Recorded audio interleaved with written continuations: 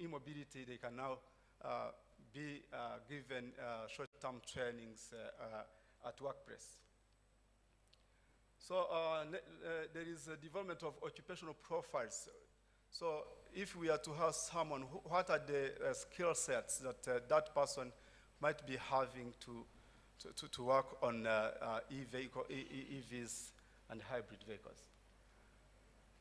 So the snapshot came out with some key recommendations that we need also to work around it such that the sector, the e-mobility sector, is improved. We have got 4 key recommendations.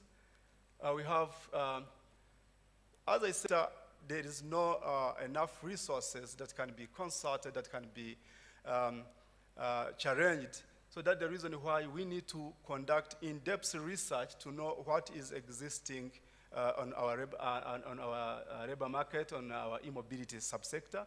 So in-depth research is recommended. Dual system training expansion. So yes, I understand that there is dual training. It has been there, but we need to at least expand and maybe encourage employers and to take this into account. So data-driven engagement, this is recommendation number 4.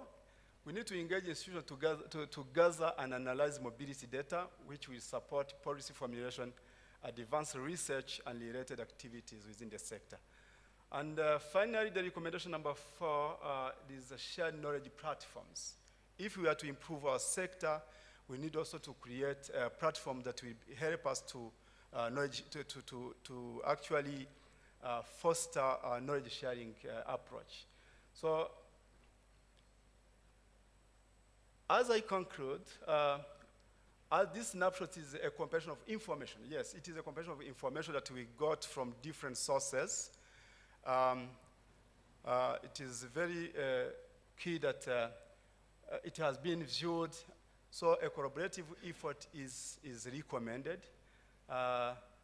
Strengthen acquisition of talent and skills. It is also necessary to do this, so that our e-mobility is improved. E-mobility sector is improved. Sorry. So I thank you very much. This is what I had as a presentation on e-mobility, but there is a panel discussion that is going to follow, where we can have like questions, suggestions, and how really you as sector experts in the industry to help us and have our e-mobility sector improved. So the report, as I said, the snapshot report is available on the website, MIFATRA website. So whoever picks interest in this can consult our website and have the report for in-depth analysis. Thank you very much.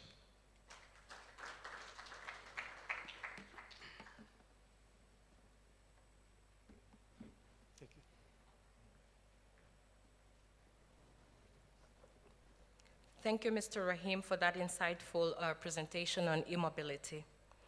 As we continue to explore innovative solutions, let's now turn to our next speaker, who will shed light on yet another exciting aspect of the energy transport nexus. Not only that, he will also help us to carry on in leading our first panel of the day, and the panel will be exploring exciting potential and challenges of sustainable mobility. Mr. Alex Munene, you're welcome on stage.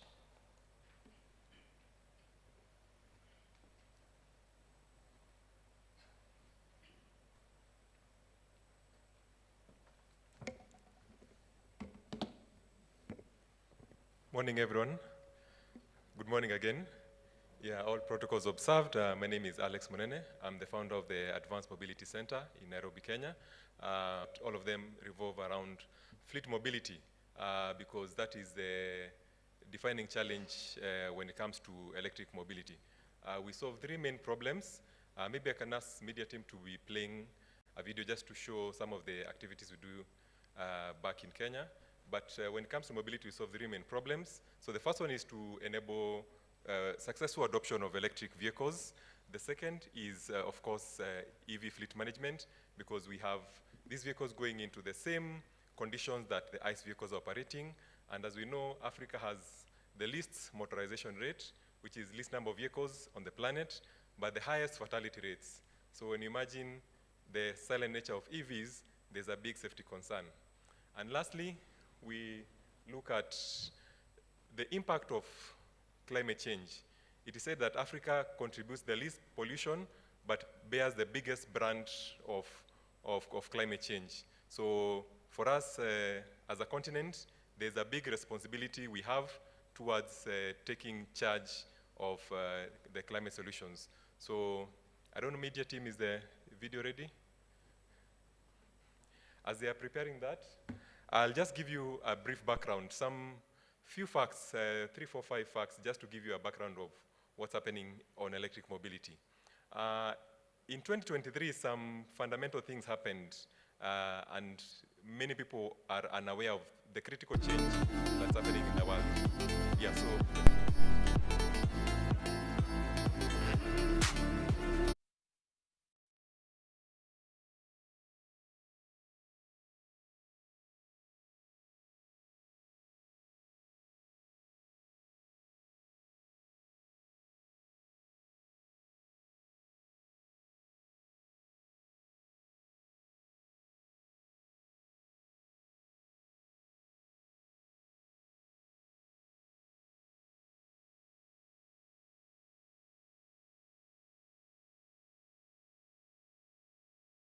To speed.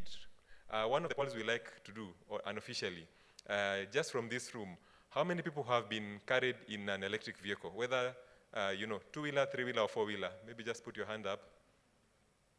All right, that's about 50%. Okay, how many have driven or ridden an electric vehicle? 2-wheeler, 3-wheeler, 4-wheeler? Okay, now we are about 10%. And you can imagine these are the people in the energy sector. So what about the normal citizen out, especially outside the city, which means we have a big awareness gap that we need to work on. Media, just be playing the video as I'm proceeding. I was giving some facts on what's happening on electric mobility. So in 2023, the best-selling vehicle in the world was an electric vehicle. I don't know how many people are aware about that. Not the best-selling among electric vehicles. The best-selling vehicle in the world was an electric vehicle, the Tesla Model Y. Secondly, China became the #1 exporter of vehicles globally. This is a position that has been held by Japan and Germany for the last obviously 4 decades. And all of a sudden, not of a sudden, it's been steady rise, but China has now become the #1 exporter of vehicles in the world. And of course, they are also the biggest market in the world, and those vehicles that they are producing are largely EV.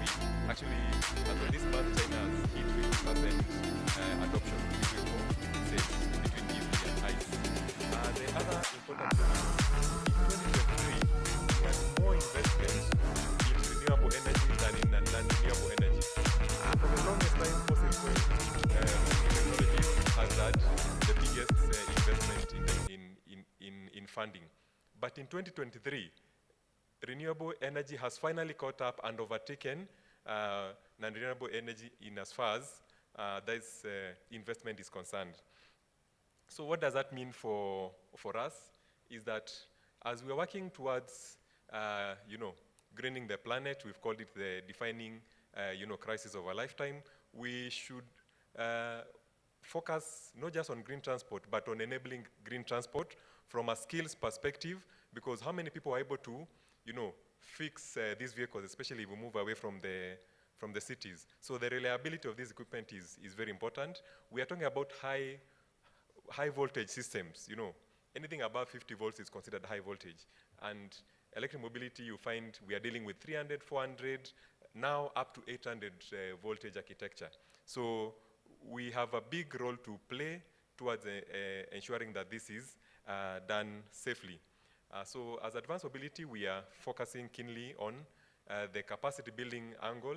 In fact, we are now also registered in Rwanda because I think Rwanda is almost like the perfect sandbox of working on new technologies. Personally, I consider it like the Dubai of Africa, and I think when you see the mix of people in this room, and from some of the feedback I was hearing yesterday, this is a very ripe environment for, trying new things, adopting new technologies, and we really look forward to working with all of you in this room and the rest of the country towards creating models for, green transport. So as that video is concluding, maybe you can add volume on the video because there's some feedback from some of the participants that we did. So like last week, we just completed a training program at the Kenya Power Training School. That's the utility company at Kenya Power.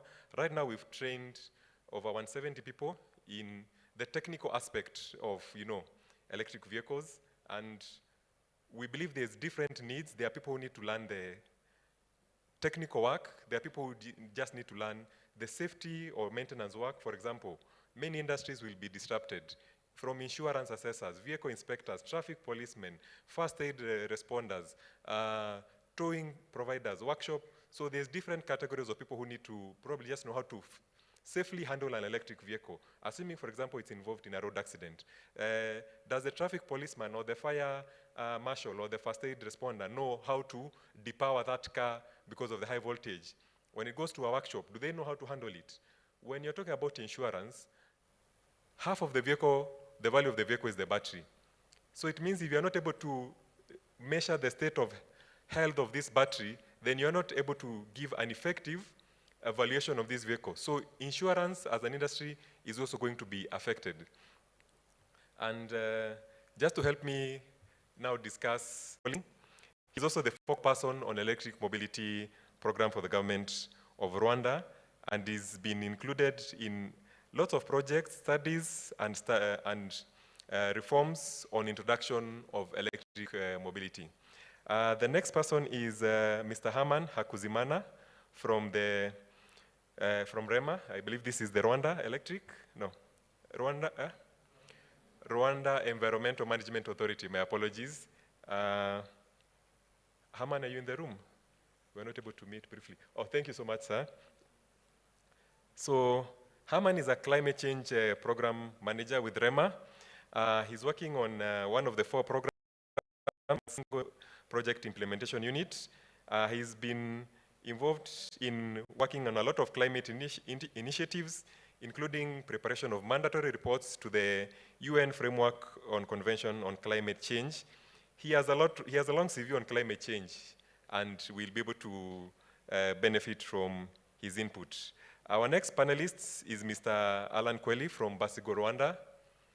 From his name, I think we can expect a lot of truth and facts. He's a strategic leader in ESG, e-mobility, electrical and telecoms engineering, with over 15 years of experience. He's worked as head of operations at Volkswagen Rwanda. He's head of operations at Basigo, and is affiliated with various sustainability standard boards. He's managed cross-functional teams and multidisciplinary projects. So welcome, Alan. And then next, of course, we can't have this panel without having some gender balance. And we have a very qualified lady. This is not a token seat. We have Mary Bakamurera from Kabisa Electric. Welcome, Mary. Mary is a tech entrepreneur who is dedicated to leveraging technology for development in emerging markets. She has studied in China, the global leader in EV adoption and infrastructure. And from what she saw, she wants to bring this knowledge back home to Africa. She's motivated by Kabisa Electric mission to revolutionize transport in East Africa. She is currently involved in sales, leasing, and infrastructure development for Kabisa, and her goal is to uplift communities while addressing environmental changes. We were supposed to have Donald Kabanda from Rwanda Electric Motors, but apologies, he's unwell. So he's represented by Nisha from the Tony Blair Institute. Nisha, you can take the stage. So Nisha has done some research in conjunction with Rahim. We've seen some of the information that Rahim has just presented, and we'll be able to get some feedback from him. We'll really miss Donald because he has a very good profile. Part of it as a peacekeeper, very interesting, international peacekeeper. And if you look at what energy does and how it resolves conflict, I think energy sustainability is probably the biggest peacekeeping initiative. So technically, all of us are in that camp for Donald as peacekeepers, and we shall be able to see how everything ties up. So I'd just like to welcome the panelists, and because we have a lot to cover, we'll allocate on the background of the panelists. And maybe I'll start with Janvier. Maybe you can let us know, what's the current state and the main challenges for green transport in Rwanda specifically, and also Africa in general? So I'd like to direct this question to Janvier and also to Alan.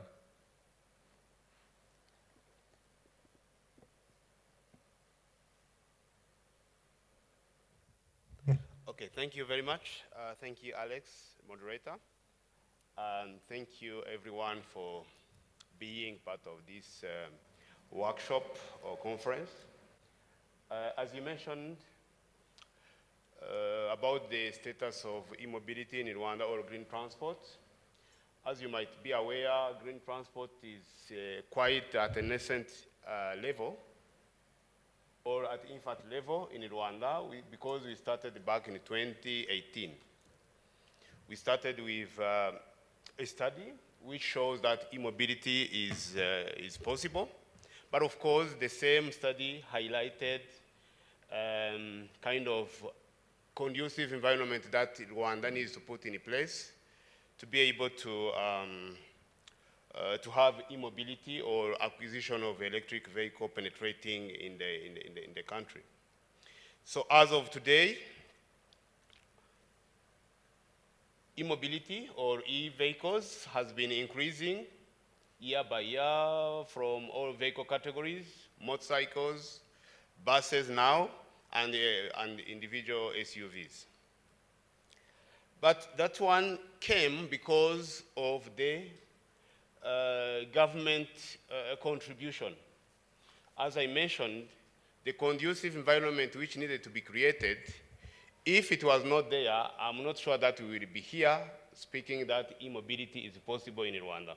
So the government took a step ahead and put in place a conducive environment which is translated into an environment that paved the way to the uptake of electric vehicles. Since April 2021, that's when the incentive regime was put in place by government of Rwanda. And what we are seeing now on our territory is the results of this politics. Now we are happy that we are hosting events like this one, talking about e-mobility, which was not the case back in 2018 or before. And again, we are really happy that e-mobility is taking a shape. Some of operating companies that are working in this sector are the witness of this government policy which really promote e-mobility. About the challenges. As I mentioned, e-mobility being at the nascent level, being at the infant stage, it is associated with so many challenges. There are many, but I can name some. First of all, there is a high upfront cost that is needed to acquire an electric vehicle. This is one of the key challenges which is affecting the penetration of electric vehicles, not only in Rwanda, but also on the continent. That's one. Second is establishment of the EV ecosystem. Because as our ad, also we have the mindset changing. As Mr. Alex said, the market of automobile was occupied by Germany and Japanese in the last decades. Now, we have the new technology that is coming. So people to uptake the new technology, there is always this, people tend to be conservative. There is this mindset changing, which doesn't come out clearly.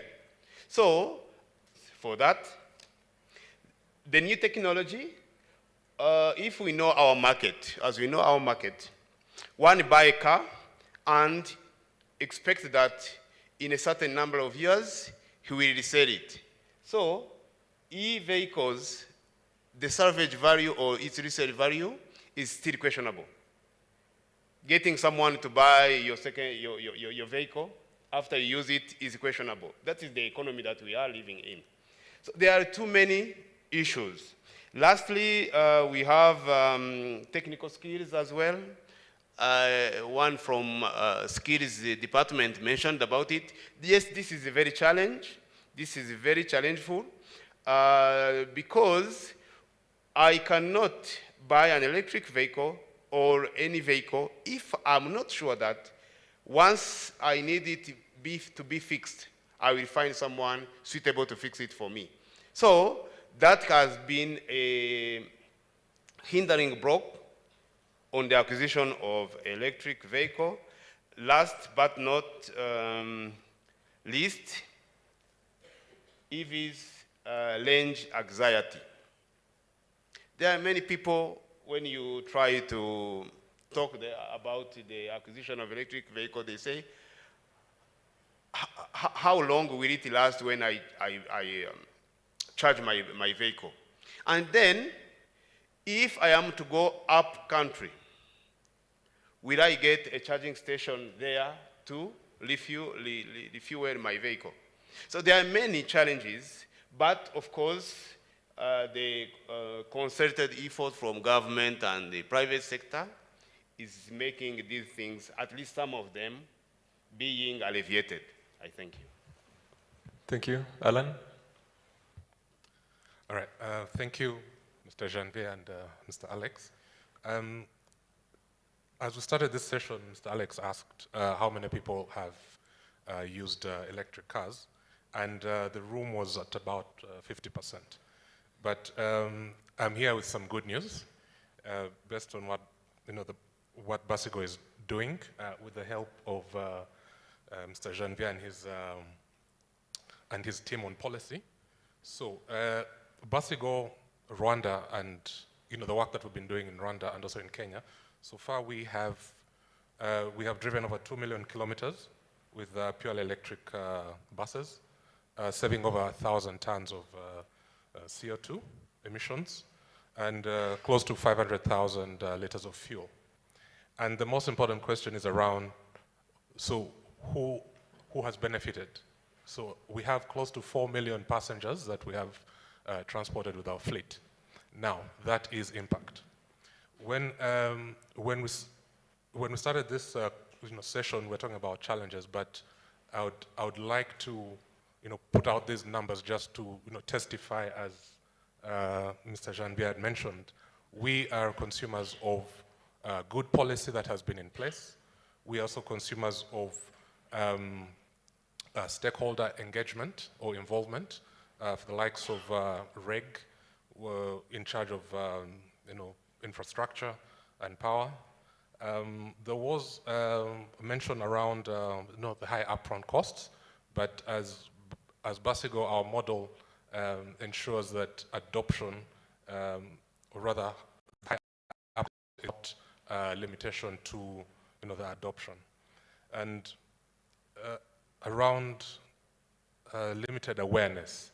There's a training that is required to ensure that the entire ecosystem, from either the bus driver to the operator to the commuters, understand what role they're playing in climate change. And this kind of awareness is driven and is evident in the numbers that we have.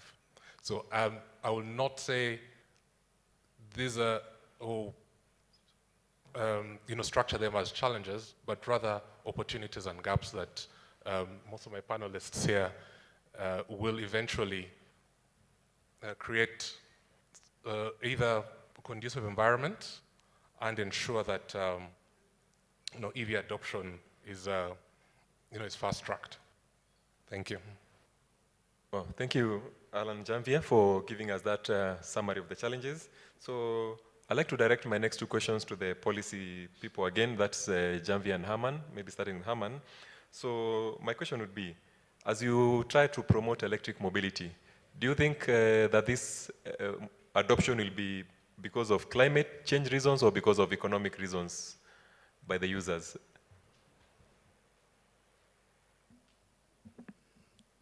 Thank you so very much, Alex, for this question. I would say both. Because as we know, globally, the adoption of these electric vehicles is pushed mainly by the intent to reduce emissions, because the transport sector in all countries is among the key categories of source of emissions. So pushing people to adopt the e-vehicle or greening the transport sector, one of the reasons is to reduce emission. And as the keynote speaker mentioned, Rwanda as a country that had put forward the climate agenda has pledged to reduce the emissions by 8% by 2030. So by setting and prioritizing measures that will help to achieve this goal, we start with those measures that have more potential to reduce more emissions. And the transport sector is among our key sector which is a source of the emission. So in this way, those long-term climate goals push the adoption of the e-vehicle. Secondly, also the short-term is also a factor, the short-term benefits. Because even when we are raising awareness of people to adopt those new technologies that reduce emissions, we need to show them the benefits, because people will understand more if you show them that they have interest, they have some money saved when using this new technology. Janvier mentioned that among challenges, the initial cost is one. But when you look at long-term benefits, even at the individual level, when you consider how often you do the maintenance of this internal combustion engine cars, when you compare with the EV or hybrid, you will see the difference. When you compare the budget that you spend on fuel, you will see the difference. Everyone will realize that even if he invested this amount of money initially to acquire the EV, in the long term, it's beneficial. And this goes with the achievement of those goals that the country had set, as I mentioned. And I would say that while long-term climate goals provide this compelling reason for the adoption or the shift from the internal combustion engine cars to the EV, also the short-term economic benefits will make an important role, because it it's well understood by individual, by societies, by companies. For example, if we take the example of different companies involved in the business of delivering different stuff, for example, if they shift from, or in the transport, if they shift from the internal combustion engine cars to the EV, the benefits will increase automatically. They have different testimonies. So even those short-term benefits are really contributing to the uptake of the technology. Thank you. Yeah, just to complement. Just a small addition? Yes, yes. Yeah, because of just time. a small addition. Me also, I would say both, because one of the reasons that we are, the main drive for us to push electric vehicle acquisition or penetration is the long-term climate reason, because we want to reduce tailpipe emissions along our major roads, our road network. And then I say both because I understand also that the short-term economic reason is also a factor, because we know that the OPEX for electric vehicle, I mean operation expenditure for electric vehicles, is much less compared to the ICE vehicles. Then that affects positively the economics or even the spending. Okay. The spending of individual having an electric vehicle.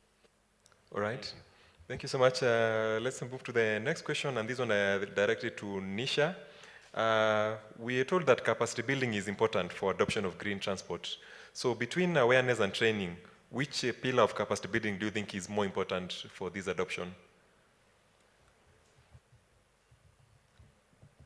Thank you for the question.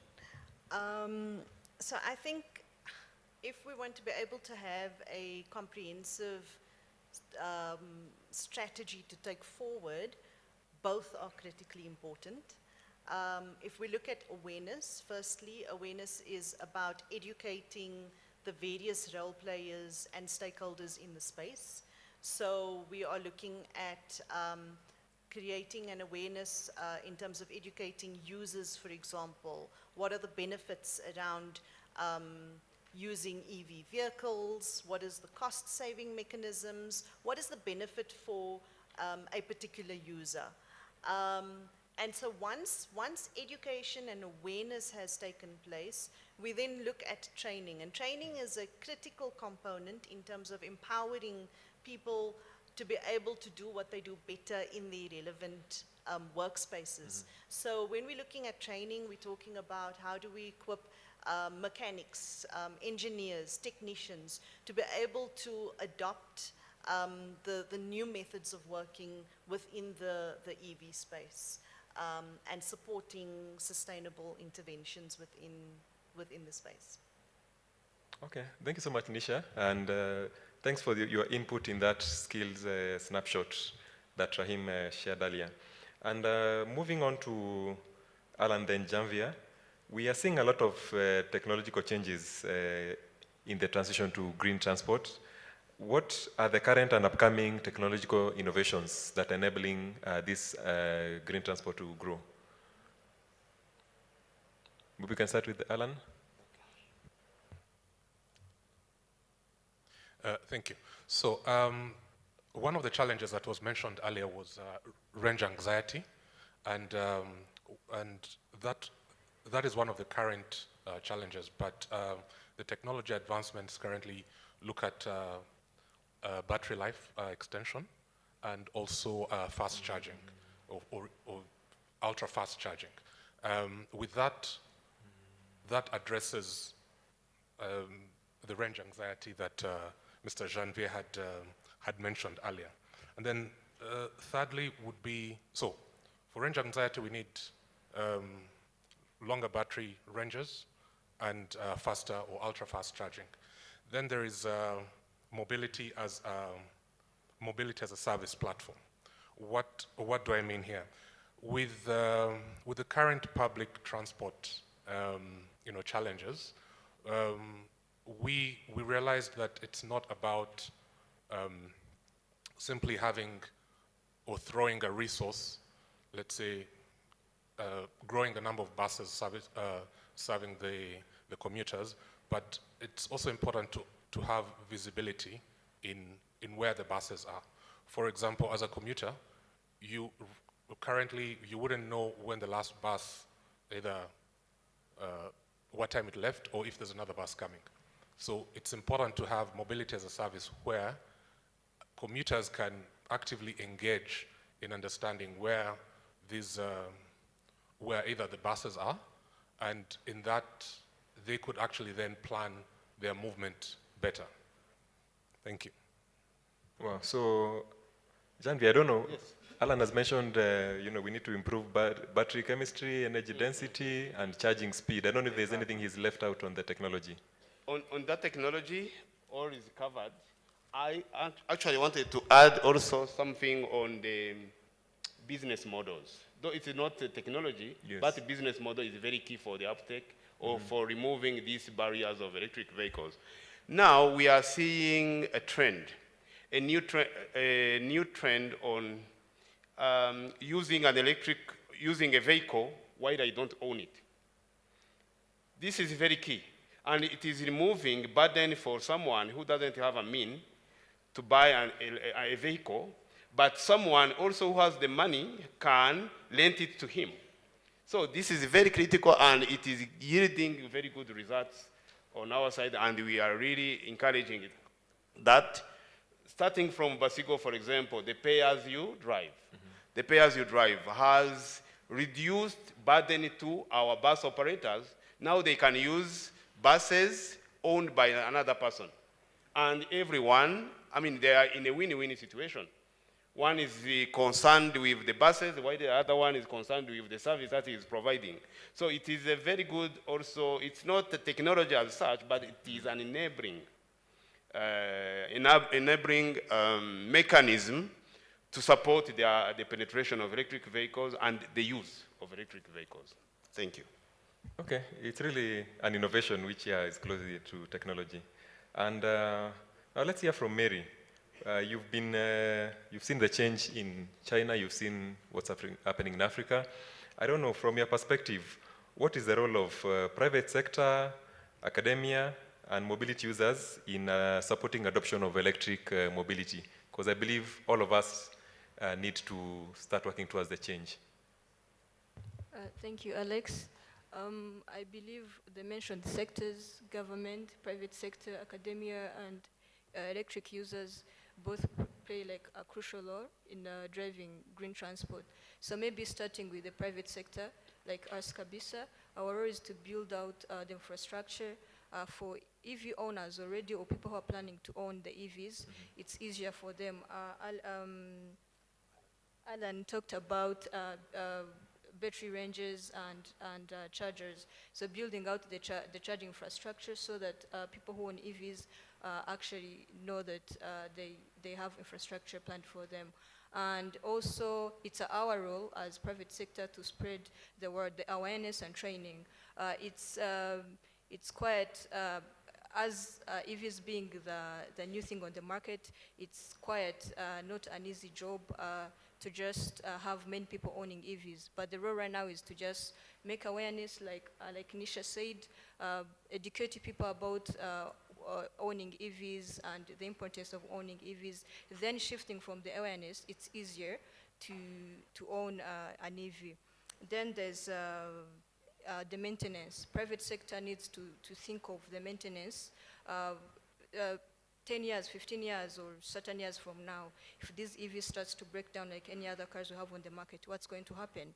So if this is built, then I believe it will be easier for transport, for green transport. Then moving to the government sector, government putting in place incentives that build out or that allow the penetration of EVs would really support. And Rwanda is already doing great. Like when you were starting, you talked about Rwanda being great, and that's true. Rwanda has put in place incentives such as tax-free import duties, So, and there's reduced tariff right now. So having such incentives and even more will help the adoption of green transport. Then I look at academia. The learners or the teachers putting in place trainings and researchers that favors the the green transport, so that when these learners step out on the marketplace, they already understand and they're ready to contribute on the green transport. So now for the EV users, it's just to shift the mindset, because right now, as our day-to-day EV sales company, the main challenge we face is people don't understand yet how these EVs work and the whole ecosystem. So the EV owners is shifting the mindset, understanding this is just, this is a mean of transport, then it will be easier. And then also to support the already built infrastructures. If the private sector and the government sectors put in place infrastructures to support the EV penetration, then us EV users need also to understand and support so we can use these infrastructures. Yeah. Oh, thank you, Mary, for that perspective. As someone who's been in China and you speak some Chinese, knowing how fast the Chinese brands are coming, do we need to learn some Chinese? Probably, maybe yes, because I think now the main supply on the African market of EVs is China, and you need to have a little bit of Chinese understanding for you to communicate with the suppliers, but that's not the main. Okay. Yeah. And to understand the manuals, which sometimes are in that language. Anyway, time is really running out, so I'd like to, before we go to the wrap-up questions, in terms of job opportunities, especially for women and youth, I think I'll ask the two ladies, Nisha and Mary, what opportunities will arise from green transport? Because clearly we are seeing that the ICE industry is facing some challenges and some jobs will definitely be lost. Will we create new jobs, and what do you think they will be? Definitely, it will create jobs for youth, for women, and for people at large. So looking at the whole ecosystem, that means EV cells, EV maintenance, and EV infrastructure. Starting with the EV cells, companies, we need women, youth, to participate in selling these electric vehicles, and also spreading the word, making the awareness out here. So that's job opportunity already. And looking at the maintenance, we are going to need mechanical skills, you know. So that's already another job opportunity. And also looking at the infrastructure. If we have different charging networks across the country or across the region, then we need operators. And I believe that's also a job opportunity for women, youth, and people at large. Oh, thank you, Mary. Nisha? Thank you. I think Mary spoke about the ecosystem, and that's quite important. There would be job opportunities arising across the ecosystem. So if we're looking at the pipeline from EV manufacturing, assembly, right down to operators at the charging systems, those would be what I would almost call your job opportunities in your technical and vocational space, which were predominantly, if you think of mechanics, engineers, technicians, those are predominantly male-operated industries. And I think it's changing over the last decades or so. It has changed with more opportunities for women and youth. But then I actually want to focus more on the broader ecosystem, because I think as much as we are saying, you know, this is the sector that we are looking at, we're looking at sustainable opportunities, we're looking at EV vehicles, it's the technical, it's the hard stuff. But what about the other broader things? So things like policy and advocacy within green transportation. So from a governance perspective, I foresee there would be opportunities there. There would also be opportunities within things like green supply chain and logistics management. Education and training, the way that we do things in education and training would need to change. Curriculum developers would need to think of how they would need to develop curriculum and design curriculum differently. Same with trainers and lecturers. And then if we're looking at the ICT space, we're looking at data science, mobility, analytics. How do we analyze the sector from a data perspective? Because data is knowledge, right? And then I think we can go to town with this. It's so broad, but perhaps the last thing I want to maybe talk about is ecotourism and sustainable transportation solutions. So how do we enforce, or how do we incorporate and integrate it within the broader ecosystem is what I would then look at. And there would definitely be job opportunities. It's just about how do we, it's about how do we reskill people to adapt to the new sector and to the new way of working. Okay. And I believe, of course, from the savings of, not importing fuel, the foreign exchange savings, the economy will also benefit greatly as a result. So as we conclude, each panelist, just 1 minute. If you were to design an ideal future for green transport, what would it look like? If you had a magic wand which you could fix everything in a day, just 1 minute, starting from the farthest, Janvier, coming this way. Final comments, what would that future for green transport look like?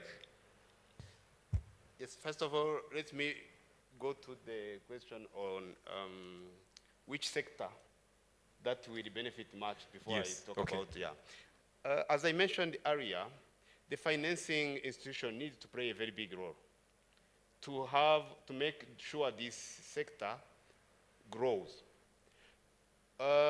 We are seeing that people do not have enough means.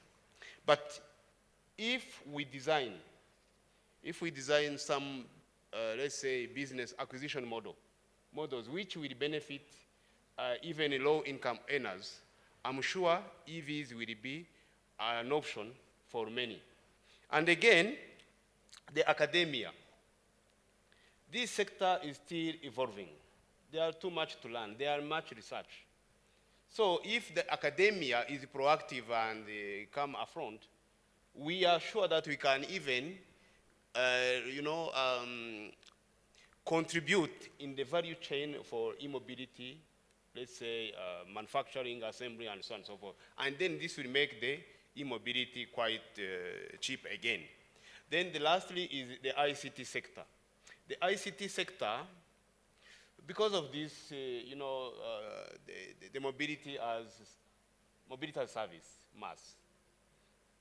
So there are too many things that are involved with the mobility as service.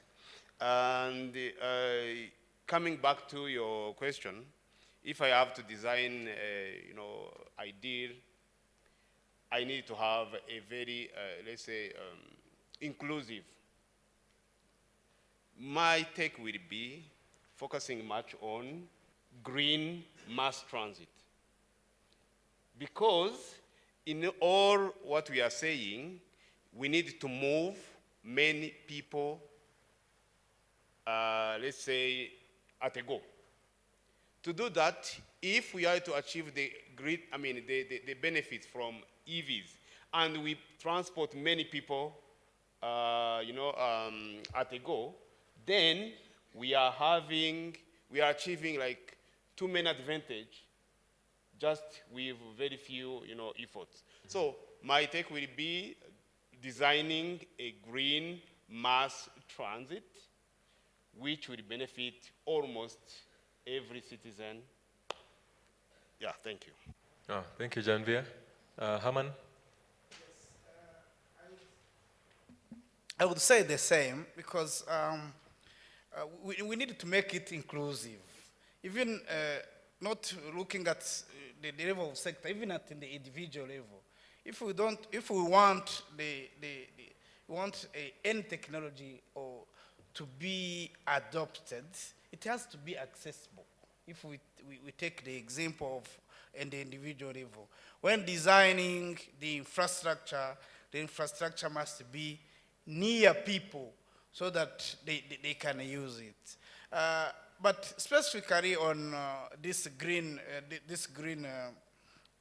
Green Deal benefits to everyone, even the health sector. Janvier mentioned different sectors that are directly involved, but I would say that this Green Deal must be designed the way that it benefits everyone, and everyone has a role to play. Because, for example, now we are, in the other room, we are celebrating the Clean Air Day. And we know that, for example, the transport sector in the cities is among the sectors that pollutes the air that we breathe. So in a way, if we, when we design this Green Deal, we have to consider all those, and indirectly or directly, all sectors will benefit. Thank you. Wow, thank you so much. Alan, what does it look like, that future? Thank you, Alex. Yeah, so my approach would be a bit structured in terms of how we're going to revolutionize this transport sector, ensuring the technology is easily to scale, is accessible, and ensuring there's team collaborations with various stakeholders. So with that, the approach would be, we shouldn't look at buses, motorbikes. Is that me? Just finish up, yeah. What Right. We shouldn't look at buses, motorbikes, cars as just units of transport to take you from point A to B. There's more to them when we have them when they are electric. So we have to approach it from a life cycle perspective. From the time they are produced, the time they're in operation, up until their end of life. This is where battery management technologies and solutions come into play.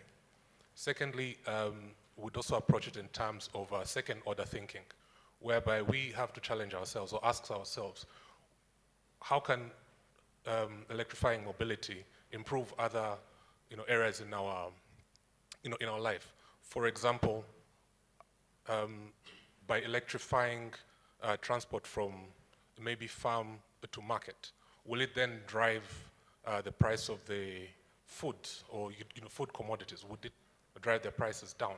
And can that speak to food security? So with those two approaches, from a life cycle perspective and from a second order thinking, I believe we could revolutionize transport through electric mobility. Thank you. Thank you. Mary, 1 minute. Yeah, the fellow panelist has talked about almost everything, but I'll just add 3 points. Number one is awareness. Making sure people understand how these EVs contribute largely to our environment and the benefits of using them in all other sorts of ways. And then number two would be financing. He talked about financing. We meet people day to day who wishes to own these cars, but the financing is still limited. So having financial programs that is open for all, for anyone who wishes to own an EV. The third one will be the infrastructure, the charging stations, more charging stations, faster charging stations, and affordable charging stations across the region. Yeah. Wow, that was fast. Thank you very much. Nisha? So I'm looking at it from a holistic perspective. And to answer your question in one sentence, before I go into a bit more detail, I would like to see all citizens and leaders driving a common goal towards achieving a green economy and living sustainably. And what this would actually mean, it would mean transitioning to renewable energy, having a circular economy when looking at waste management, food security, which Alan spoke about, and green agriculture, sustainable urbanization, so having an effective e-mobility network, biodiversity protection, I spoke about ecotourism earlier, water conservation, access to clean water, and then education, training, and green jobs, as well as innovation and green startup incubators, perhaps. And then finally, and I think this is probably most important, would be global leadership in green governance. So policy and governance innovation within the green economy, as well as regional and global collaboration. Wow. All right, thank you, panelists. I'm not sure if we have time for questions because we are really out of time, but I think the insights from the panel have shown us that electric mobility is a key pathway to energy stabilization, and I think it's beyond energy, it's beyond vehicles, it's climate change, it's health, it's national security, it's technology, it's disruption, it's job creation, it is AI, it is so many things that personally, I believe it is the disruption of the century. It is the revolution of the century, and this is a big opportunity for Africa to pivot on so many levels.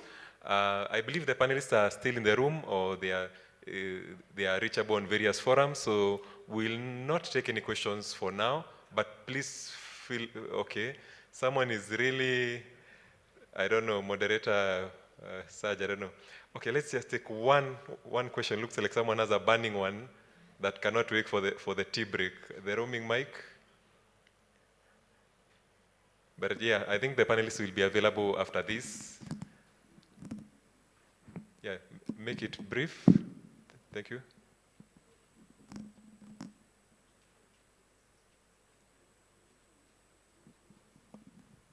Yes, thank you very much. My name is Desiree Ruagaragaza, and I'm part of the team that came with GRC, and I'm a founder of one of the energy mining companies known as energyminelex.com, and it's known as your energy, mining, and law. My question is, Janvier, have you ever carried out statistics in terms of the energy consumption already used in EV cars? And if you have already done that, I'm saying that because you are from the Ministry of Infrastructure, have you already thought about what kind of sources of energy you are going to increase? Otherwise, what we are talking about will be a failure. Thank you. Yeah, thank you very much. This is very key. Actually, I was anticipating it coming. We have 55% hydro, I think, this time. I don't have statistics now, Energy Department have, but we are also continuing in that direction. We are phasing out the pit gradually, because there were so many investments that were made there. But our aim is to go less polluting, even non-polluting source of energy. So it's a journey, because where we started and how we are now, we are happy that at least we are moving toward a source of energy which is less polluting. As I said, our grid is much on hydro, but also we have some off-grid. I think it will be discussed in the afternoon with the Energy Department. What you are saying is true. If we are to continue with e-mobility, and yet we have, let's say, dirty source of energy, it will be a waste of, resources. And also will be, like, it will be like removing one problem in one part and keep it on the other side, which eventually will come, because the country is one. So about studies, we have plenty of studies showing different consumption, electric consumption for different categories of vehicles. If you need that, I can give you some reports. Actually, many of them are online, some of our reports that we do. We are gradually shifting from polluting source of electricity to less polluting, even non-polluting. Thank you. All right. An addition, Alan? Yes, sorry, if I can jump in. Before Basigo invested, it is very key for us to understand the energy profile of a country. For example, Kenya is almost 100% renewable, and Rwanda is on the way. So it's important that our source is clean. And by it being clean, then our carbon credits can be verified. So we can have a session after this where we can discuss this. Thank you. And I think earlier we also mentioned that last year, 2023, there's been more investment in renewable energy than in unrenewable. So there are solutions coming up. We have people like Tesla who are even powering a whole city and towns using their energy storage and, you know, replacing coal plants. So thank you so much. I believe we are still at the conference interacting. I'd like to request the audience, please give our panelists a round of applause. I think they've done a great job. And over to the next part of the program. Thank you very much, panelists. Thank you.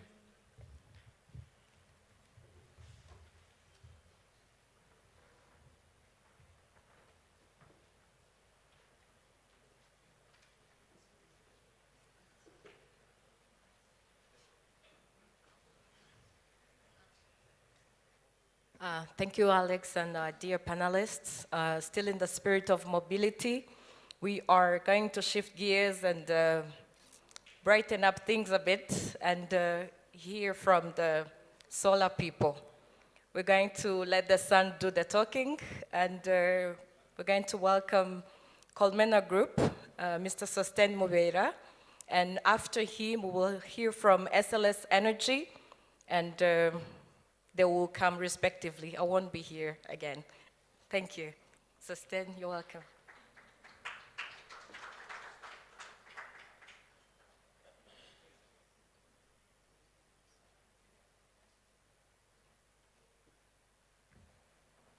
Good morning. Good morning. I think people need coffee here. All protocols are observed. My name is Sosten Mubeira. I am in EPD, Energy Private Developers, where I head the solar sector. And I'm also the CEO of Colmena Group. And I'm going to talk about some energy application in different sectors in commercial and industrial application. I was talking behind there about the technology. Sometimes we see on social media the new technology coming, but not all technology we should embrace. We have to select, we have to see the adaptation to our environment. We should not be absorbers of everything coming in. This is why Colmena is there. We are part of many companies within EPD, a technology company where we assess the technology available, try to customize on the market, and plan, execute according to the needs on the market. So briefly, Colmena is a technology company. We focus on enhancing the power of the sun into different applications for power generation, thermal heating, and so on. Currently, we are in Rwanda, but we also operate in the neighbor country, Burundi, where we do our different jobs of solar energy application. I told you about the electricity generation, thermal generation. Basically, our vision is very short.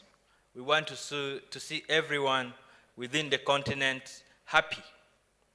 Most of cities in Africa is very known where we have a lot of power shortage in different cities, big cities.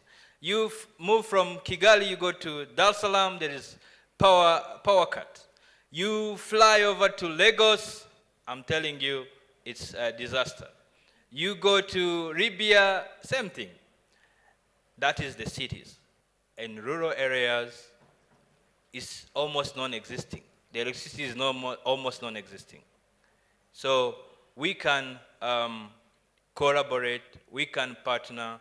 I see a lot of nationalities here about to see how we can solve this kind of problems. The mission is clear. We develop according to the needs. We adapt according to the needs, and we put into implementation. But also we make sure our services, everyone who we have serviced, have a proper service, after-sale service, and everything that follows. We contribute to the SDG 7 to ensure clean, affordable, and efficient energy to all.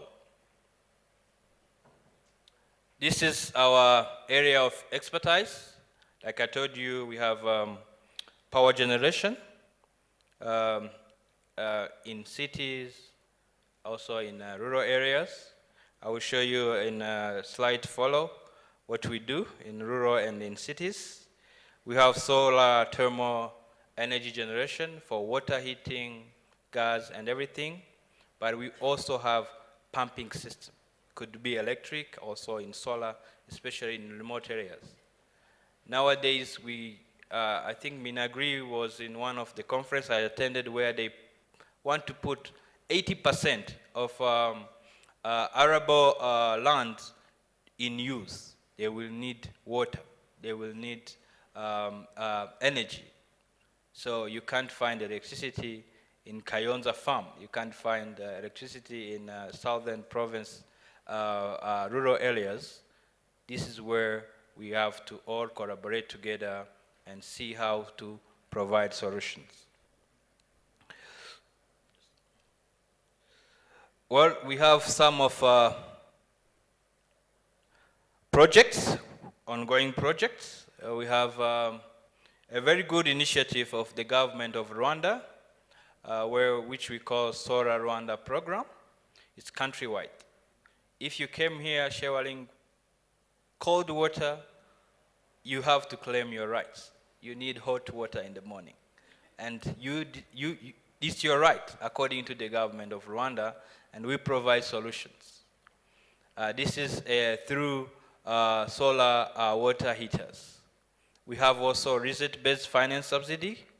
It's a renewable energy funds through BRD, where we supply, install, and do the after-sale service to all rural areas where we call them off-grid zones. We have managed to contribute to nowadays current electrification rate of 86. A off-grid zone with all companies within EPD, we have contributed around 28, tending to 32% of the electrification. We have some projects in Burundi. This is one of them, 15 hybrid PV system. But we are also trying to provide water to one of the school in a far end in the south called Muyogoro. Maybe some knows them. These are the finished projects. We have partnered with Fonerwa, Rwanda Green Fund, to provide a very good hybrid system to help citizens doing maize. And this system is providing power all day and up to 9 p.m. electricity for milling. And it has contributed a lot to the society. We provided a lot of solar water heaters in hospitals, hotels, and some of centers. As you can see there, we have continuously providing a pumping system, especially now that is needed, and especially now that technology is here. Like I told you in the beginning, technology is there, but we cannot absorb. We have to see what is fitting to the community and to the market, and ensure that it is sustainable. Of course, we welcome gender. Every time you talk power, you talk sustainability, you have to talk about gender.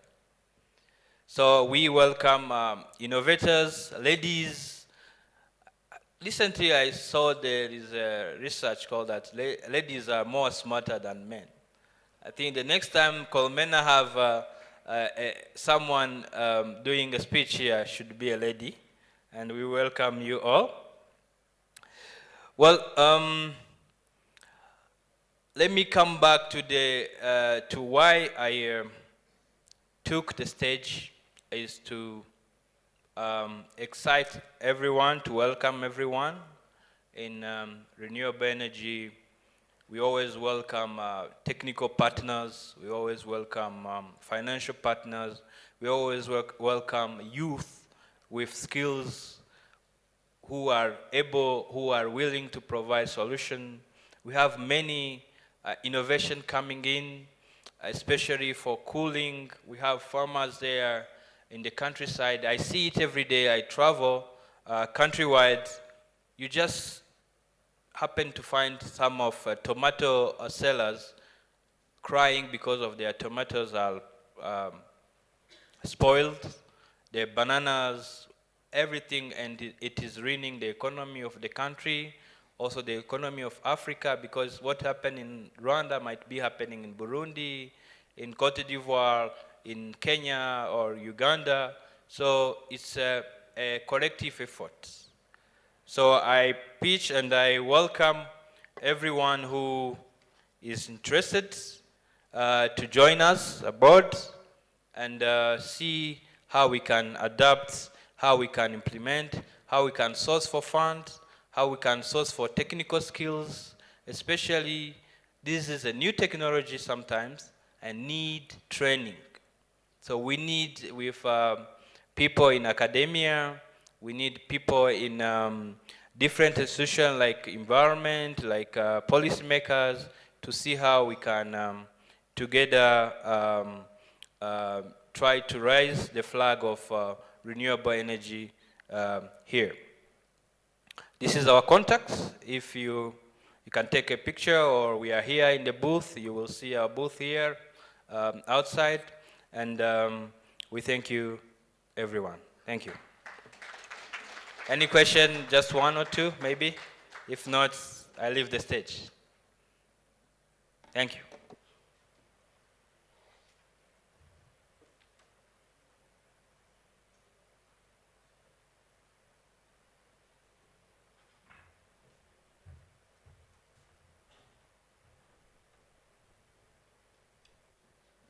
Good morning, everyone. Thank you so much for this opportunity. I'm super excited and thrilled to be here with everyone. And as you are waiting for the slides to set, I have to say that we appreciate this opportunity to work with you all on the shared mission of making universal energy access affordable and accessible to everyone.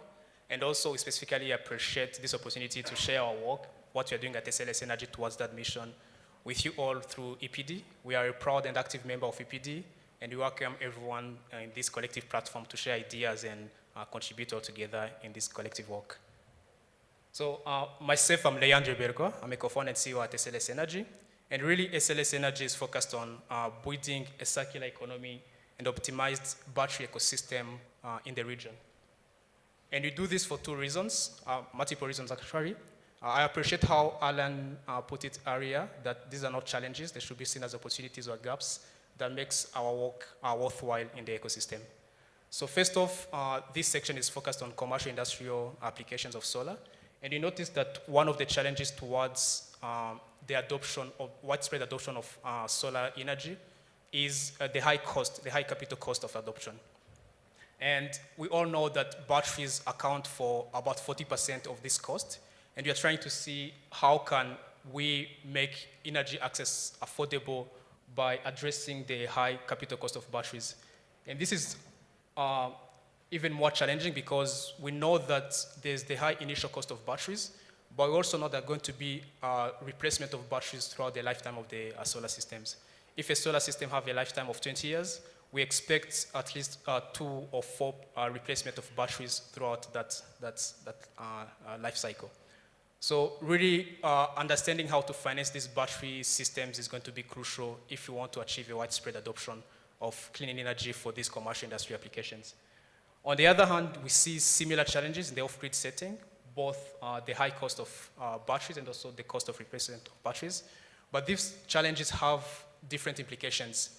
For the off-grid settings, the implications being particularly that solar companies or energy service companies are particularly challenged or have to compromise between affordability of their solutions or adequate sizing of the systems. If you want to size the systems high enough to provide quality energy access as we enjoy in the national grid, these systems are going to be too expensive and the end users won't be able to afford it. And also in terms of sizing, we all know that when a new community gets electricity, they start with the basic needs or the basic usage of energy, be it phone charging, lights. But we know that we eventually expect their energy consumption to be increasing over time when they unlock these economic opportunities promised by the new energy access. But now, if you're sizing these systems, are we sizing for the current consumption, the current energy needs, or are we sizing for the future projected need? This is where inadequate sizing could be, because if you size for the future need, that means we are oversizing and there's underutilization of assets at the moment. Or if you're sizing for the current need, that means 5 years or 10 years later, the systems will be undersized and you won't achieve the quality energy access we expect. But also, since we are working specifically around batteries, we know that when batteries are retired, they also constitute a potential hazardous waste if there's no proper afterlife management capabilities on the market. And we also know that these batteries retain about 70% of their capacity at retirement. So we can dump them in landfills. As I mentioned, there will be a hazard to people in the planet we're trying to save in the first place. And also, we can't export again for recycling because that's also for resources, and also includes carbon emissions in the battery life cycle, themselves being clean products, but there's embedded emissions in the battery life cycle. So SLS Energy is addressing both problems by building low-cost energy storage solutions, using batteries retired from electric vehicles or salvaged from electronic waste, typically solar home systems or consumer electronic products. And where we're adding value is to actually put in value this remaining capacity, this remaining storage capacity of batteries at retirement, and also build the tools to make these batteries efficient for a second life use. These come in terms of having visibility on what the battery is doing down to a cell level, and also having in place all the needed battery management or battery optimization tools, both in terms of hardware and software, so that we can make these batteries optimal for usage, looking at performance, lifetime, and safety for the second-time use. And we think products themselves won't solve our energy access problems.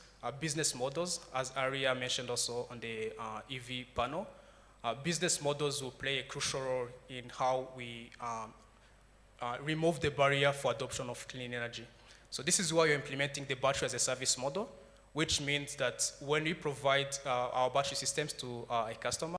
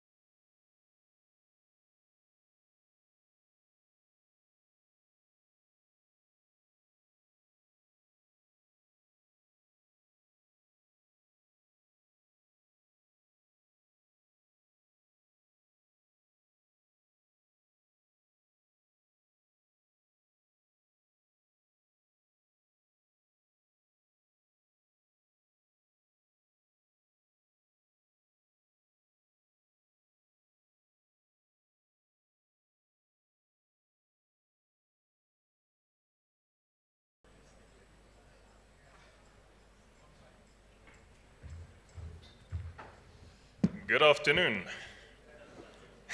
Thank you. Hope everyone had a good coffee break. I really needed that. So let me just bring up the introduction for my esteemed colleagues who will be joining me on the stage. But to start with, I'll give you a quick introduction. My name is Richard Mori. I'm the CEO of Meshpower. We've been in Rwanda for about 10 years, doing a variety of projects, starting with solar mini-grids, coming forward to the present day with larger scale CNI solutions, solar irrigation, solar electric cooking, EV charging, and other clean energy projects. So I'll give you a quick introduction maybe to the CNI sector in Rwanda. So Rwanda is very open to renewable energy technologies, is very open to creative solutions, to advancing energy access and improving reliability for consumers. There are some challenges. There is a cap, about 50 kilowatts, above which you cannot go, which creates a limitation for a lot of CNI projects. But I think there is a lot of activity happening there. The utility and the regulator are actively researching ways to change and adapt the grid code and encourage larger scale systems. There are many industries as well that need and can benefit from solar, and I think it can work together with the grid to actually strengthen and reinforce the grid and improve energy consumption for the grid rather than just reducing revenues from the utility. It can be a win-win situation. So I'd like to focus on innovative models and technologies and how solar operators like Meshpower and my colleagues who will be joining me can help with that. So without further ado, hang on a second. I need to bring up my introductory notes.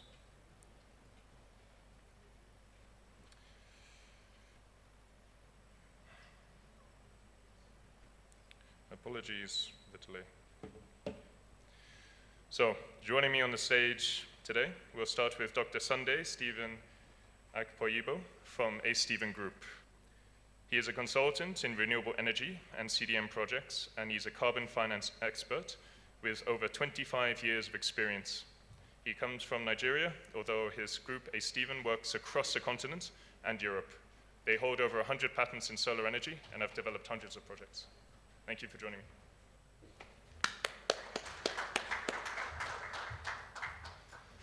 Secondly, there's Brian Omega from Saventix. Saventix is a renewable energy developer, which is headquartered in Germany, but with operations throughout Africa. Brian is based in Nairobi and heads up the East Africa work.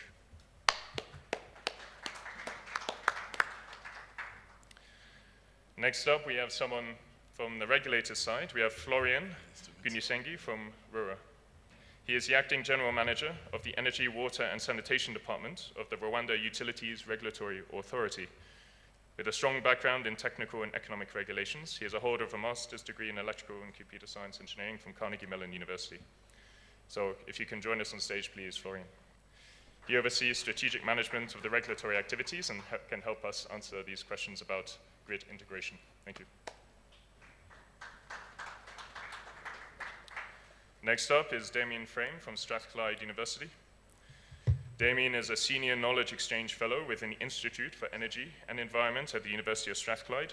He has over 15 years of experience working across a range of projects and knowledge exchange projects in partnership with NGOs, industry, academic institutions in Scotland and East Africa. The focus of his work is enabling sustainable energy access for underserved communities via decentralized energy systems. And no doubt you would have seen them speak yesterday at the opening of the conference. Can you join us on stage, please? Finally, we have Leandri Boer from SLS Energy, who you will have seen speak so eloquently just before the coffee break. He is a co-founder and CEO at SLS Energy, which stands for Second Life Systems. He previously worked in the electric mobility and battery industries at Steam Oboda in Kenya and Hitachi Central Battery Research Laboratory in Japan. Leandri is passionate about sustainable energy access and about new business models which can enable scaling. Thank you.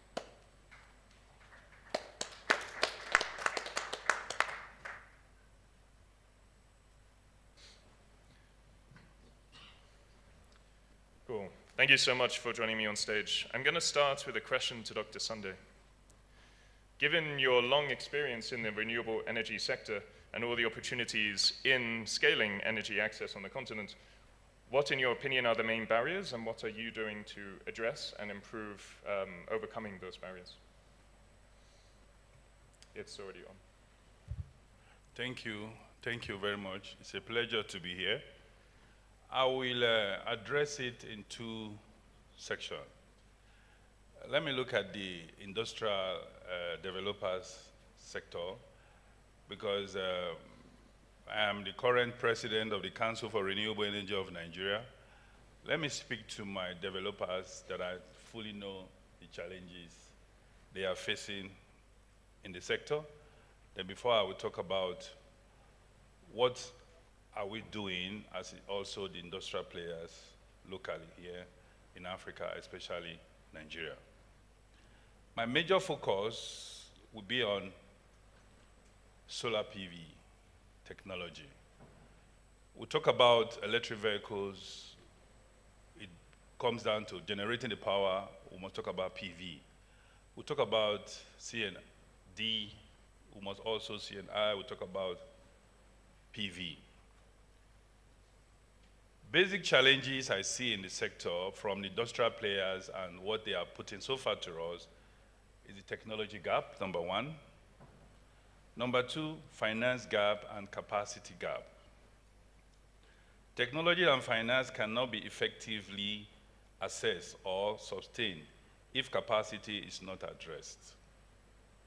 So, focus here, technical and entrepreneurship capacity development, capacity, technical capacity empowers developers to produce results at the adequate and safe cost for the end user. Entrepreneurship capacity also creates access to design finance scheme, which of course, finance is a major gap in the system. Now, let's go back to what do we have currently now in Africa, apart from the sun, which of course, a very good radiation. Let us look at how we can address that by improving on the capacity gap.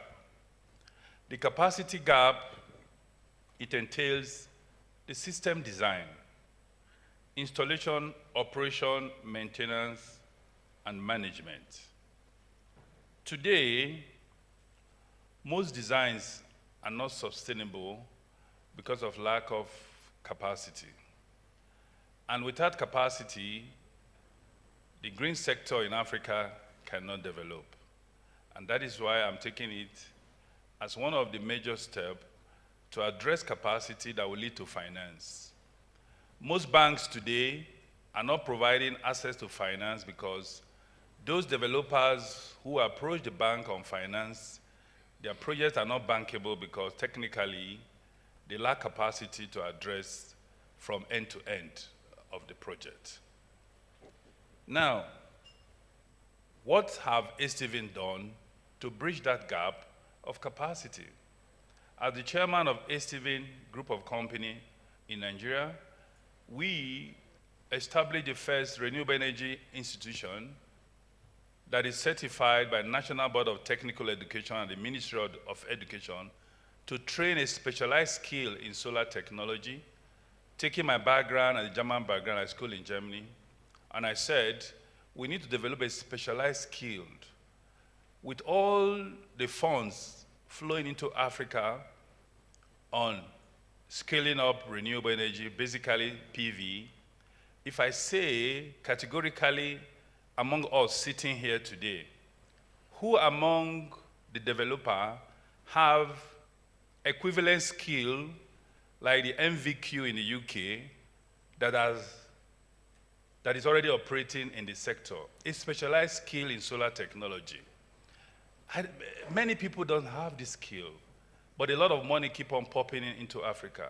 So I think by that step we took, we are now bridging the gap of reducing installation costs, even the procurement cost and standardization and testing of equipment is becoming possible because of capacity building we have massively invested in Nigeria. And in Rwanda today, we have also established a Stephen Energy Academy in Rwanda, and we wish to work with the EPD to develop the skills of developer that in turn will save costs and also help to develop the skill of young people in Africa. I think capacity is a key. Thank you. Cool. Thank you very much for that answer. We'll come back with some more questions, but next up I'd like to ask Brian Omega.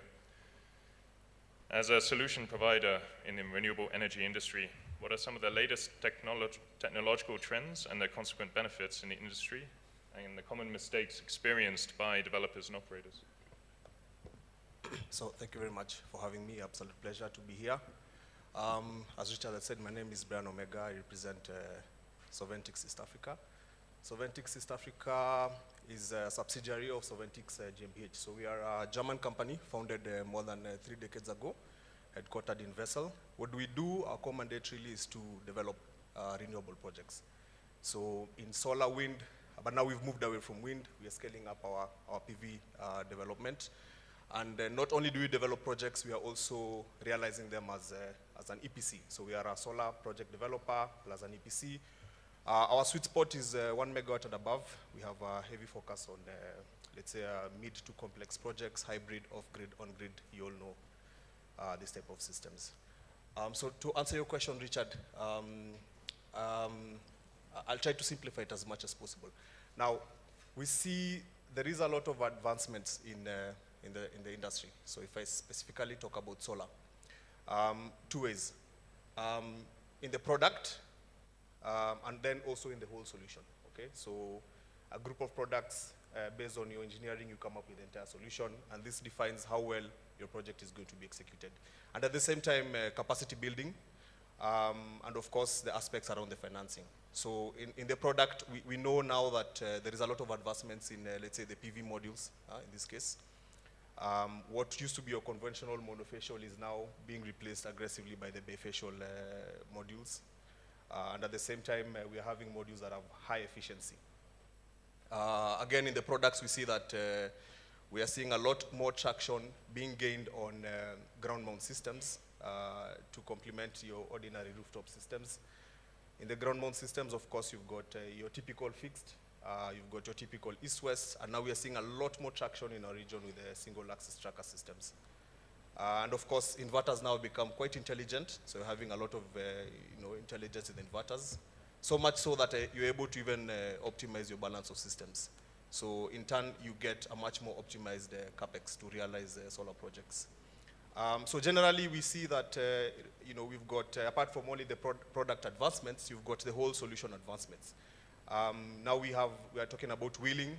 So South Africa, for example, are quite advanced when it comes to wheeling. In Kenya, where I'm based now, we see there is already legislation to support wheeling. We're also trying to realize some projects in East Africa around the wheeling aspect. We've got net metering, and one of the technologies that have really come up over the last few years is floating PV systems. Soventix, we've had the pleasure of implementing 2 floating PV systems in Germany. Today we are developing one in Kenya, and we think that this is the next space that we need to leverage on. In general, that's probably in simple terms the advancements in the solar industry that we see today. Cool, thank you so much. Yeah, I'm particularly interested in the floating PV developments which are coming online, especially when combined with hydro projects and utilizing that large expanse of the reservoirs which are created. Exactly. And if you allow me, Richard, I mean, what we see in the floating PV especially is that we lose a lot of water in our hydro dams, okay? And these are some of the benefits of, utilizing the dams, and putting solar panels on top of the dams to complement your hydro generation, and most importantly, to limit the evaporation of the water. Yeah. That's excellent. I believe most of the hydro plants in Rwanda are run of river, fewer reservoirs, fewer dams. but I think there are much more in other countries in the region. So, yeah, we've spoken about some of the new technologies that there are available and some of the challenges to actually implement these technologies. So I'll next come to Florian from RE4SG to get some perspective from the regulator's side. To give you a bit more background, in Rwanda, they've done extraordinary work to expand electricity access throughout the country, as well as ensuring there is ample generation to support industry and household consumption going forward for the foreseeable future.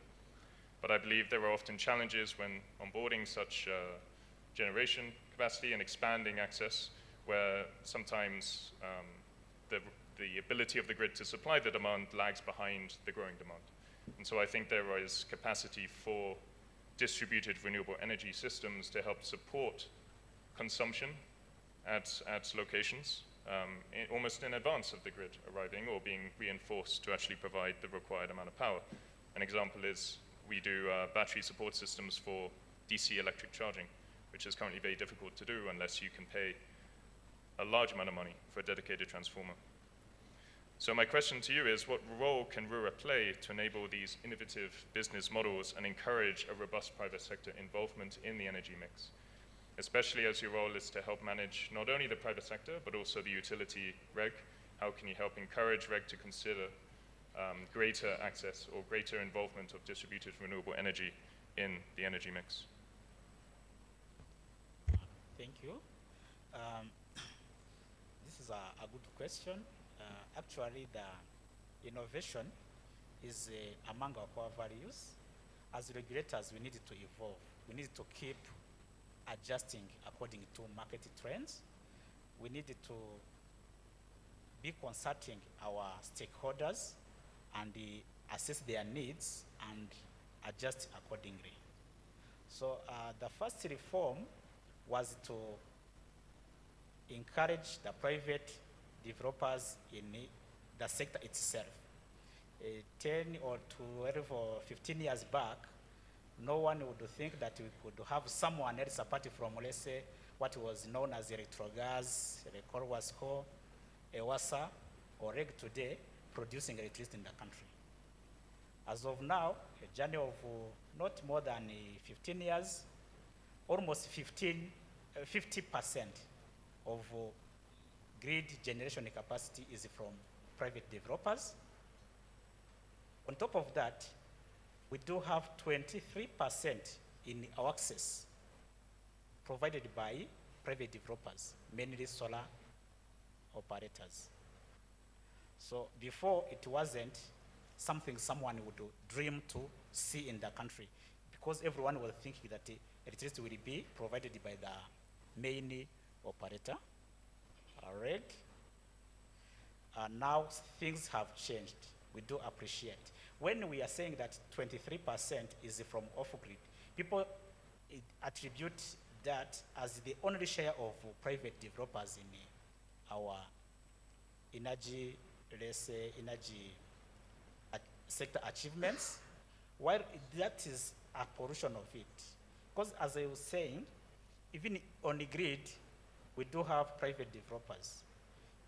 For me, when I try to do a rough estimate, I would say the private participation would be around 40 or 50%.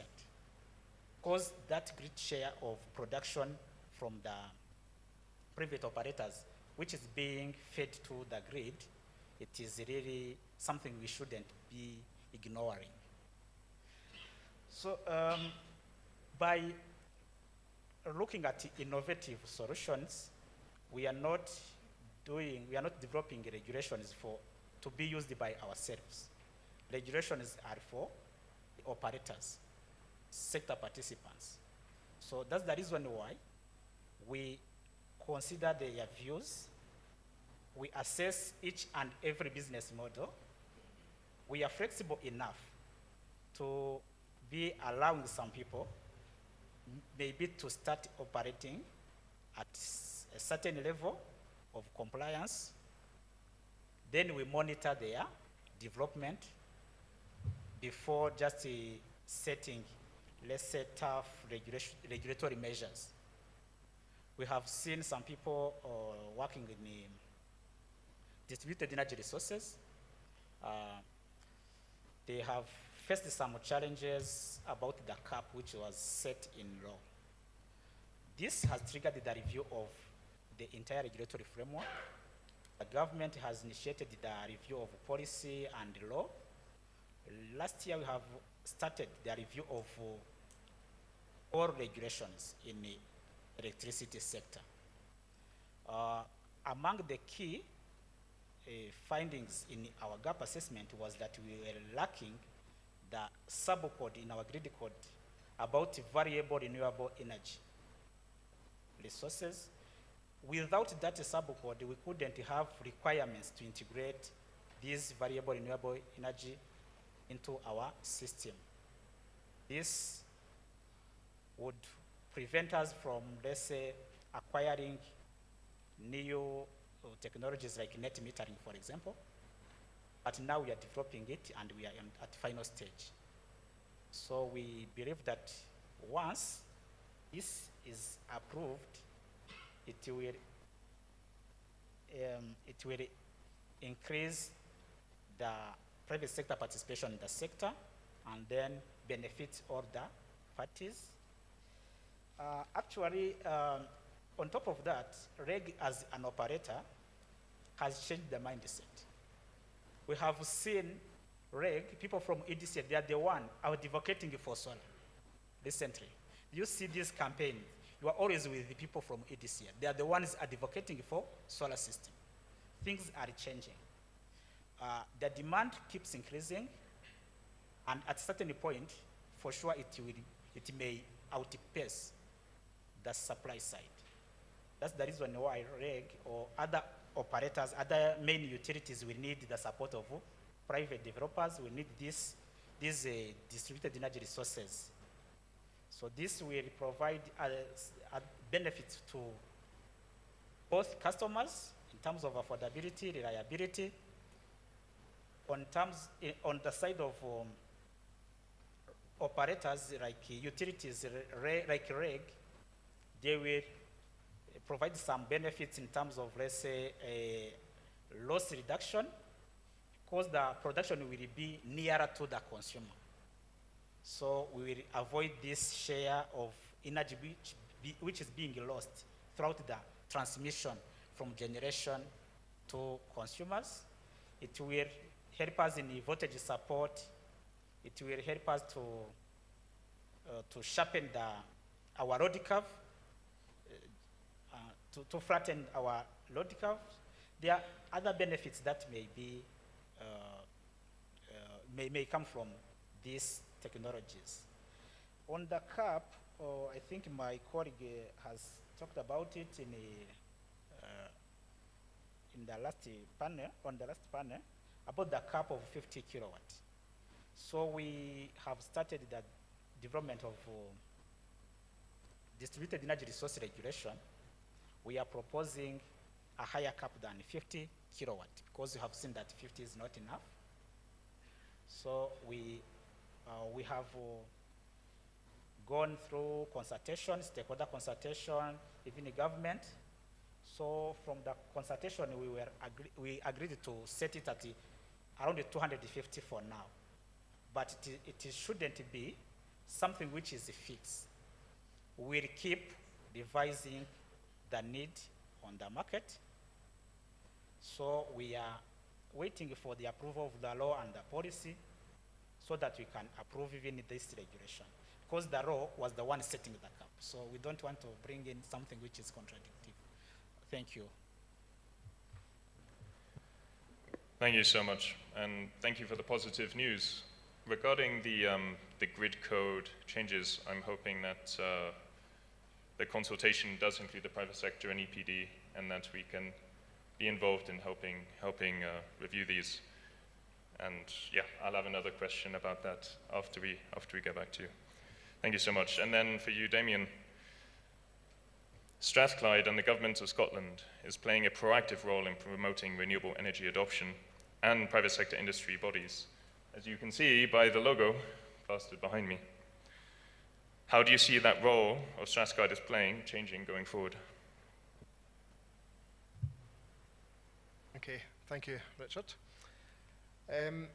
So, before I say something about going forward, just a little bit about what we've been doing perhaps may help set the context. So, our work over the last 15 years or so in Scotland and in East Africa has focused, well, the work of my team, I should say, the team that I work in, because Strathclyde has quite a big power systems and renewable energy portfolio. But driven by the funding programs that were available from Scottish Government, we took a focus on rural electrification, the use of solar, and building partnerships with local organisations to deliver off-grid solar and support the energy access agenda. Kind of building up the capacity of our partners to deploy those systems in a sustainable manner. And that's something that we fully intend to keep doing and sharing the learning from that and helping those partners scale up and further implement the things that have gone well and solve some of the challenges that still exist. But in Scotland, we've been doing a lot of work in the decentralised energy area too. And although anybody who's at all familiar with Scotland can testify, we're not famous for our solar resource, but we do deploy quite a lot of solar PV, particularly in our long summer months, when or not so much the months, our long summer days. We do have a lot of daylight hours to harvest solar resource and add that to the wind resource that we are perhaps better known for. So we've actually got about 500 megawatts installed solar, and our Scottish Energy Strategy targets another 4 gigawatts to add into the mix. A lot of that gets deployed in areas which could be described perhaps as community or local energy settings. And one of the big challenges is the integration of that, which has been touched on already by some of the other panelists. And although lots of the developments might perhaps fit in with the grid code or the certain caps on sizing, when you start to get quite a lot of those in one place, then the ability of the grid perhaps upstream to export that power and take it to the load centres is compromised. So a lot of our work was driven by industry partnerships with the network operators, the DNOs we call them, the distribution network operators, or sort of kind of the utility, and with SMEs who wanted to solve that. So industry looking to solve it from two sides of the meter. So SMEs looking behind the meter to try and optimize demand and storage to minimize the export from the renewable energy generation, be it solar or wind. And industry operating at the network side to manage the network, to put innovation into the network, to manipulate the power flows, so to speak, to enable connections. So I might just give a couple of examples of that. When I first joined the university about 15 years ago, there was a couple of PhD friends of mine who were finishing their studies, and they were working with Scottish and Southern energy networks. And the case study was Orkney. So Orkney is a set of islands right at the very, very north of Scotland, and it's connected to the mainland with a fairly low-powered, low-capacity part of the transmission distribution network. But it's got an incredible renewables resource. So in the early days of trying to deploy more of renewables around Scotland, it quickly became oversubscribed. And there was a massive queue of developers waiting with signed-off projects, but were not allowed to connect because the grid could not handle the export. So the demand in Orkney was way too low to cope with the local generation. So this active network management scheme that was designed looked at the capacity of the network, but also looked at the generation real time and the demand real time and optimized that so that generation wasn't getting turned off unnecessarily and more generation could connect. So then that got upscaled, it got commercialised and was deployed across the rest of the UK in solar case studies and also internationally too, and it's now part of Mitsubishi Group. So that kind of technology became really important in facilitating the growth of renewables and increased connection to help us work towards our targets. And some of those benefits that were mentioned there in terms of decentralized energy were realized. And then that kind of concept has then been adopted into something that's a bit more called smart local energy systems. It's part of the strategy where we've got grid, but you're kind of trying to chunk it up a little bit and look at what decentralized resources could be very useful in a sort of smaller geographical area. So what's all that got to do with this panel session? Well, where we're going now is that we can see that there's a lot of things happening in the Scottish Government's partner countries of Rwanda and Zambia and Malawi with net metering policy and sort of a lot of progress on this topic of larger scale commercial industrial solar. And perhaps these problems might start to occur and perhaps some of this technology might be relevant. So we're looking to build more partnerships with our academic colleagues in those countries and look at how they might interact with industry here and adapt some of that technology or come up with new technology that's similar but fits in those kind of contexts. So to sum it up, yeah, we're still very interested in that off-grid, mini-grid energy access world, but also really keen to build new partnerships and deploy our sort of research and capacity building expertise with new partnerships around those areas that enable grid-connected, decentralized renewable energy.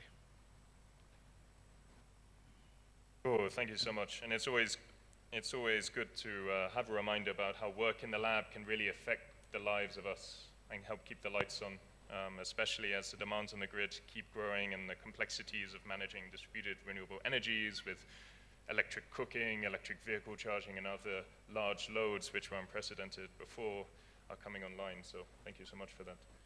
Finally, Leandri, I want to give you a moment to speak. As you will have seen if you were watching the presentation before the break, Leandri has a really innovative business model which complements or addresses so many needs in different areas of the value chain, from those who have excess battery capacity that they now need to offload to those who want a more affordable way to get energy storage. But your model relies on testing and refurbishing second life batteries, which is often quite a complex process. Given the current trend in falling first life lithium battery prices, especially due to the large scale production of LFP batteries in China driven by the e-mobility industry, do you envisage remaining competitive on price? And if not, what other kind of value add can you bring?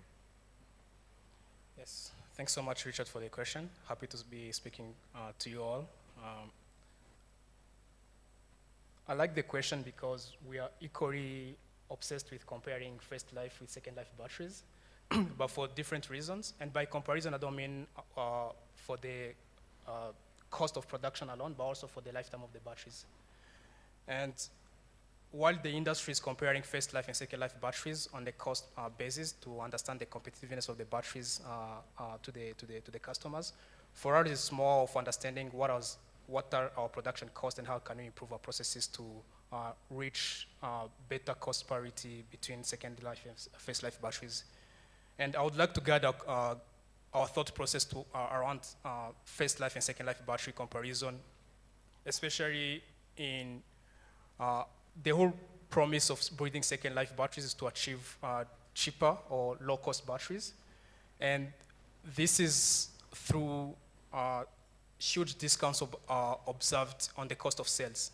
So if we say we're getting battery cells with 70% and above of capacity, it could even be up to 90% of the capacity or 100% of the capacity, depending on the reasons for retirement of these batteries. And we are getting about 70–80% discount on the cost of those cells. How can you observe those cost discounts on a cell level to a pack level? Because what happens typically is that due to low-scale production processes that you still have on the market, we're losing those discounts on the cell level when it gets to a pack level. And this is going to be substantially improved by just the scalability of production or the scalability of the breeding process in-house or around the region. For context, we've been able to go from about $300 per kilowatt hour on the pack level down to about $190 per kilowatt hour in just 1 year. And we see that that cost reduction is going to be substantially increasing by better supply contracts and also better relationships with our suppliers. And of course, the scale of production by itself. And secondly, how we try to understand the cost of sales or after-sale costs of battery cells at retirement is what actually sets the cost of those cells. Are they set by their cost when they're brand new? Let's say like the cost of second life battery cells now. Is it set by what was the cost of these cells when they were initially deployed 5-10 years ago? Or are they set by the current cost of batteries? And there are still, this is a new market, there are still many moving factors. But what happens typically is that when these batteries are retired, they've been completely depreciated or discarded on the first user balance sheets. So that means now what determines the resale value is more of the general understanding of what's their value on the market.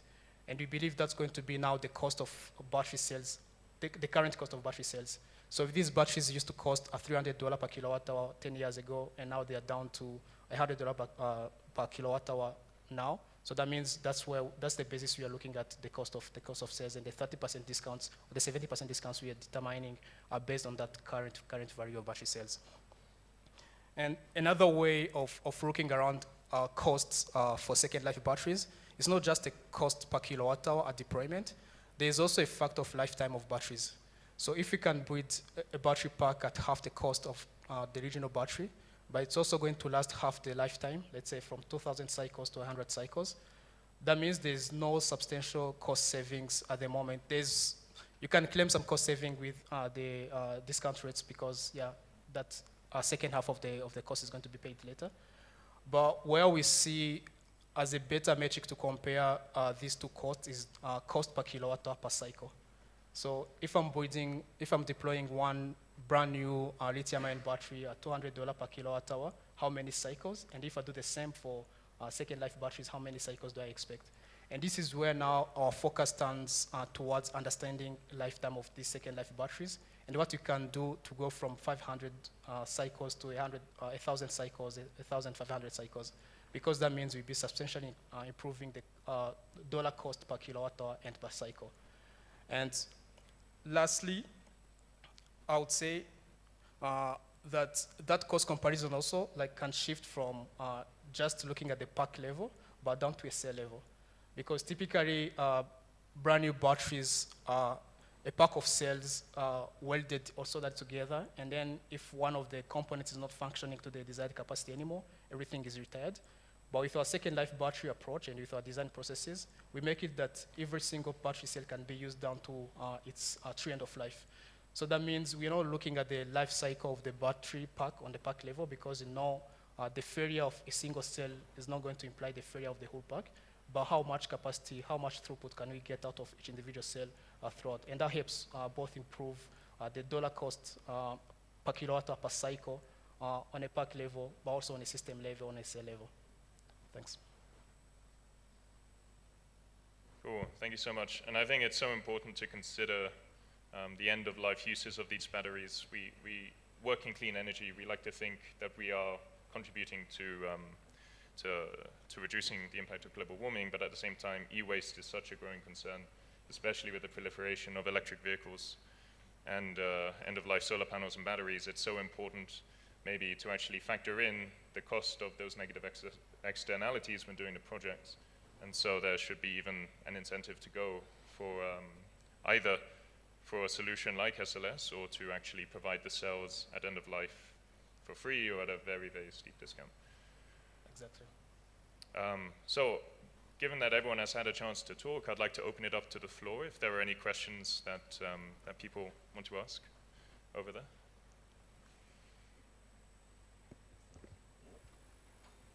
Is there a microphone nearby?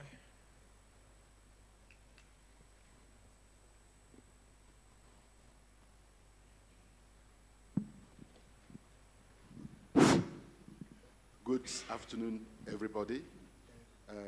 Thank you very much, the panelists, for your contributions here. I think this session is the most, one of the most important to us because it is talking to us professionals that are gathered here. My comment and question is addressed to Dr. Joseph Agu from Mirasire Energy Limited, Rwanda. My question is to Dr. Stephen. Thank you very much, Dr. Stephen, even though you were not here yesterday, but your comments validated one of the questions or one of the issues I raised yesterday in terms of capability development. Well, you call it capacity development. Why do I choose this capability development? Simply because to draw attention to the fact that we are shifting into a new era of solar technology, that is commercial and industrial solar applications. Donc, we professionals that we used to install 1 kilowatt, 5 kilowatt panel to address household installations. We are now being confronted to install hundreds and megawatts of solutions. So it's a different dimension. So it's, when you talk of capacity development, somebody that installed 1 kilowatt of panel can equally increase his capacity and install 1 megawatt. But that is not the issue. The issue is the capability that is involved now, because we are moving into professional applications. The off-grid systems that are going to power hospitals have no right to stop at the middle of the operation that a doctor is carrying out in the hospital. So we are moving into high availability system, which we have to start thinking about. I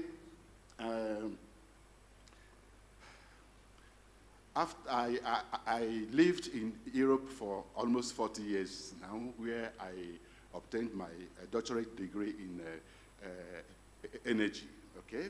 I returned to Africa to contribute to this wonderful opportunity that Africa has to rewrite its history, okay? The solar technology offering to Africa is a very good opportunity, and that's where I'm coming.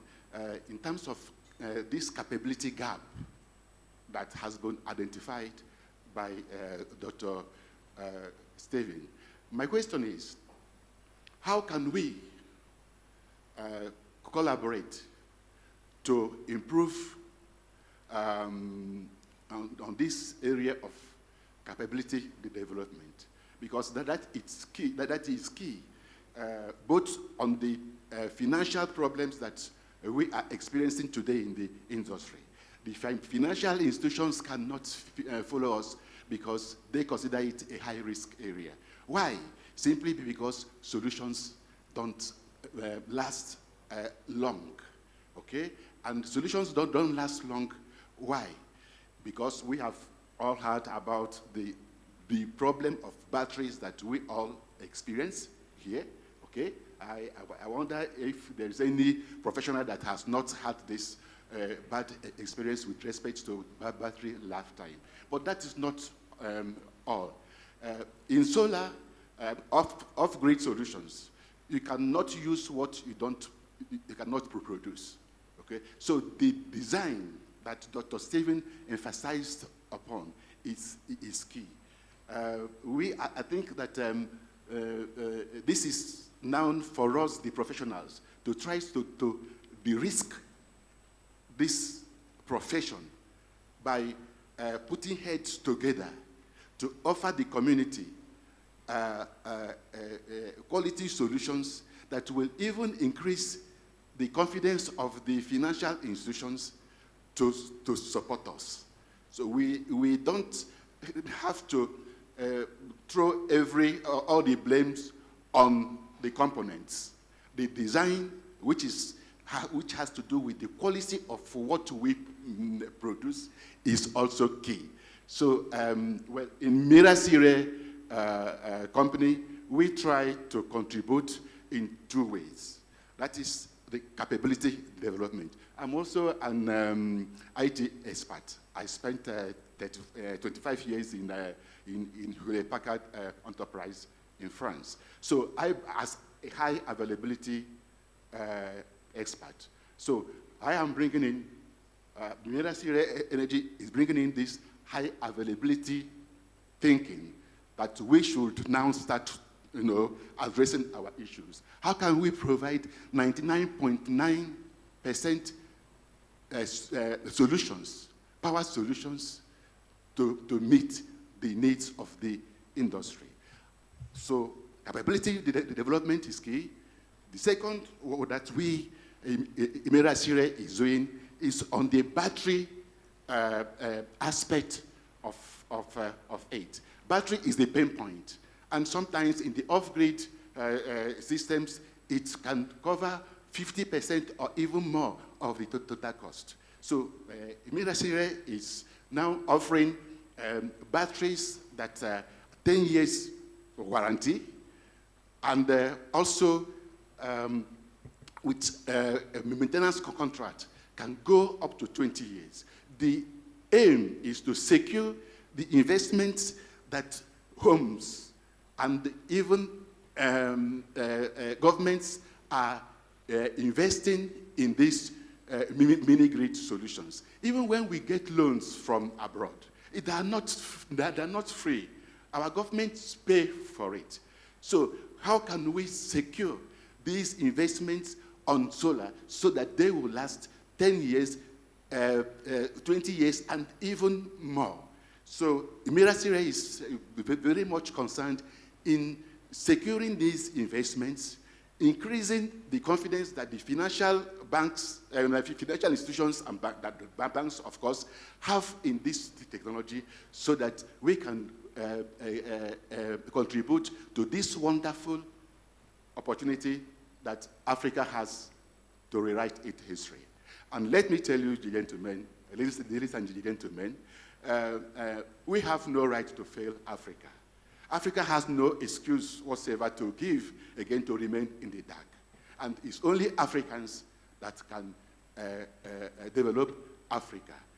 Africa should be the lead in the solar technology. Thank you. Thank you, my friend. I'm happy that I met you outside, and we had a very brief conversation. I agree with you. As demand for affordable, reliable, clean energy to meet our net zero target, to meet our energy transition plan, capacity enhancement is critical and is key. I totally agree with you. And for Africa energy sector, renewable energy sector, basically, let's bring it back to solar technology. We need compliance that will enable the donors comes with some kind of fund for capacity enhancement. It's not enough to provide, for example, Nigeria, NEP project was given $550 million was given to Nigeria on the Nigeria Energy Program. Local developers did not benefit up to 10% of this money. Why? Because they lack capacity. Our youths who are engineers today, electrical engineers, mechanical engineers, whatever you call them, even the electrical engineer, ask him to wire a house. He cannot because the capacity to wire it is not there. Especially now we are in the green sector, renewable energy sector. We need to enhance capacity to meet our net zero. And the net zero target for Nigeria is about 2060. It has about 1.2 trillion investment. And with a short-term investment of $450 billion. what huge job creation is available there. So it is the right time regulators start looking at mandatory capacity enhancement for our engineers and our youth. We have done a lot. We are the first in Nigeria to develop a curriculum that takes about 3 years, and it was approved by National Board of Technical Education and the Ministry of Education. And we didn't stop there. They asked us to go to Unifolks in Bonn. Unifolks regulates vet education. Those of you who know Unifolks in Bonn. And the curriculum was criticized in Unifolks in Bonn, and it was approved. And today, we're running a course, a National Innovative Diploma in Solar Technology and Management. I was speaking to UNDP team that came to make a presentation. I asked them, why is it Nigerians are not part of the project management of your funds, your energy assets funds? Do you know the answer he gave to me? He said, we don't have the skill. Come on. Are you going to blame them? Really, we have PhD holders in energy efficiency, PhD holders in renewable energy, but when you talk about the specialized skill in solar technology, we don't have. So it is the right time NGOs, developing partners, present us with some kind of seed funds for renewable energy developers to skill their staff. If it is just 5 staff per month or per year, it increases skill in the sector to become highly qualified. I school in Germany. I met a lady. I was asking her at the airport, you are a cleaner? She said, yes. I said, why? He said, because she went to the school, she did a vocational education for 3.5 years, and she specialized in cleaning. And she earned the same salary of somebody who has a BSc holder. We need to get to that point in the renewable energy sector. And today, to get that done, we can train our youth to have a specialized certification that is approved by the Ministry of Education. Like I know, the Rwanda government is working with Nigeria MBTE. I had a meeting, I had them in the news sometime that they don't have to reinvent the wheel. They're working with Nigeria NSQ qualification. And that gives the right for somebody to open a company and become an installer. And by so doing, what are we doing? We are going to onboard these our youth who have trained to the market. Because today, look at some energy companies award contracts to pharmacists because maybe they know somebody there in African countries, I would say. They award solar projects to mechanical engineer who is not specialized in that skill. And the only thing I promised, my friend said, I will agree with you, one thing is left for Africa now. In the era of pharmaceutical, it was taken away from us because of lack of skill and capacity. In the era of oil and gas, it was also taken away from us because of lack of skill and capacity.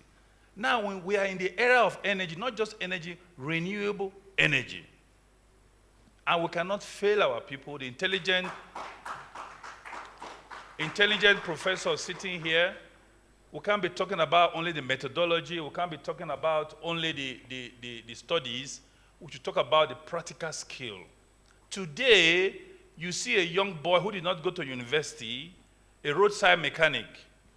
My professor was saying his friend has a PhD in mechanical engineering and was traveling to the village. His car broke down on the road. He called a local mechanic who does not even go to secondary school. He said, my car could not start. Okay, don't worry. He pulled his shed, went under the vehicle. Within 3-5 minutes, maybe the pump, something, he fixed it, he said, start it. The car started. This guy did not have a formal education, but he had a skill. The same thing we can do in the renewable energy sector, basically solar sector. We should encourage capacity enhancement.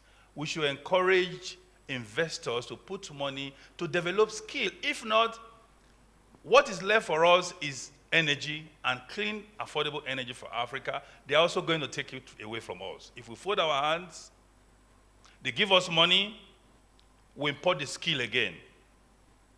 Why should we do that? when the curriculum is already there. For example, Rwanda, you can start from there. Create some capacity development funds to enhance capacity in the PV sector. We're talking about electric vehicle. To generate the storage system, you need PV. We're talking about the commercial and industrial applications. You need PV to develop the energy and also for the storage. So all these huge capacity, we can't be calling on our O&M. They are already in our O&M. It's already sad enough that we have all the mineral resources we need to be the champion in the solar sector. It's already sad enough that we have to buy the raw material, finished materials from our partner, which is also okay, but why should we also buy the capacity from them? We need to develop the capacity in Africa. We need to make sure that there is a cap, a compliance cap, and the government should support it by providing the seed funds to train our youths. Today, every university student, when he graduates, he needs energy, either for private use or for his business. Not just energy, clean, affordable, and reliable energy. So capacity is key for Africa to have the largest cake of the energy transition, net zero emission. I'm here today to announce to you that it has begun now. If we don't know it now, I am challenging the government, the NGOs, to invest in skill of our young ones, so that tomorrow, what happened in oil and gas will not happen in Africa. What happened in the pharmaceutical sector will not happen again. What happened even in the shopping mall, even the telecommunication, it was taken away from us because we lack skill. I will end here to say, we have the time, let's use it. Thank you.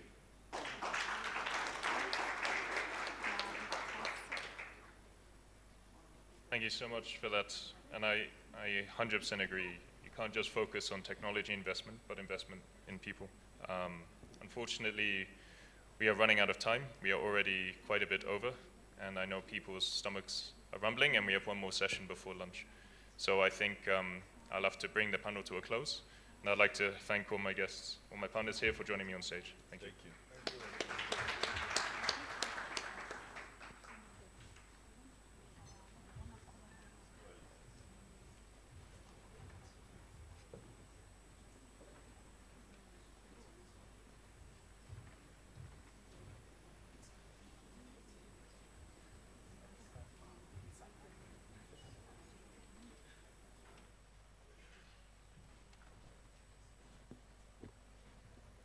Thank you so much to our esteemed panelists for this insightful and engaging panel discussion. Now we know that as renewable energy expands, new opportunities emerge in areas like green hydrogen and nuclear energy. This next presentation will explore these energy frontiers with a focus on Rwanda's potential to lead the way in Africa. Let us welcome the chairman of EPD, Dr. Ivan Twagirishema, for the next presentation. Right after him, we're going to have Shema Power Kivu Limited. Thank you.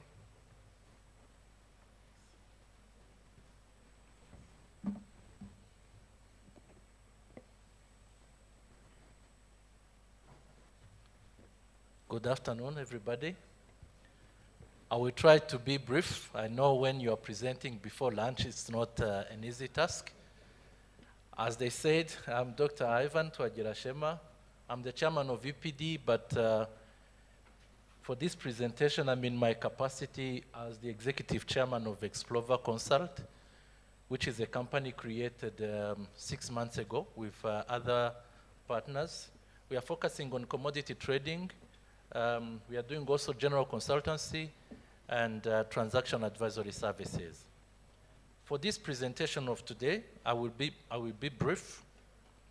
I have only 4 slides, and it will be an introduction to make sure people understand what is hydrogen, what is nuclear power, what does it mean for the African continent, and how can we move about it. I'm happy to present it after this panel we had, a panel which concluded mainly on the skills. I want to thank my brother here who really put an emphasis on this.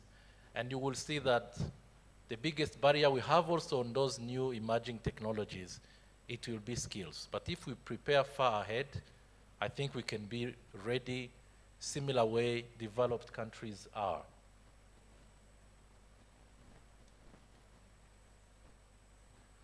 So first of all, we used to talk about green hydrogen we see here. But people don't know that there is also what is called gray hydrogen and blue hydrogen. And what is the difference between those three? So first of all, hydrogen, you can't find it in the nature alone. You have to produce it. And to produce it, you need raw material. Most of the time, the raw material are hydrocarbon, coal, natural gas, or biomethane. To produce gray hydrogen, you just go through a chemical process called reforming. But this process sends huge amount of carbon dioxide in the atmosphere.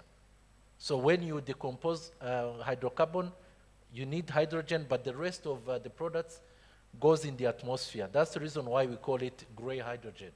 So it means to produce it, you're polluting, and this is bad. The second one, which is called blue hydrogen, it's exactly the same on gray, the only difference that the carbon dioxide you're producing, it's captured. You're sequestrating it underground. But for scientists, we know, okay, you are sequestrating, it's not going in the atmosphere. But no one knows if it will stay there. If there is an earthquake or any natural issue, all this carbon dioxide can go in the atmosphere. So we call it blue because you are capturing and you are able to get hydrogen without polluting the atmosphere. The last one, which is called green hydrogen. And this one, you produce it without any emission in the atmosphere. You are only sending in the atmosphere hydrogen which is good for us. And, but the concept of producing this one is more sophisticated. I will come to that.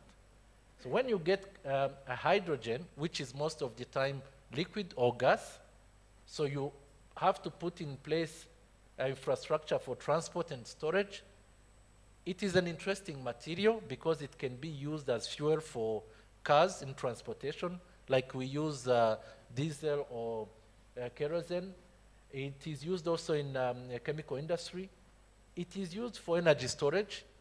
I don't know if you are informed. Now, some developed countries started using batteries in which you have only hydrogen inside. And for countries who are able to produce huge amount of this green hydrogen, they are liquefying it and they're exporting it like you export diesel or any other material. Next, so to summarize, this is what I explained. The difference between gray, you send in the atmosphere, blue, you sequestrate it underground, green hydrogen, you only produce oxygen which goes in the atmosphere and there is no sequestration. And this is the hydrogen which is needed. But as we move forward, I will show you also what are the issues we have with this green hydrogen. First of all, to produce it, because the production is not a chemical process, you need huge amount of electricity up front here to produce what is called electrolysis. And this electricity you need to decompose the molecule of water, it has to be from a renewable source. Now imagine, today for lighting, for cooking, all the presentation you have been doing, you have already a shortage of electricity. Imagine if now we use the small electricity we have for the production of hydrogen. For developing countries, we are not yet there, but for very developed countries, they started already talking about producing liquid hydrogen, compressing it, and exporting it. On this slide, the only thing I want to keep is the energy at source, because this is the deal breaker on the production. Then when you have it, you can distribute. It can run buses. It can run ships, vessels on the sea, and it can be used also in industry and it is considered as a net zero emission. Now, as I talked about, the main source here is energy. The countries now who are able to go into this kind of business are countries who can have nuclear power, able to produce huge quantities of electricity at a very cheap cost. But nuclear power, I want also to explain a little bit about the disadvantage and advantage of nuclear power before I finish. This is a slide before the last one. And I will show you how the readiness of Africa on this. On green hydrogen, I showed you, as long as we don't have enough electricity today to run other kind of businesses, it is complicated to start talking about huge quantity of electricity to produce hydrogen, which is liquid, to help us in other sectors. The energy required in other countries, most of them, they're using nuclear. But is Africa ready for nuclear power? Let's look on the disadvantage. The first one, by the way, is the raw material. The raw material is uranium, and uranium, you know, it's radioactive. To manage the stock of uranium, before even you start running a nuclear power plant, it's already a serious issue because of the radiation. So it requires special investment, special knowledge to be able to run it. The second disadvantage is fuel availability. Fuel here is uranium. Uranium is available. Africa is among the countries which has huge volume of uranium, especially in Niger, in South Africa, and in Namibia. Those are the three countries which has enough uranium to power the whole Africa without any issue. But the problem, how will you transport it? Given the challenge I showed you, the first challenge linked to radiation and specific infrastructure to transport it. The third disadvantage is high cost. The high cost of running these kind of things with our economy, we know the capacity of our countries in terms of investment is also an issue.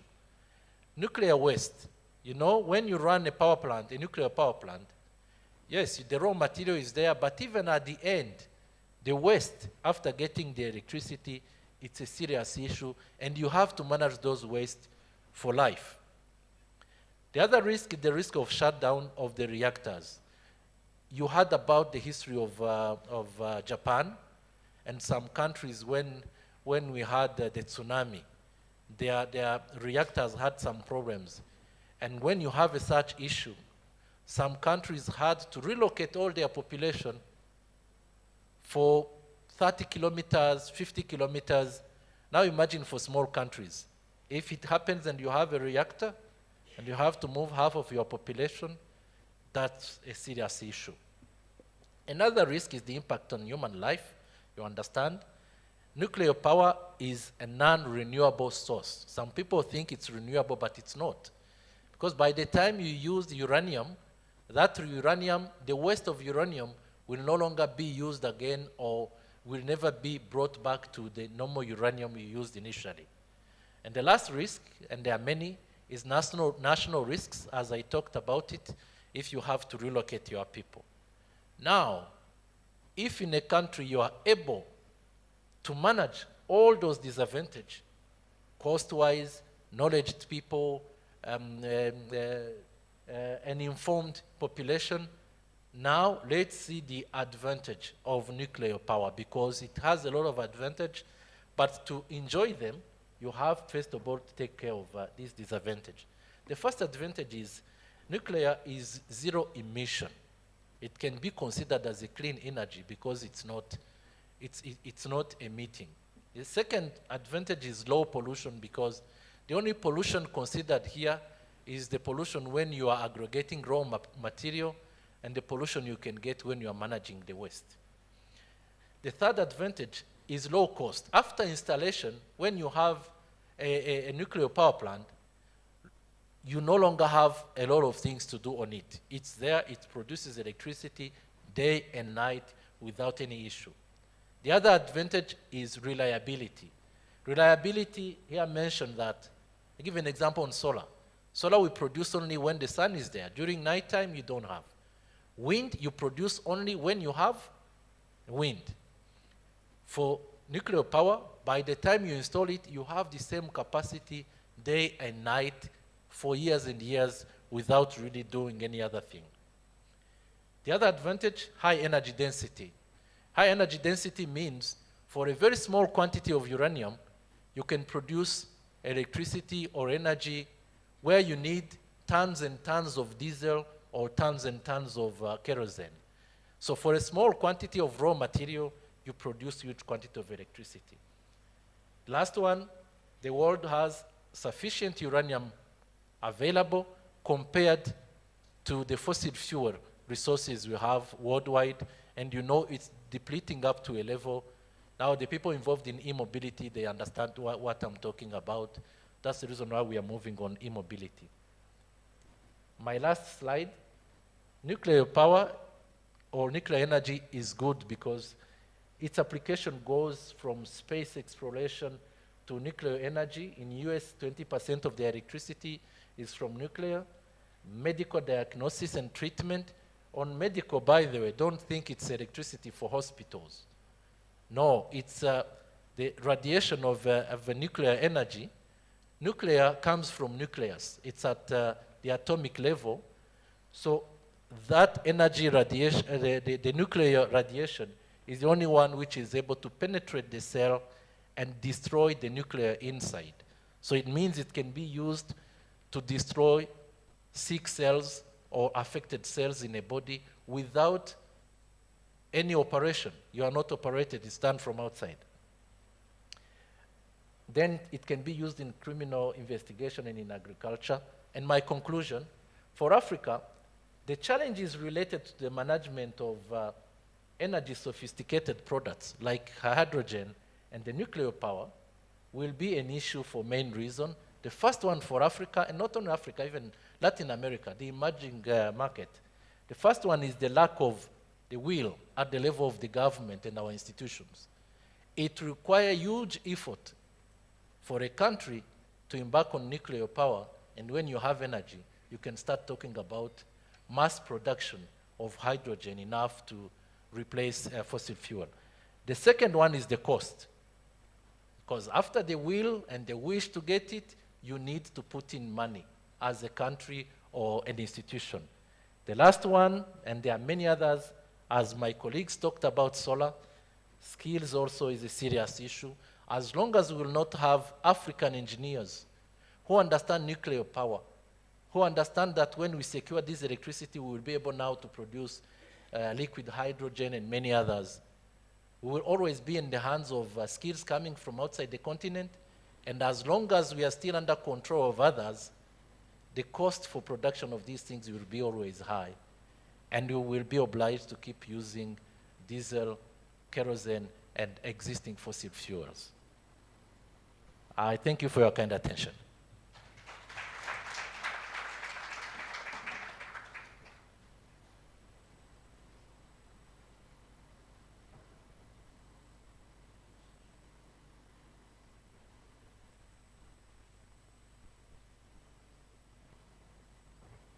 Thank you so much, Dr. Ivan. Shema Power, we're waiting for you.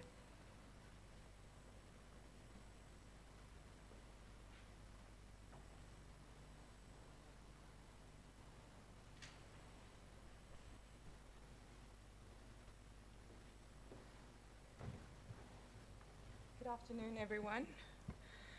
With all protocols observed, I'm not going to be taking a lot of your time. I know a lot of us are here are hungry and looking forward to the lunch. I was given 10 minutes, which has been shortened to 5 minutes. I promise I'll only take 5 minutes. By way of introduction, my name is Shruti Agarwal. I am the Executive Director of Shema Power Lake Kivu, that is operating a methane gas-to-power plant in the Rubavu district of Rwanda. Firstly, thank you, EPD, for organizing such an informative conference and also giving us the opportunity at such a short notice to be presenting. Just a brief about Lake Kivu. Lake Kivu is one of the great African lakes that lies on the border of Rwanda and DRC. It is only one of the 3 lakes in Africa that contains vast amount of methane that has been accumulated for over 1,000 years. with the highest amount of concentration at about 300 to 500 meters within the lake. So after a fair amount of research and development, it was found that if we do tap into these natural resources, electricity can be generated, and this also makes it, the lake a lot safer, which minimizes the environmental impact. Just to talk about Shema Power. Shema Power is an independent power producer that signed a purchase power agreement with the government of Rwanda to build and operate a methane gas-to-power plant. We started construction in November 2019 to develop a 50 megawatt methane gas-to-power plant supplied from Lake Kivu. We achieved our commercial operations in February 2024 by successfully dispatching 50 megawatts to the grid. And we're proud to say that we're one of the largest power plants in Rwanda that is utilizing one of the natural resources that is available in Lake Kivu, which is the methane gas. Just a brief about the electricity generation process. SPLK extracts methane gas in a very environmental friendly manner, and like one of our colleagues have mentioned earlier, that this energy is very less polluting to the environment. The extraction of gas is done through the gas extraction facility barges offshore on Lake Kivu. We have 4 barges that are on about 5.5 to 6 kilometers offshore on Lake Kivu. Each barge is connected to an export pipeline which transports the pressurized gas onto an onshore processing gas facility consisting of washwater towers that actually separate the gas from CO2 and other impurities from the gas stream, which is then suitable for the power plant. The power plant consists of biogas gensets, which are capable of running the gas. Our power plant consists of 19 engines, each amounting to 3.85 megawatts. In total, the plant is of 73.2 megawatts. From there on, the electricity is evacuated to the national grid through the transmission line, which has been constructed by UCL. The first power by Shema Power was generated in March 2023 with approximately 15 megawatts, which was last year, which we dispatched to the national grid. The second barge was in April 2023, with the third in August 2023, and the fourth in January 2024. We fully commissioned the plant in February 2024, and now SPLK dispatches full 50 megawatts on a 24/7 basis to the national grid.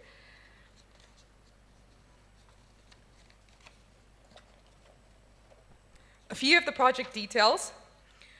This independent power project was as a result of over $300 million that was invested by the project sponsor.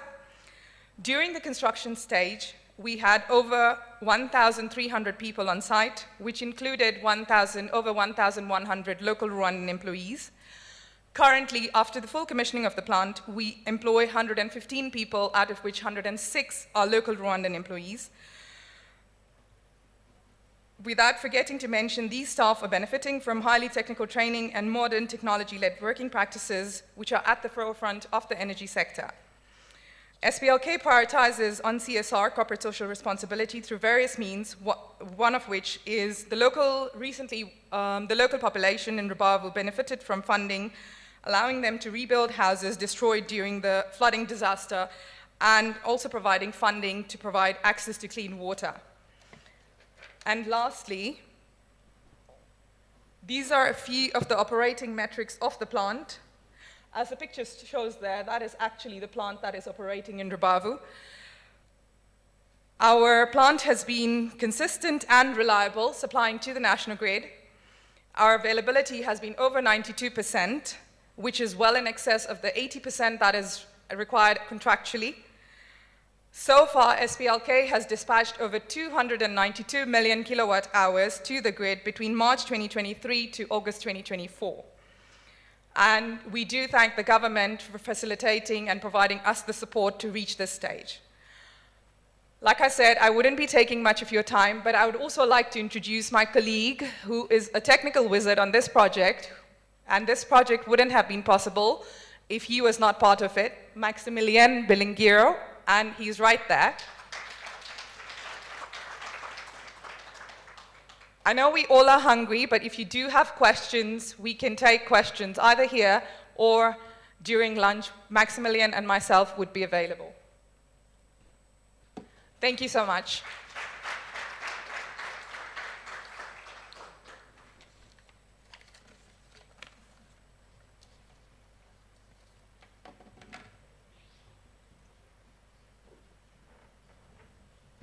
Thank you so much for your morning contribution. Now it's time to refuel not just with food, but also with ideas. Let us enjoy this 1-hour lunch break as we keep innovation at the heart of today's discussions. Bon appetit. Proceed with this afternoon session. Our next panel discussion is going to be discussing about how development partners play a vital role in driving energy transition. Collaboration is key in ensuring sustainable futures for all.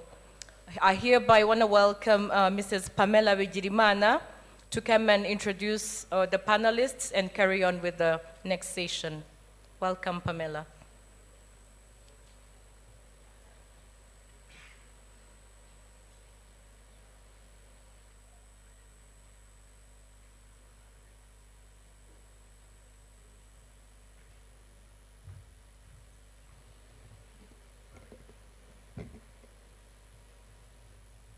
Good afternoon.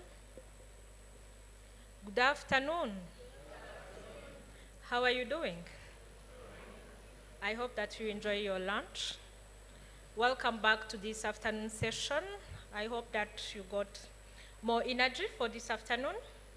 Without delaying, as we've been taking much time in the previous sessions, let me just, as the moderator said, the topic of this panel discussion will be more about collaborative pathways of the role of the development partners into driving this energy transition for sustainability for all in the future. So without taking much of your time, I'm going to introduce my panelists, starting by Mr. Ivan Asimwe, who is the country coordinator, USAID Power Africa. He is an electrical engineer by education background and experience, with more than a decade experience in on and off-grid renewable energy across Africa. Welcome to the panel, Mr. Ivan Asimwe. Oh, wow.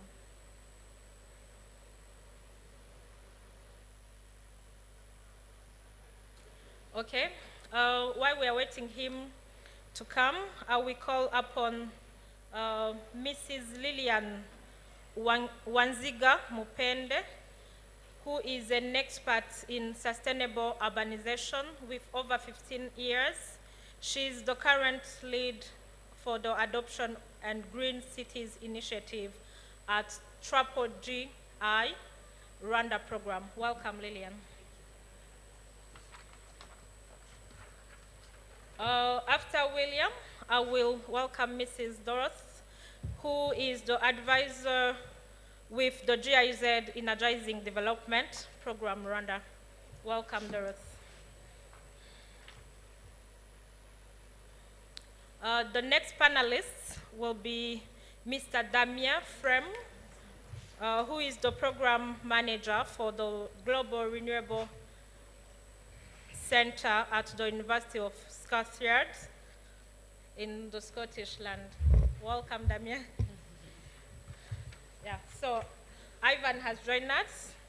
Without delaying, I will join my panelists, and I would like the audience to engage with more questions, because I think this is the people that we want in accelerating this transition. Thank you so much.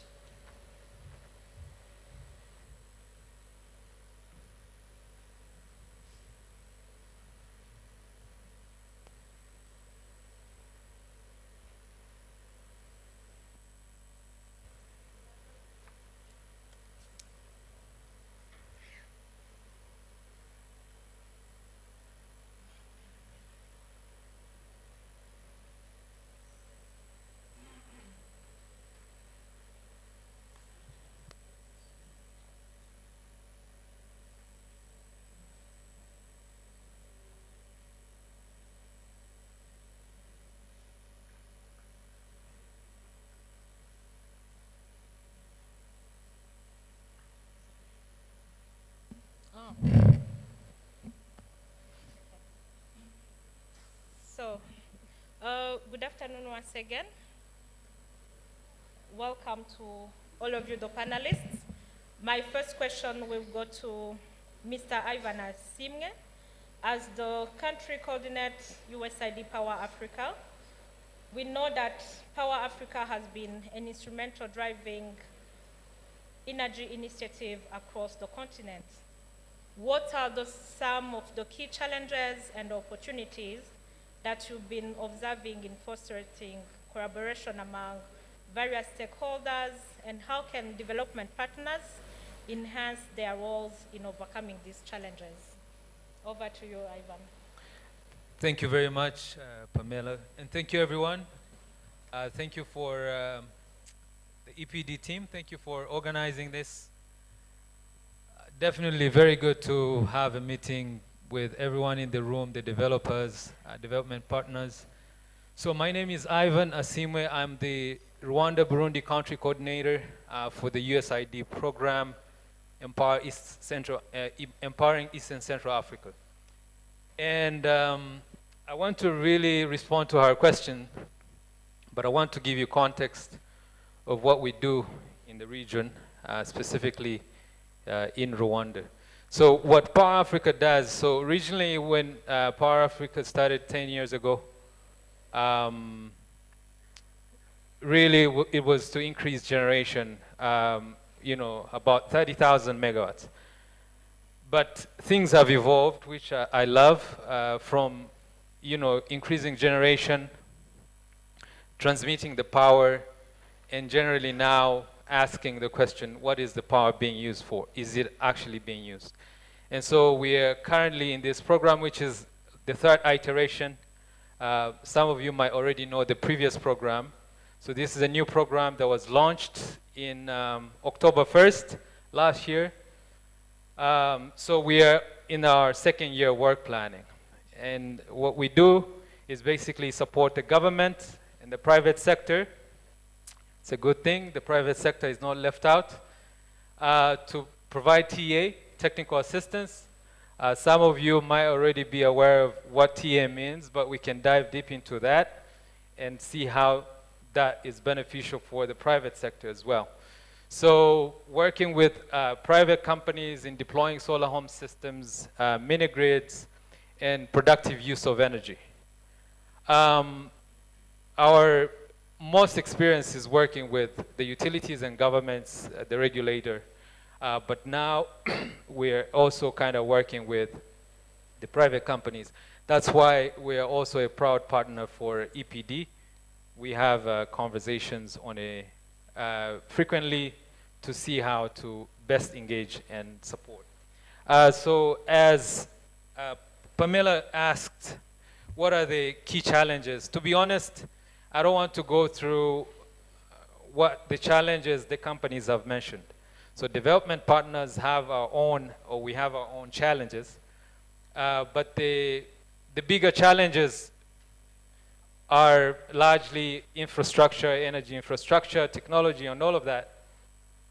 But I believe my colleagues here at the panel will be talking about how do we better support the private sector, or how do we better support the government, and what are the challenges.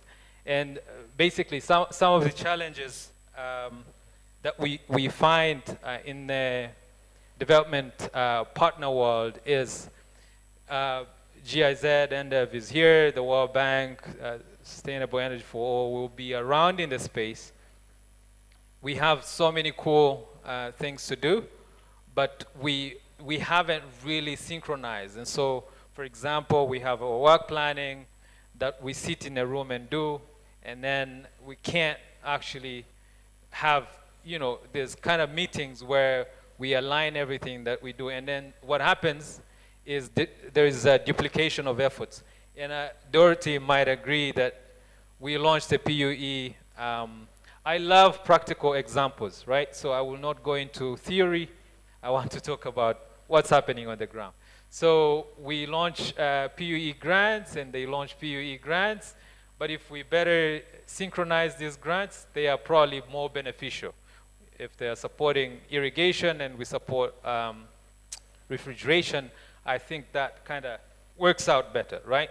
And so what the challenge here is more technical working groups, development partner working groups, and to kind of overcome this. I don't want to talk about challenges in the energy sector for technology and infrastructure.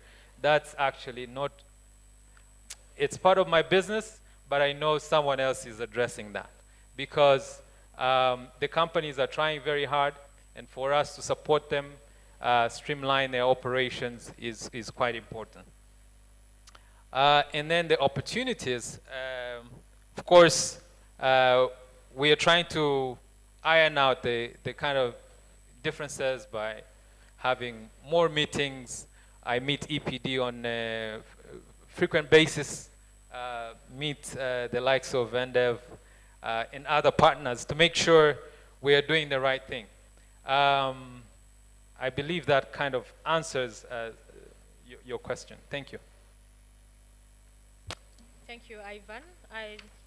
What we can maybe get from your explanation is that the collaboration between the government and the private sector is what you value the most at USAID Africa, but also mainly on the implementation of what have been discussed in meetings room, in development.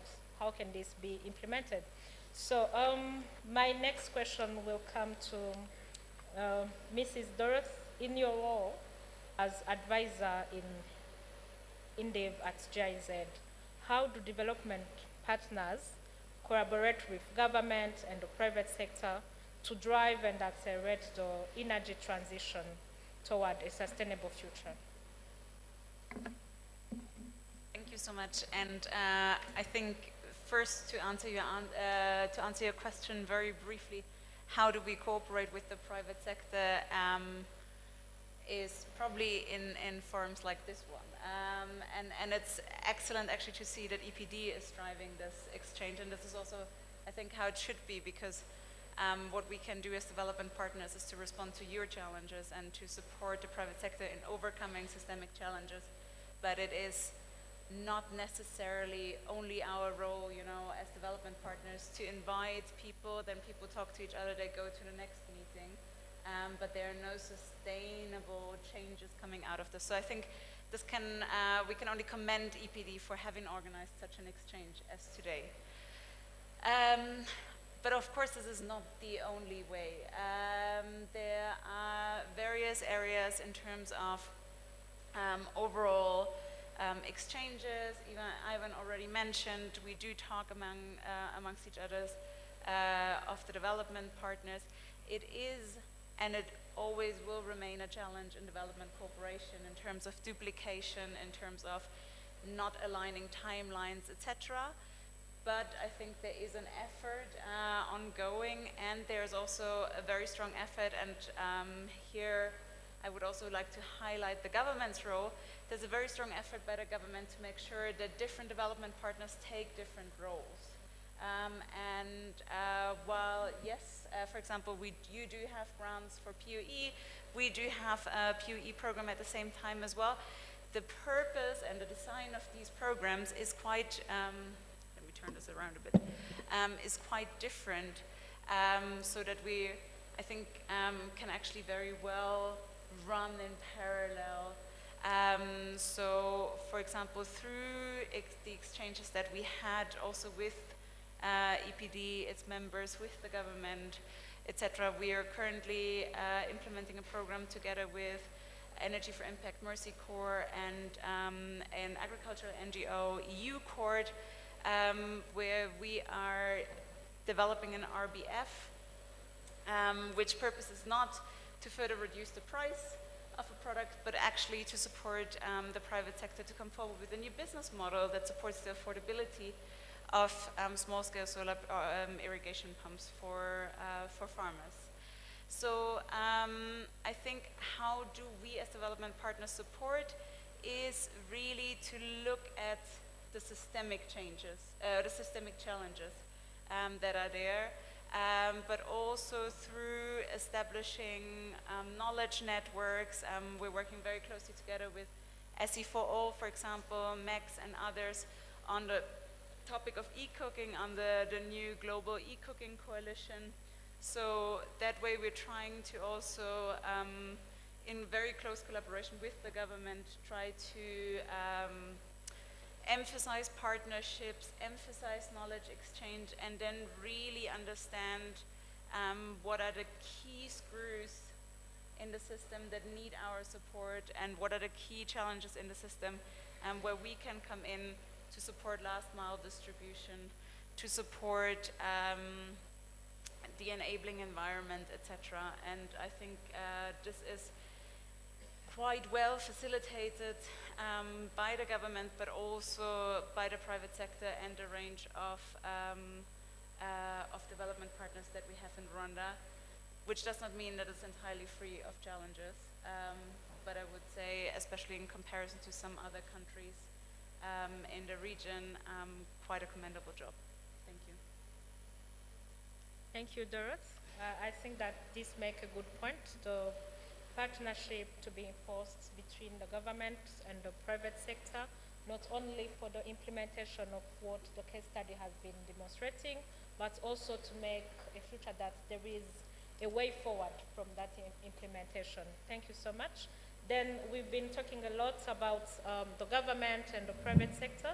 Let's hear more how can development partners integrate local communities into energy transition initiatives, that projects are not only sustainable but also socially inclusive. Over to you, Daniel.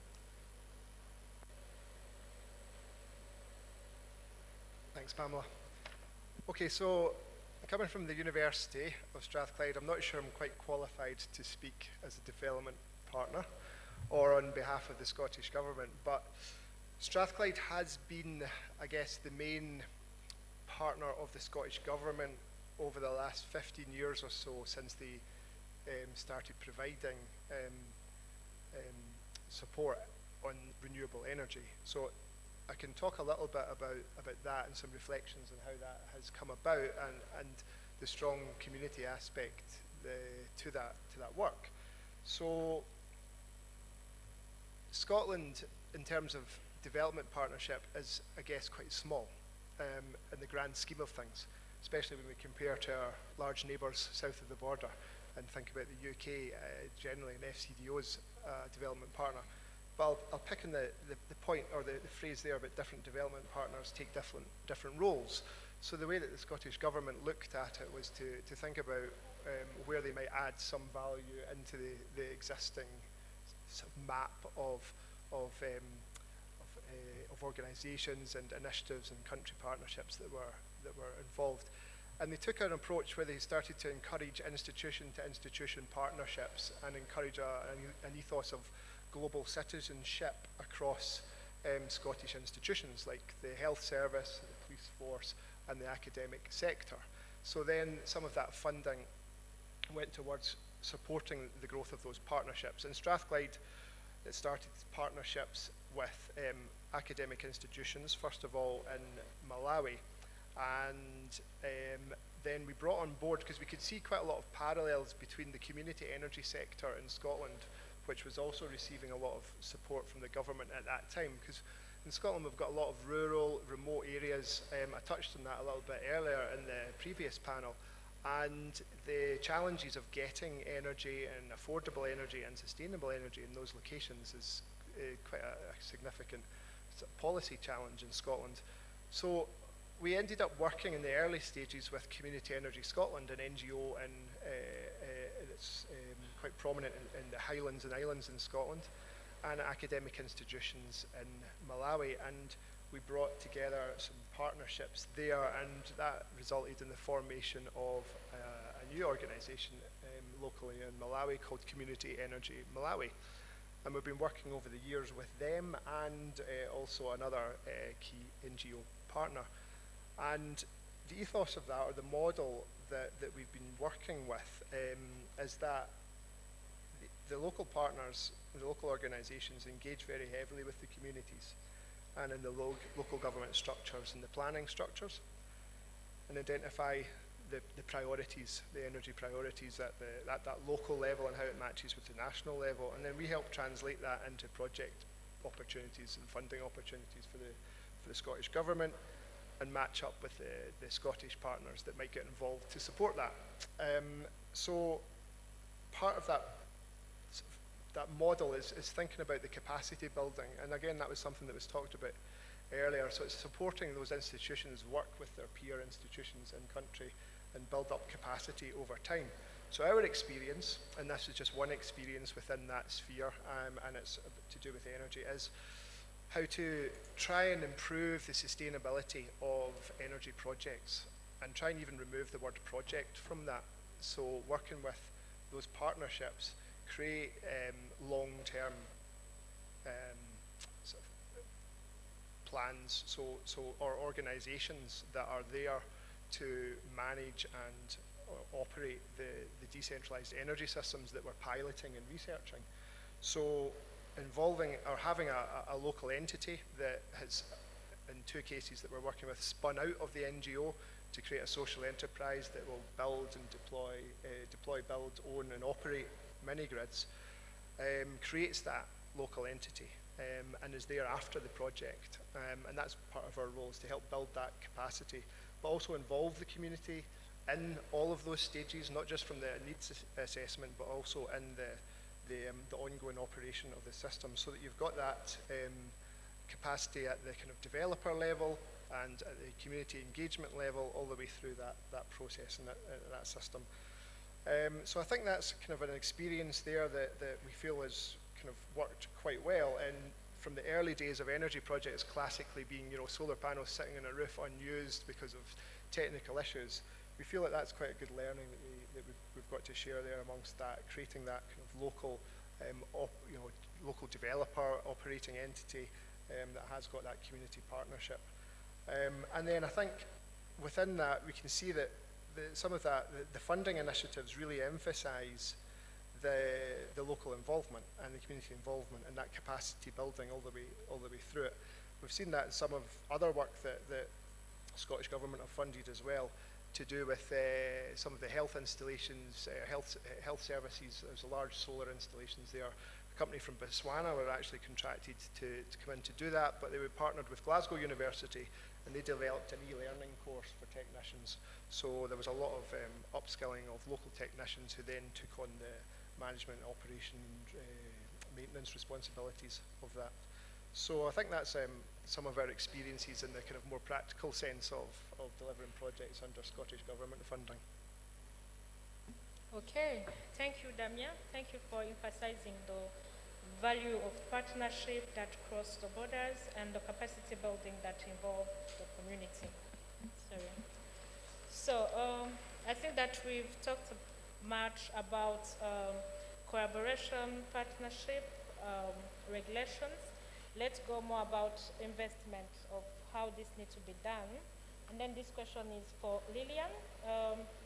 As the development partners, what the potential for intervention and proposed pathway that RE4SG adopt to further support and promote strong, inclusive, and sustainable economic growth in developing countries and emerging economies. Thank you very much, Pamela. I hope I'm loud and clear. First of all, allow me to thank EPD for allowing us to be a partner on this Energy Week, and congratulations on celebrating 10 years. I know we've gone away from collaboration, partnership, and all of that, but I think it's still relevant to what I'll be sharing. So I'll touch upon some of what my colleagues here have elaborated, and then use practical examples from what we're doing as GGGI here in Rwanda and across the globe. So I think the first thing is that we need to always be centered around, or take our direction, take our key from the government and its priorities. A lot of times you tend to see development organizations, donor countries want to come forward with their innovations or interventions before truly understanding what are the needs of the government and what are the needs of the community, and likewise what are the needs of the private sector in the respective sectors that we're discussing. And if you're doing this, then comes in the element of creating the right partnerships, the right collaborations, and then looking at it from a more regional cooperation aspect, where you can be able to guarantee that any investment you bring to play is building on previous investment by other partners. I'd like to give the example of what we've done in collaboration with the Ministry of Infrastructure as GGGI, for example. We've supported them with the technical preparatory work, preparatory studies, business and financial framing or business and financial modeling to be able to establish a super energy services company. This was done in close collaboration with another entity or another organization that was keen to support energy efficiency in the Rwandan sector. And what happens is that what we have done as preparatory work has now been taken on by the AFDB for implementation moving forward. This is a simple case that can help us understand that there are ways we can still play the same catalytic role in the same area, in the same sectors, but avoid duplication and focus more on building on existing initiatives. This is something that we try to champion quite a lot in GGGI. And because we work as an embedded and trusted advisor, we sit within the ministries or the organizations that we are supporting. And based on that, we can inform our interventions by what the priorities are for the government. And likewise, when supporting private sector, then we start to look at some of what was highlighted yesterday about understanding what is needed to achieve bankability. What is needed to be able to achieve sustainability. And at the end of it all, resilience of any initiatives that are coming to play. One of the things that I've seen the government advancing quite positively came up once again in a lot of discussions yesterday, and that I think that as development partners we should anchor ourselves on, is the idea of looking at it from a programmatic approach.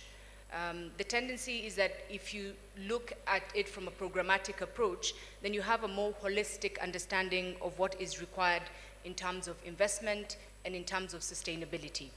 And we've seen the government already championing this in several different ways. We have different sectors developing their intervention plans or investment plans, which are now informing where the government will go, where private sector should go, and where development partners and donors should co-invest as well.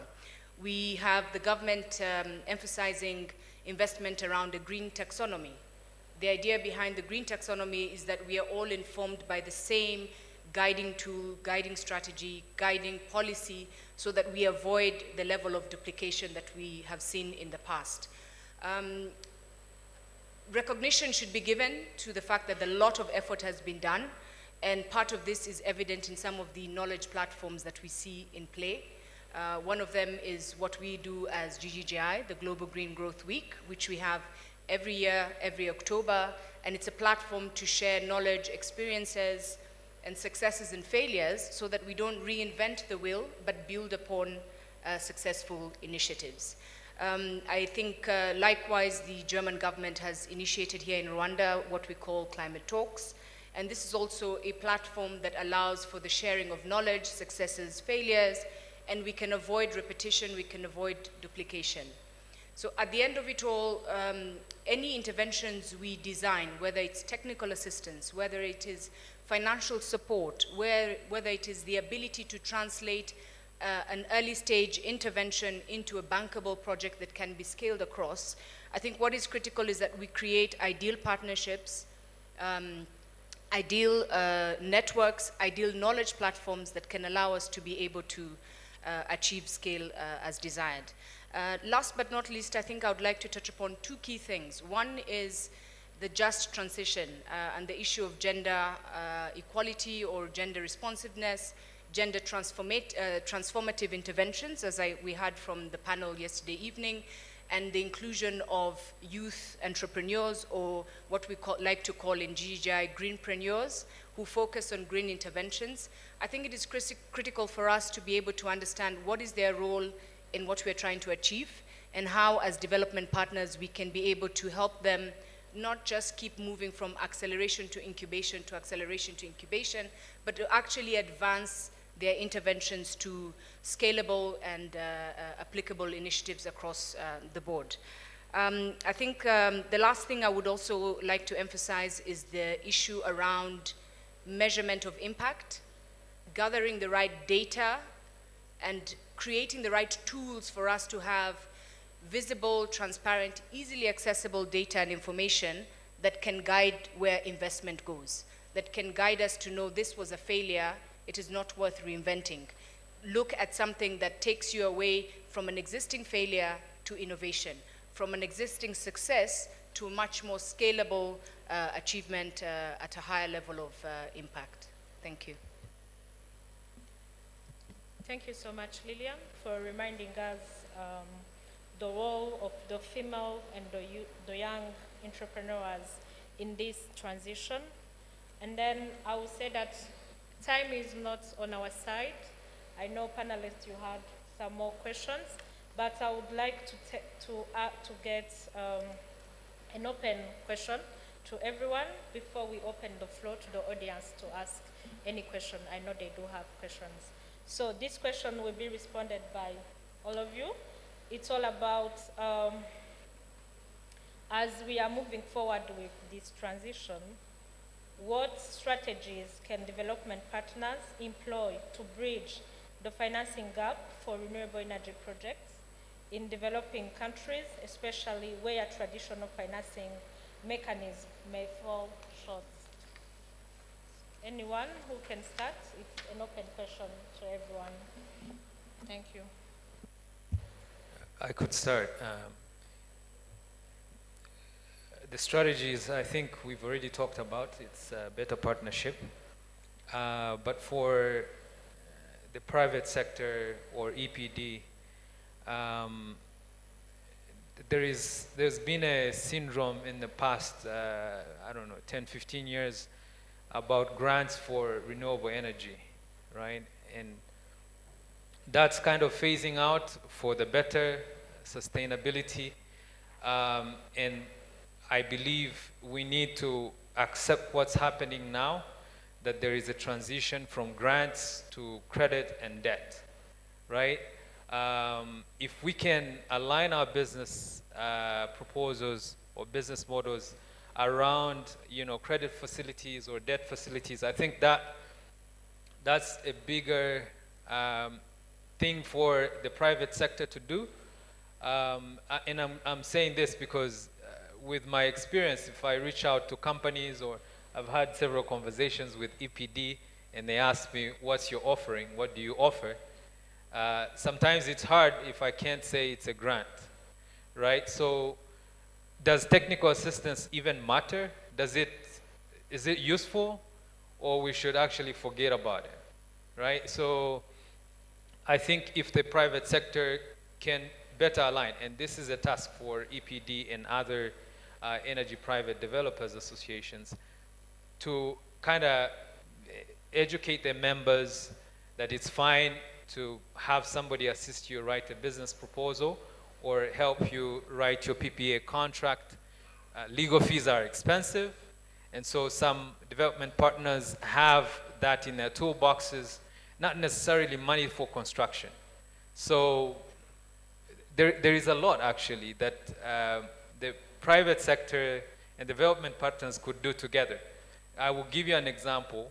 For us, for example, to do a feasibility study, we want a developer kind of show us a bit of commitment from someone who might finance the project, right?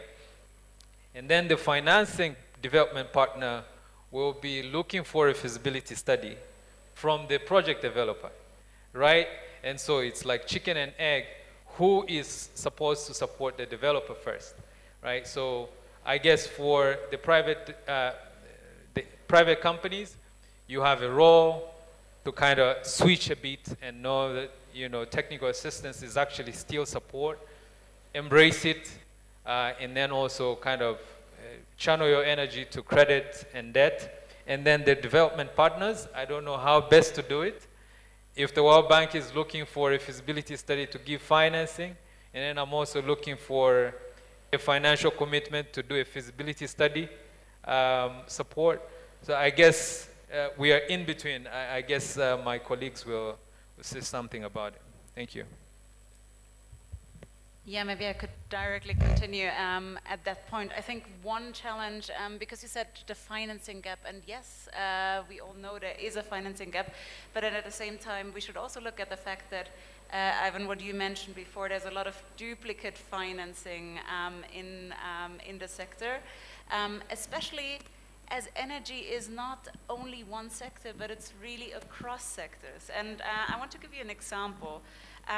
There is, under the MinAgri, under RAB, and under the World Bank, there are two projects that provide up to 75% of irrigation, of grants for irrigation, subsidy for irrigation equipment.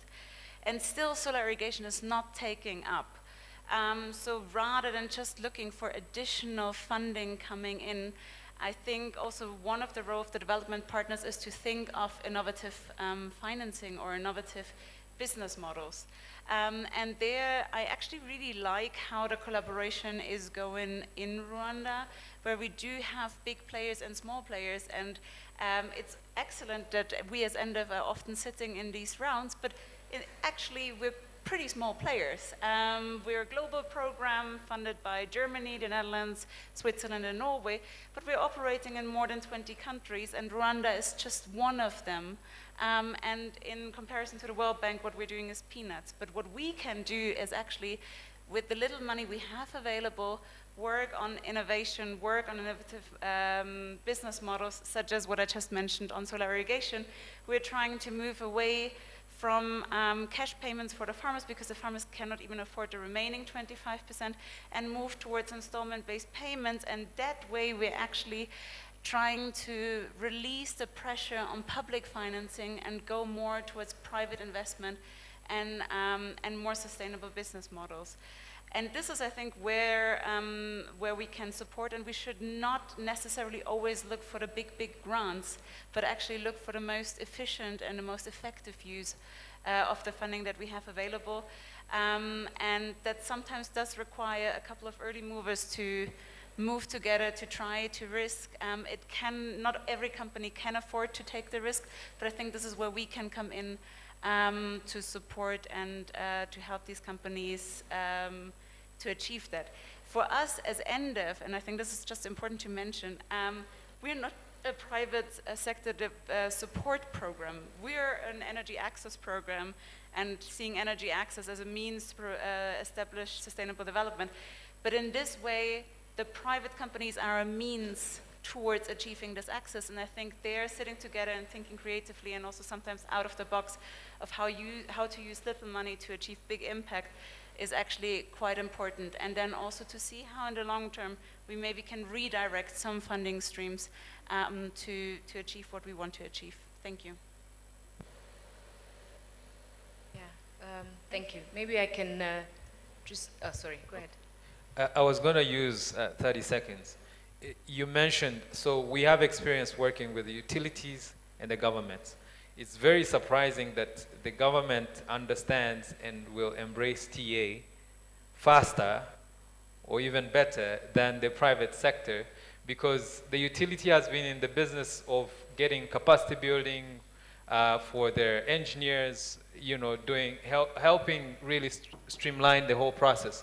And so when we talk about technical assistance, for example, some of it might not be very interesting as grants, but it's still very useful. I know utilities across the world use a lot of TA. Thank you. Thank you very much. Maybe I'll just pick off what Ivan has closed with. I think it's critical for us to understand that TA doesn't have to be limited to the technical, purely, what I would call purely technical aspects of any sector. TA can also extend to looking at how you can de-risk your investment. So looking at getting a better business plan, better financial modeling, assessing the company's capability or readiness to be able to take on a loan or any kind of equity investment from a different player. And again, I'll come back to the same example I used earlier, how we did it with the Ministry of Infrastructure.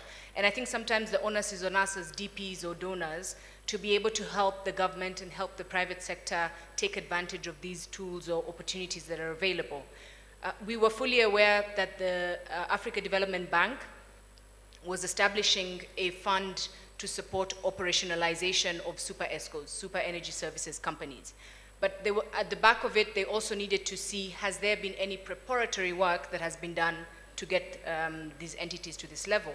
And so on our side as GGGI, we were able to work with the Ministry of Infrastructure to say, we can provide the TA, which is the technical work that needs to get these entities to the level where AFDB can then invest in enough funding to operationalize. In that case, you kind of bit the whole chicken and egg issue you were highlighting, because we decided to look at it from a partnership of 3 different entities that can work together to reach the end goal. So instead of saying, do you have a feasibility study, we go to AFDB and we say, we will provide the feasibility study if you can commit that you will fund moving forward to operationalization. So I think sometimes it's about how we look at what we have in the network and use it to our advantage.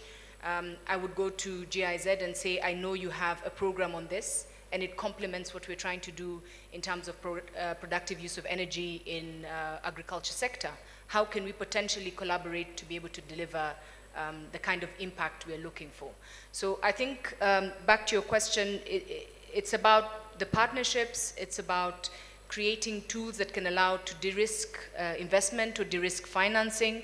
And at the end of it all, if we partner right and if we collaborate right, if we listen to each other and understand what each of us is putting into the table, then we can create unique tools, unique solutions that can respond to what is needed by the sector. Thank you. Just very briefly, I'd like to just share something on how the community energy sector developed in Scotland. And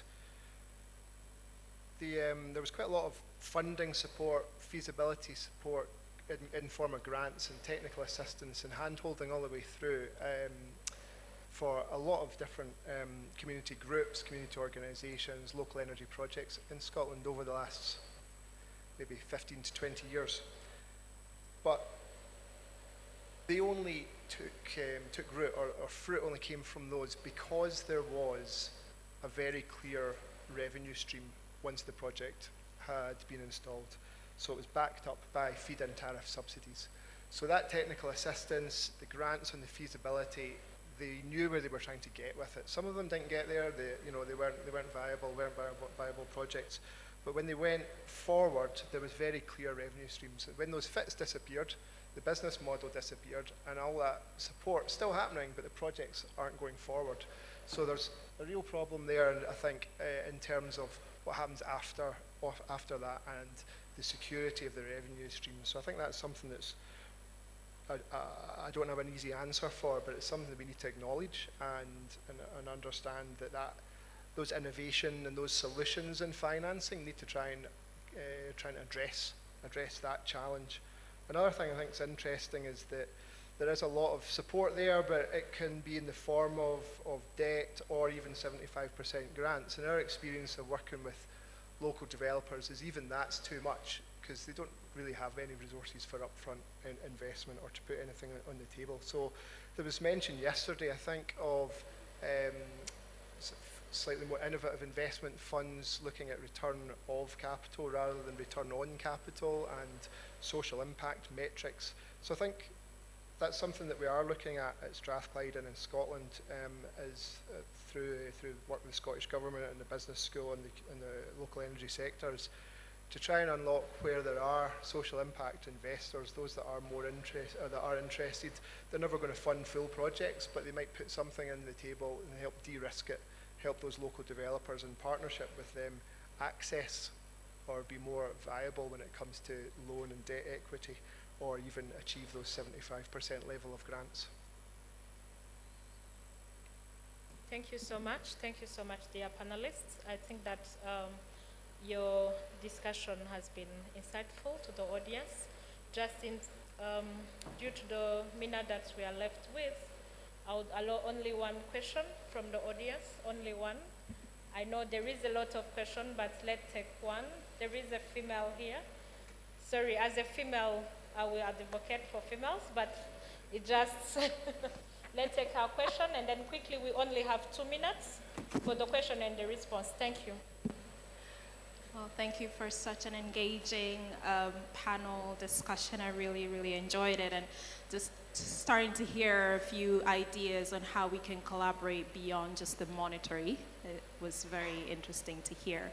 I think my question, and I might have to point out either Ivan or Lillian, I feel like this might be more suited to the both of you. This conversation has been quite top heavy. And understandably, you know, the idea is that we need to take a strategic approach to how we collaborate and how we deliver solutions on the ground. But slowly by slowly, we're starting to see in different countries and in different regions where communities are being more involved in the decision-making process. So as we think about collaborative pathways, could you maybe share an example, if not, just provide a bit of insight into how communities have been supported to be part of this collaborative effort, either in investing in energy transition and community-owned or managed energy through community-owned and managed projects, or in the decision-making into how these evolve over time?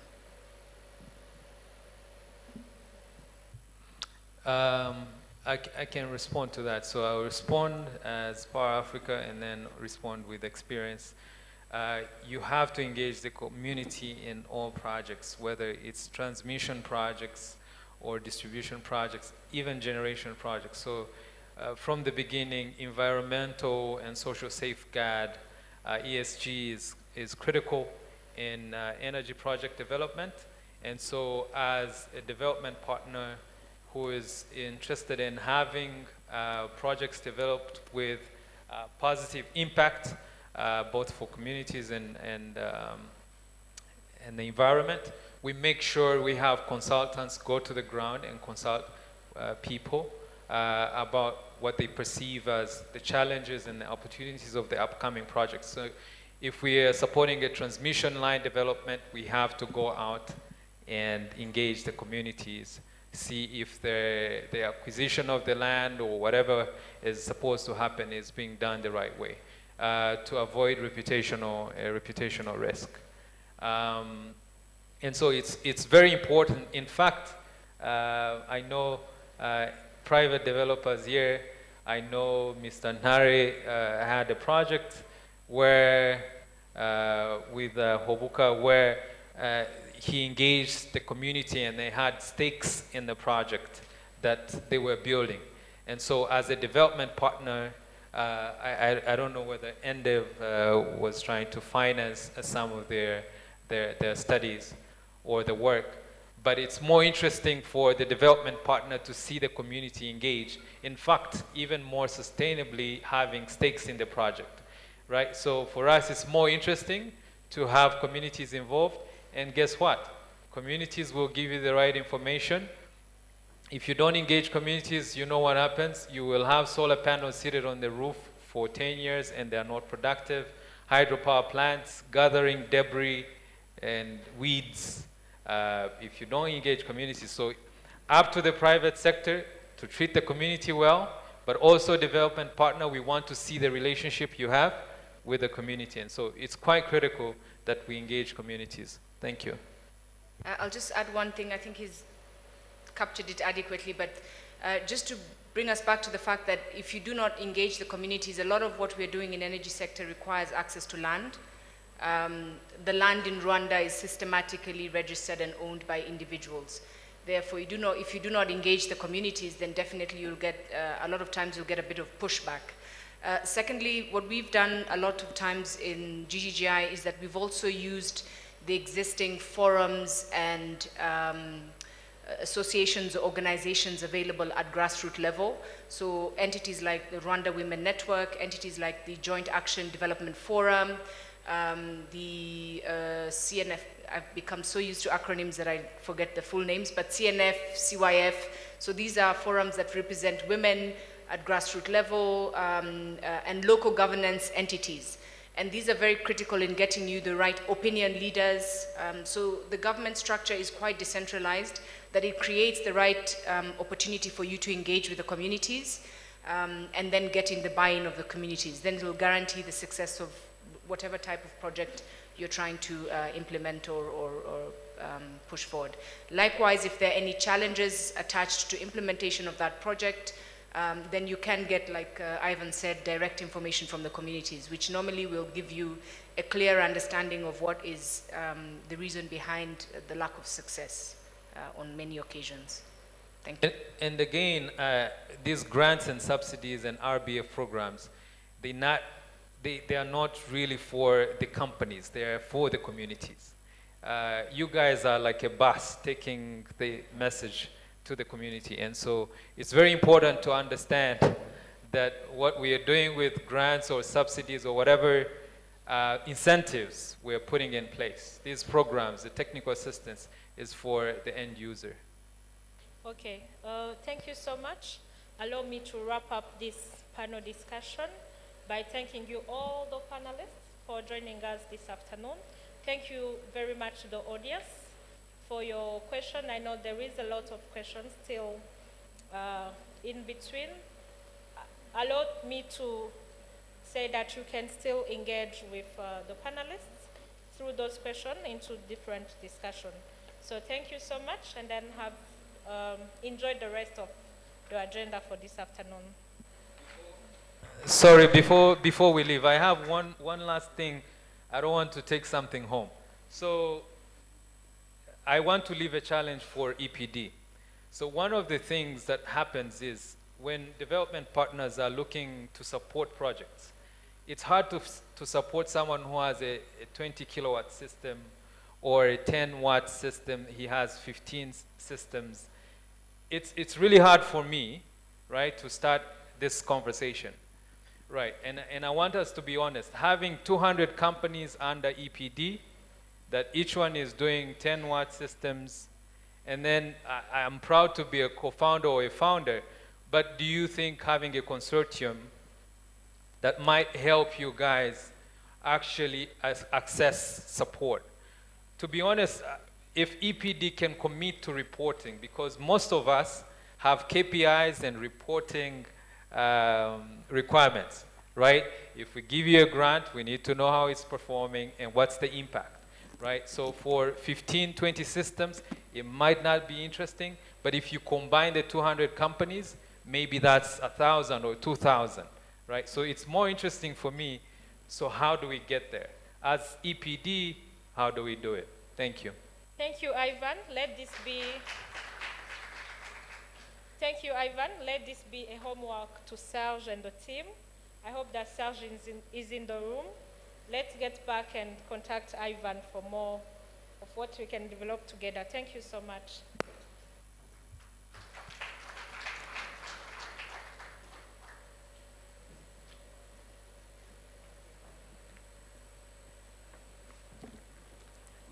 Thank you so much, Damien, Ivan, Dorothy, Lillian, and of course, Pamela. This was a great panel discussion. So today continues to be such an interesting one, as we have been discussing different available solutions from e-mobility, solar energy, hydrogen, and nuclear energy, all to contribute in accelerating Rwanda's renewable energy transition and adoption. We now turn to clean cooking solutions, where innovative technologies and programs can make an impactful difference in household energy consumption. We're going to welcome 3 different people to give their presentations, and we want to kindly request them to be as brief as they can, 7 minutes each. And we're going to respectively welcome Engineer Ehud Shingiro. After him will come the representative from Zarina, and then Mercy Corps. Mercy Rose, who is here for Mercy Corps, will carry on with the following panel discussion upon cooking solutions. Thank you very much, Mr. Ehud. You're welcome, and Zarina, be ready to come right after Engineer Ehud. Thank you.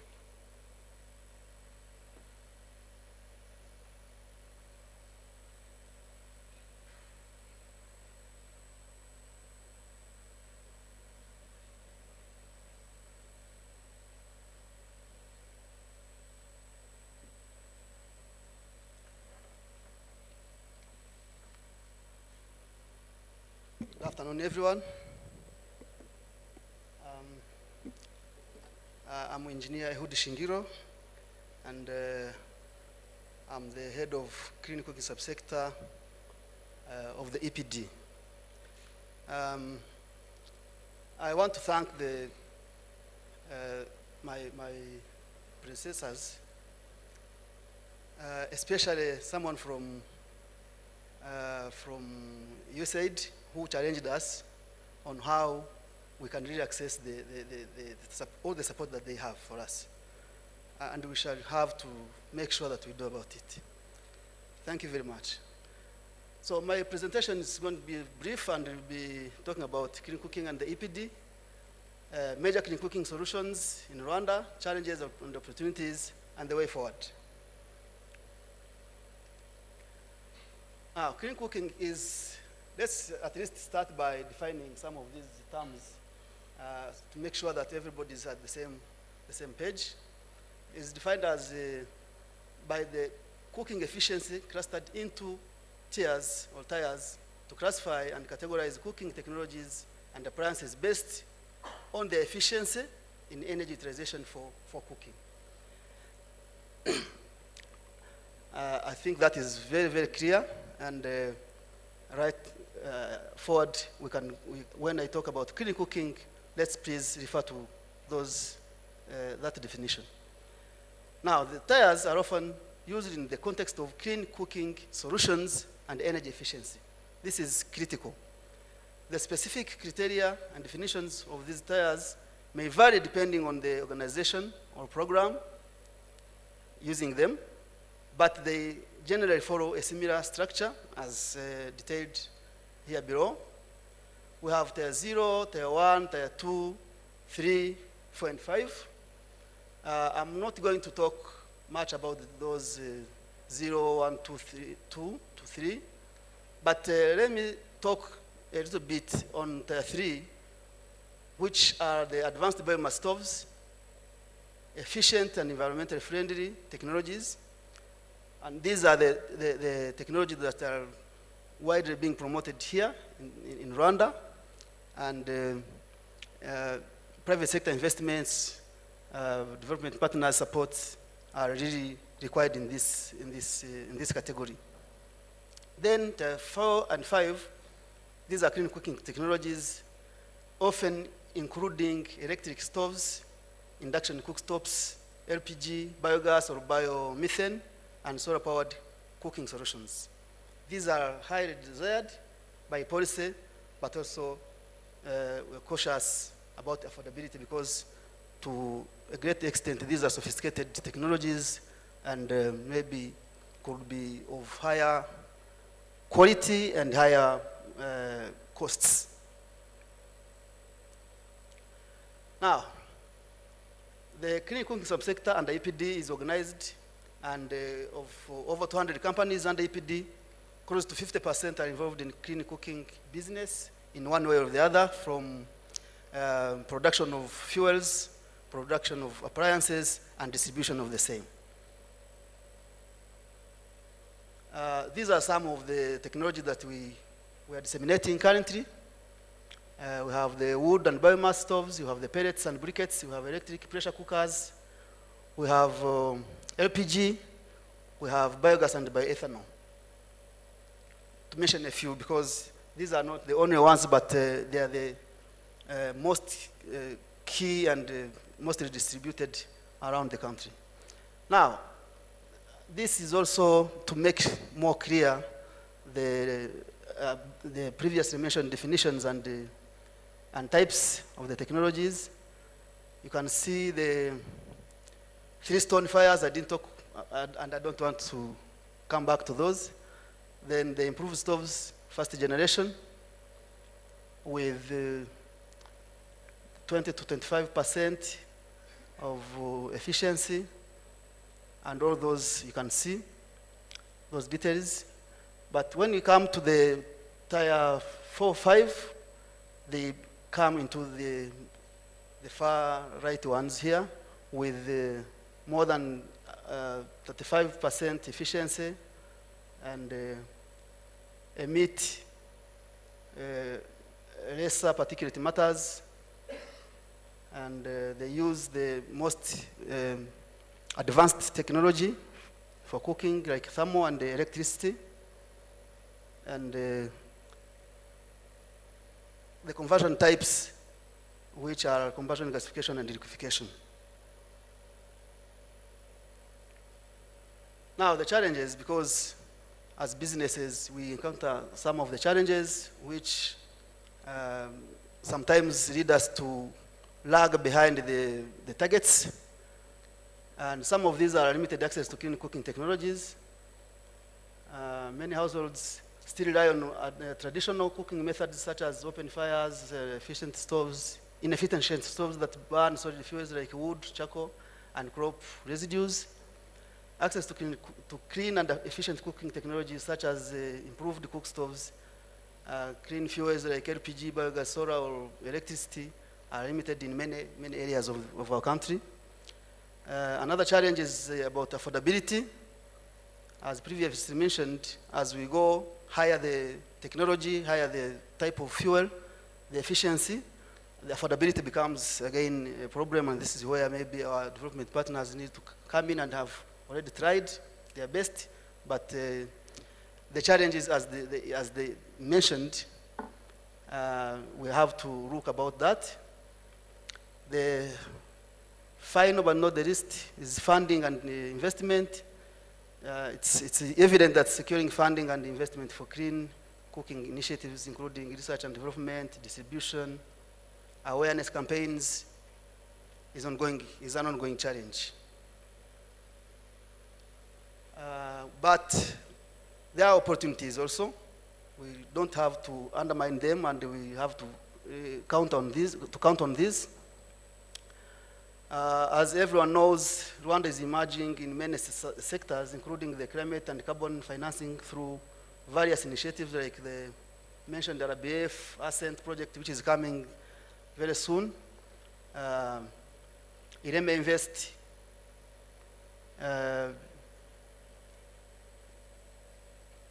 these are ushering huge potential for the development and expansion of clean cooking solutions. These are the opportunities that are in our reach. Rwanda's ambitious climate commitments targeting universal access to clean cooking by 2030. Dependence on imported clean cooking fuels like LPG calls for increased and more sustainable private sector investments to ensure convenient and sustainable access to ultra clean cooking fuels for Rwanda homes, replacing deforestation-based charcoal.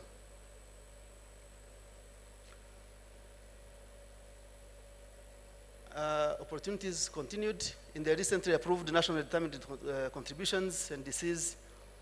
Government commits at least 80% of the rural population phase out open fires by accessing modern, efficient, alternative, cleaner fuels and cooking technologies.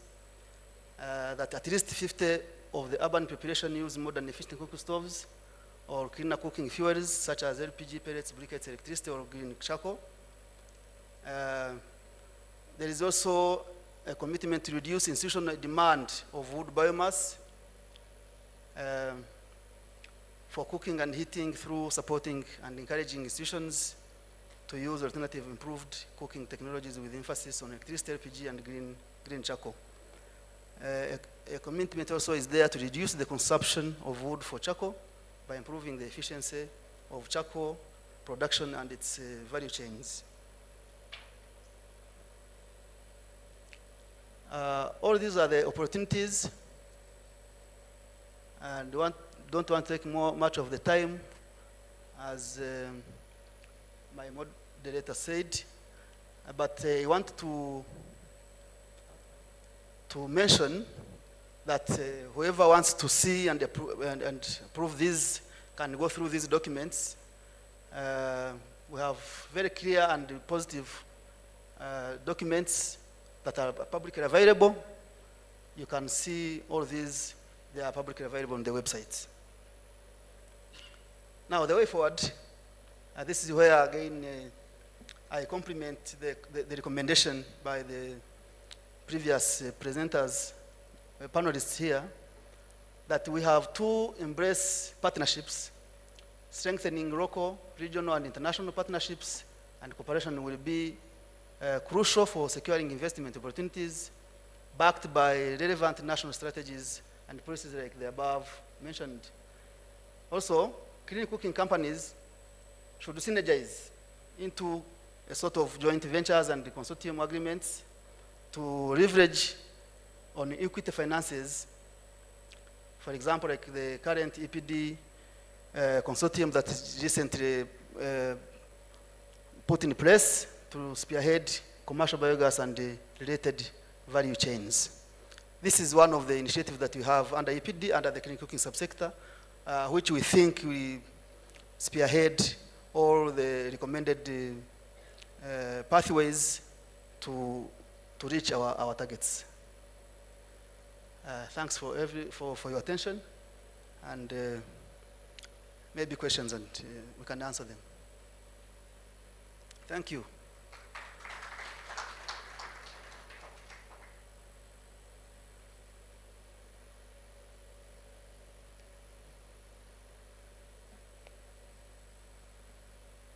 Yes, please. Mike's here. There's a question here, please. Whoever can facilitate.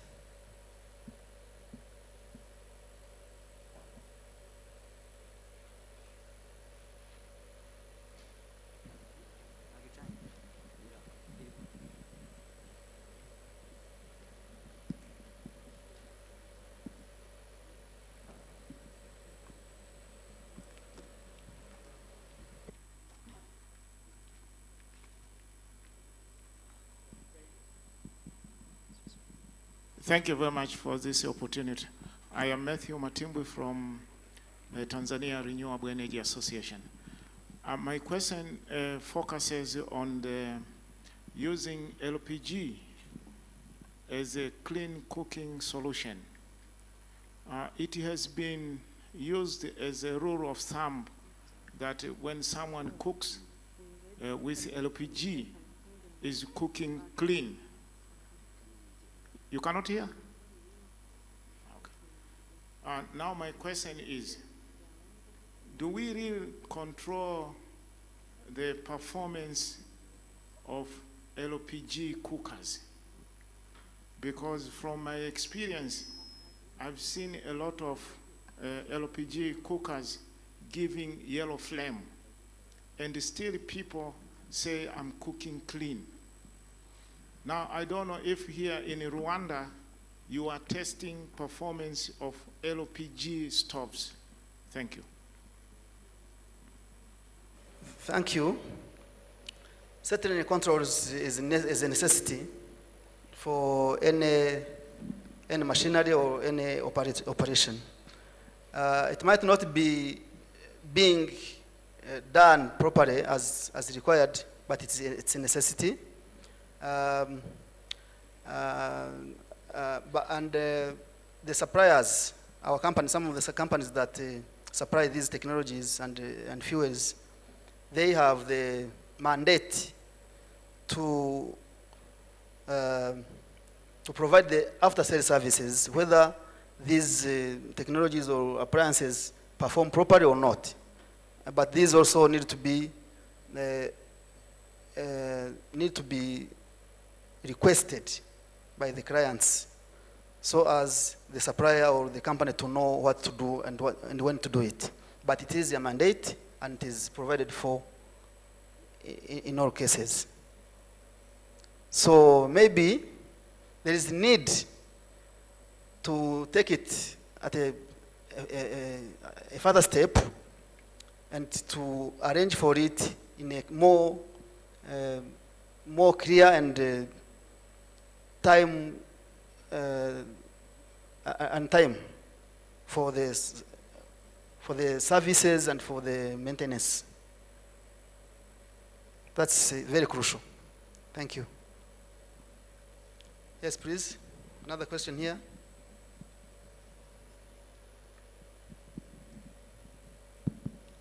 Thank you so much. EPD is celebrating 10 years. of partnership or operating in Rwanda. So in the just ended NST1, we had this target of clean cooking,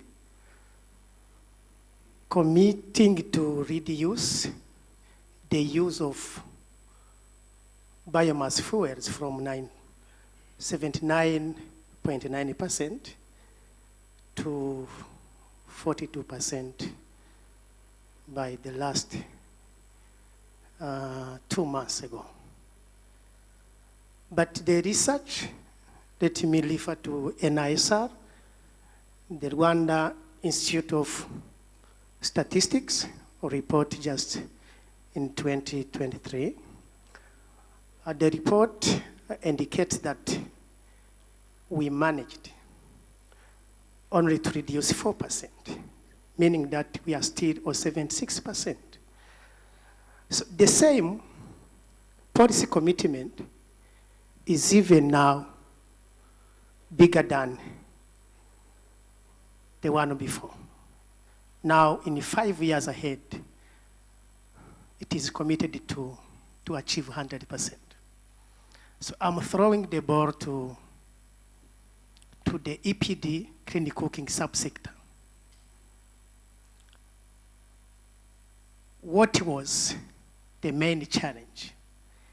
And what improvement do you have for this next 5 years in the NST2 in order to not repeat the same failure? Thank you. Very good one, but quite heavy for me. As the head of subsector and as an operator, clean cooking operator, I would say that the challenge lies in the lack of synergies within the private sector. That's one. Number two, for the previous, the NST1, actually the role of the private sector was not so recognized, owing maybe to the fact that the private sector was itself not being not synergizing it within itself. But as it evolves, after this, all these conversations here and after the planning and the backward looking, we find that we have to change our ways of operation, provided that the government is supportive and development partners are here with us and are challenging us to come up with really synergies that will help us access the support that they have. Probably we can be able to achieve the targets. We are not discouraged. We are here to catch up and proceed. Thank you.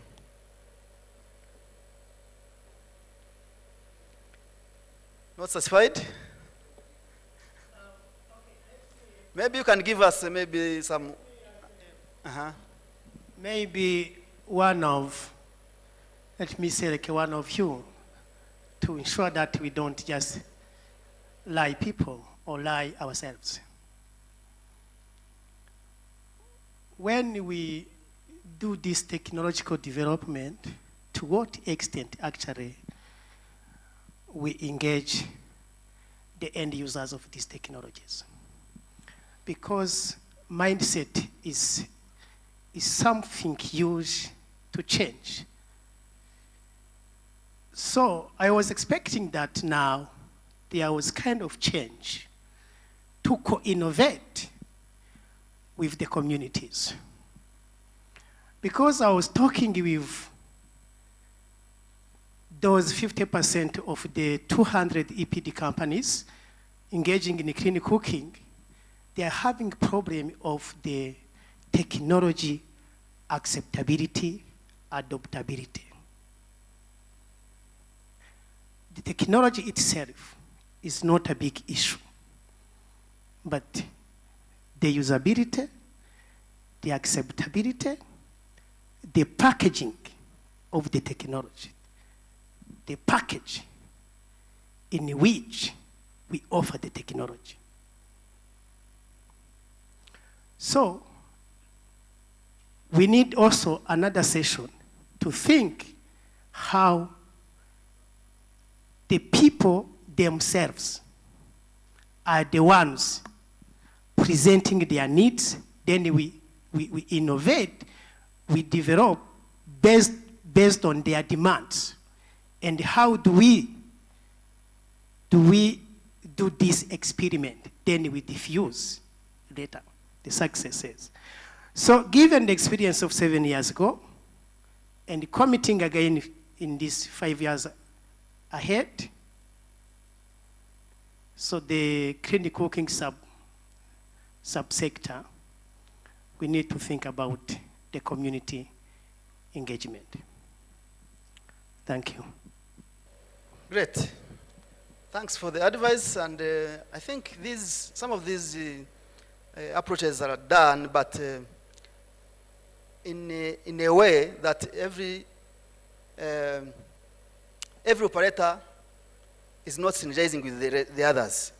Maybe some of the NGOs are doing that, some of the companies are doing that, the government is doing it. Now we need to collect the efforts together so that we can achieve our targets. Thank you very much. And I think my time is up. I'll stop here. Thank you.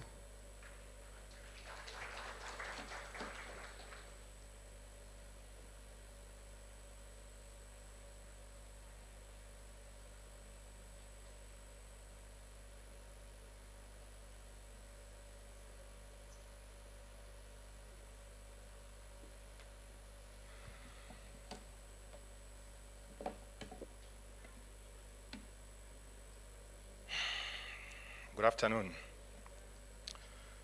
So I've been taught to keep the presentation very short. So my name is Richard Mukuka, and I'm coming from Zambia, Lusaka. I'm representing the Zambia Renewable Energy Association. So I'm a renewable energy consultant. I do some work in clean cooking and also in solar.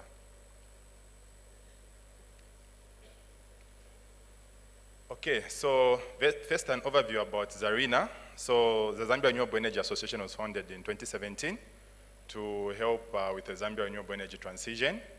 And our mission is to facilitate renewable energy adoption. So we do this through advocacy, capacity building, trainings, and also we also provide advisory services to the government, and also linking private sector to investors. So in our board, we are comprised of various technical people from private sector, government, and also civil society, and also technical experts. So those are some of the activities that we do. So you can see we're involved in a number of activities, including capacity building, arranging workshops, trainings. We also assist with decision making in the country through various groups such as energy sector advisory groups, and also other awareness campaigns aimed at promoting renewable energy technologies. So now, today I'm talking about the clean cooking space in Zambia. So just to give you an overview there of the current situation that the country has.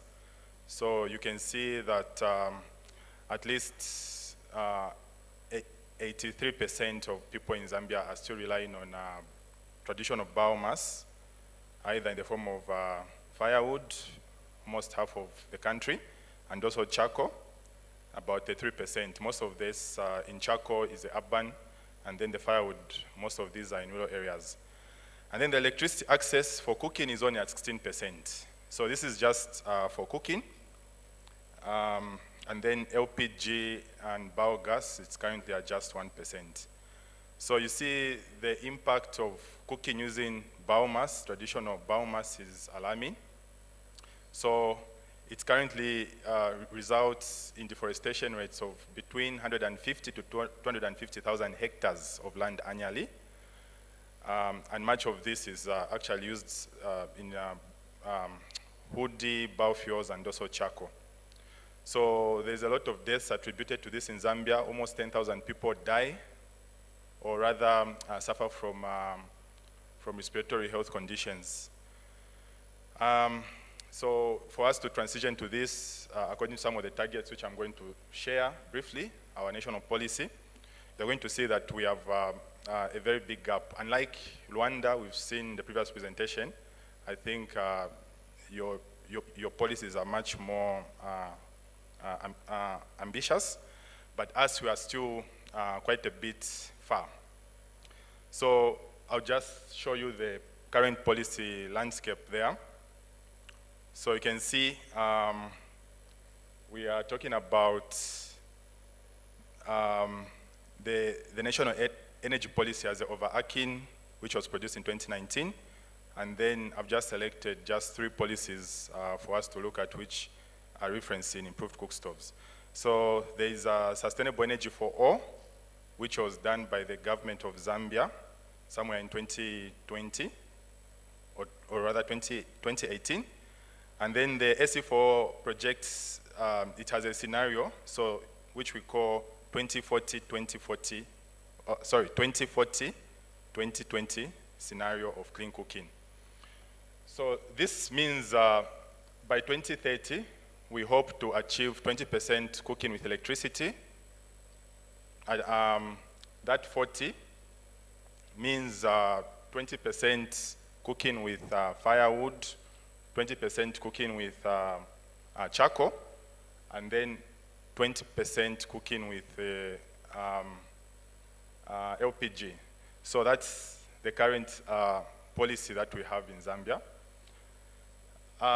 So unlike here in Rwanda, where improved cook stoves are not part of the policy, in Zambia, apparently cooking with charcoal and also firewood is through improved cook stoves.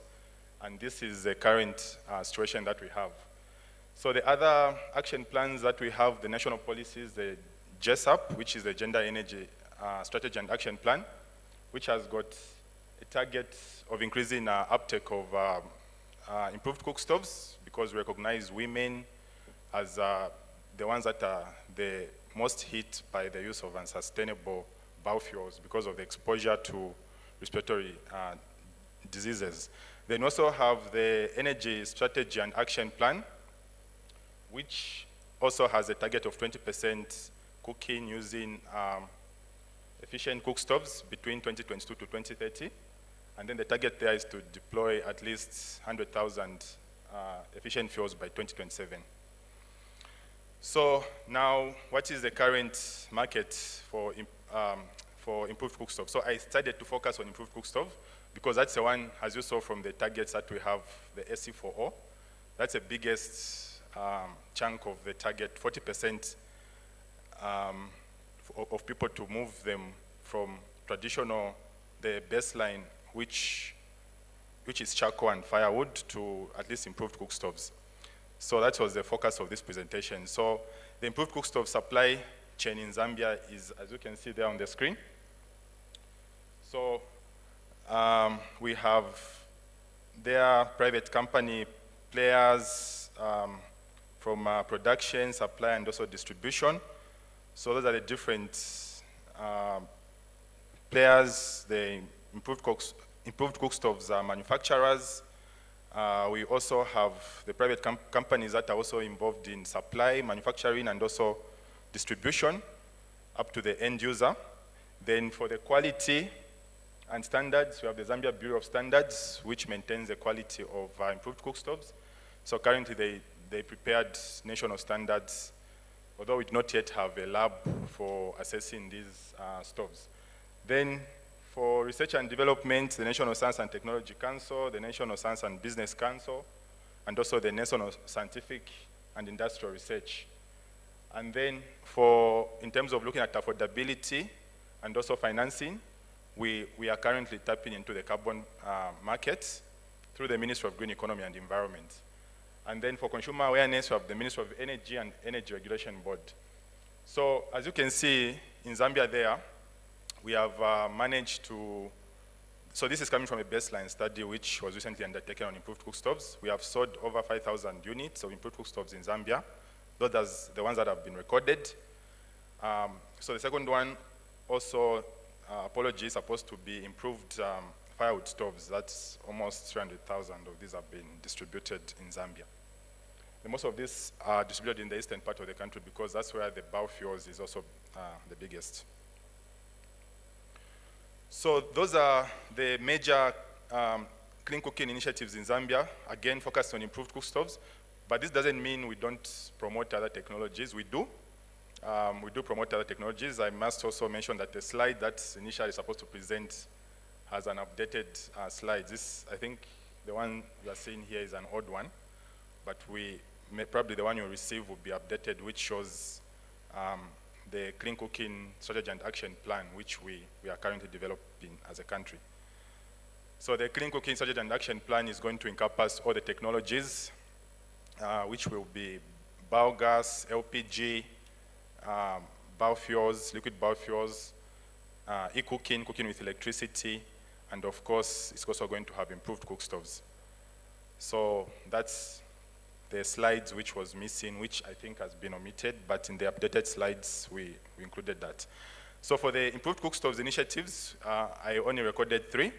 So the first one was one of the earliest one, which was done by Probec, through the German Agency for Technical Cooperation, and through this one, 2,000 stoves were distributed, and a local company continued with this process, and they're currently still making these improved cook stoves with rural communities.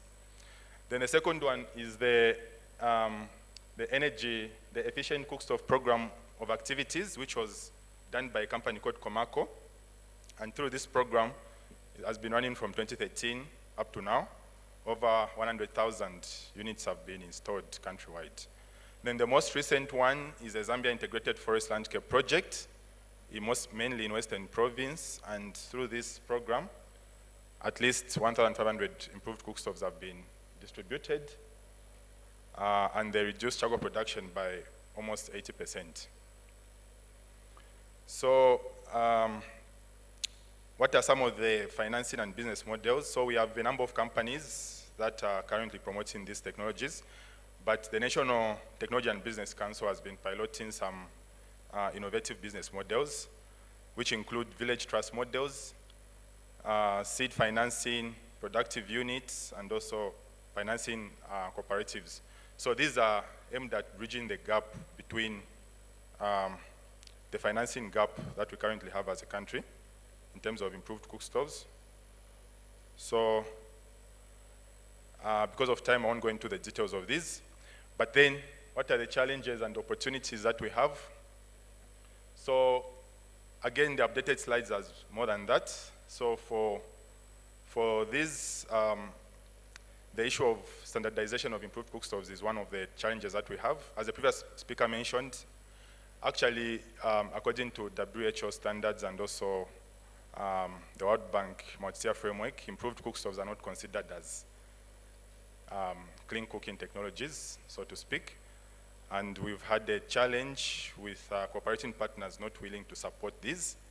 But as a country, because of the majority of our people are still in tier 0 over 83%, so we couldn't move everyone to tier 4 or 5, but we thought of maybe focusing on a transitional. So these are still transitional technologies, and we are currently still working on standardization of this ICS, and also trying to promote local testing through the Zambia Bureau of Standards. Because we are also trying to operationalize the Article 6 in Zambia, so we are working on a registry for recording these initiatives. And then the other challenge we have is the limited financing, because as I said, many local or many development partners are not really financing these type of technologies. as they are seen not to contribute to the SDGs because they do not meet the minimum requirement for emissions. So the companies in Zambia are having a challenge in terms of accessing local financing, and so the carbon market is booming. That's where everyone is rushing to because they see it as the easiest way to do, to raise for financing. And then the culture and perception, as the previous speaker had also mentioned, I think someone in the audience commented on this, there's a mindset challenge. People need to be well educated and they need to be informed. So we are still having problems where people are always reverting to the traditional methods, cooking methods, whenever these cook stoves are presented to them. So again, on the opportunities, there are more than these, but maybe the two ones that we'll talk about is the carbon financing opportunities. As I said, we are operationalizing the Article 6, and we are trying to develop the carbon registry and also trying to open up the carbon market. And then we also have the unreliable electricity supply. So many people, even in the urban areas, are being pushed towards alternatives because at the moment, Zambia is experiencing a heavy electricity crisis. So we are having load shedding for up to 21 hours. We are only having 3 hours of power. And sometimes this is happening even at night between 01 a.m. up to 3 a.m. So you need to sleep. Before you sleep, you make sure that your phone is plugged in. If you forget, then you don't have, your phone will die for the whole day. So this is the current situation that we have. So we are seeing an increased demand for charcoal and also firewood. So it's becoming a common sight in the urban areas to see people moving around with firewood, stacking firewood alongside the road because people need to cook. And like you saw in the earlier slides, the LPG adoption rates is still quite very low in Zambia because of the fact that it's now an imported product and we are having these price fluctuations. So I'm presenting this to companies in Rwanda who are trying to expand to other markets so they can be able to exploit these opportunities by coming to Zambia and taking advantage of these technologies to try and roll out many of these. So thank you so much for your active participation. So the contact details are there on the screen. You can reach out to us. As an association, we are able to connect you to the local market players if you want to come to Zambia to sell your products. I was actually very, very impressed when I saw in the booth there that some of these clean cooking products are actually very cheap, including the solar cooking devices are half the price of what you are buying in Zambia. So I was very shocked when I saw this and I wanted to buy. I was even telling the person that, can you give it to me right now? Because I want to buy it. Because they are very expensive. So this is a market that you can exploit. So if you want to come to Zambia, just reach out to us on those contact details and we'll be able to connect you and help you set up. And here I'm with one of my colleagues, Chikuku Katebe. Chikuku, just stand up so that people can see you. So maybe during the coffee break, we can reach out to us and then we can be able to interact and answer any further questions that we have. So I'm told due to time, I won't take any questions. So I want to thank you so much for the opportunity to present on what we are doing and looking forward to interacting with you more. Thank you.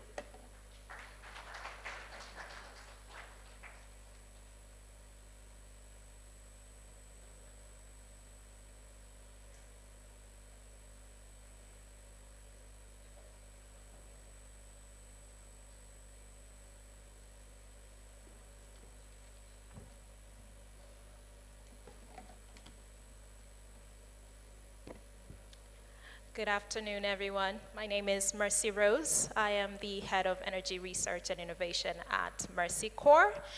And just to say, on behalf of my panel that will be just coming in here, I apologize for the massive delay. This is a challenge to EPD for next time. Please, let's do better so that we avoid quickening some of the sessions that come out later in the day. All right, so I'll do a bit of a presentation about one of the programs that we're running that's focused on clean cooking, which will then also lead to the session that's coming next. So the name is Financial Inclusion for Clean Cooking Access in Rwanda and Sierra Leone. We are attempting through this program to address 3 key challenges. The first main one is around financial inclusion. Trying to understand some of the barriers and address some of the barriers to women accessing formal financing, given that this is a big, big challenge, not just in Rwanda, but also in sub-Saharan Africa. The second key challenge that we are addressing in this is access to reliable and affordable clean cooking solutions. And as the panels and the discussions have shown this week, it's a big part of a woman's day-to-day life and activities, and therefore, we need to do a little better in trying to address that. But then underlying all of these, we are also conscious that the world is becoming urban as we go along the way. And Africa is one of the highest urbanizing regions in the world, of course, with Asia as well. And the UN Habitat estimates that by 2030, which is less than 6 years from now, Africa's population, or 70% of Africa's population, will be urban. So we can confidently say that the future is urban. Now, if we do not address some of these issues, some of those segments in our society that are already marginalized will continue to be marginalized, even as we think about this urban development agenda. And therefore, FICARIS is bringing all these 3 together to try and address the challenges around, first of all, accessing financial inclusion, accessing clean cooking, and utilizing this in the urban environment.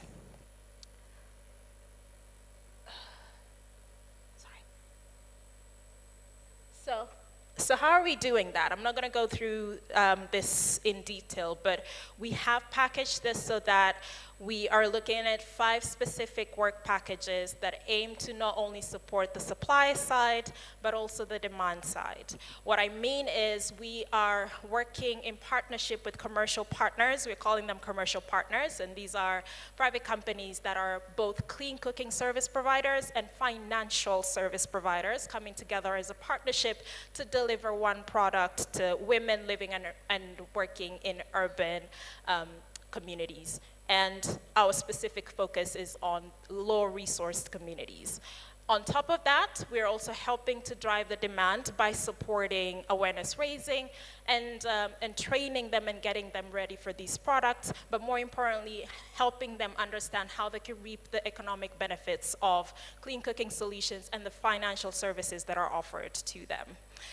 Understanding that this is quite a new aspect to how we think about collaboration, we have also embedded some level of action research to draw evidence that helps to also inform the sector, the public, on best practices when it comes to financial inclusion, when it comes to clean cooking access, when it comes to gender mainstreaming.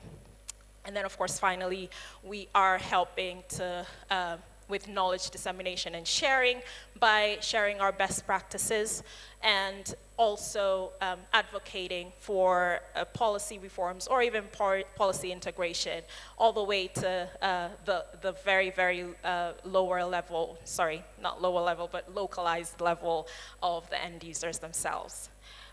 Where are we doing this? As I had mentioned, we're doing this in Rwanda, in Sierra Leone.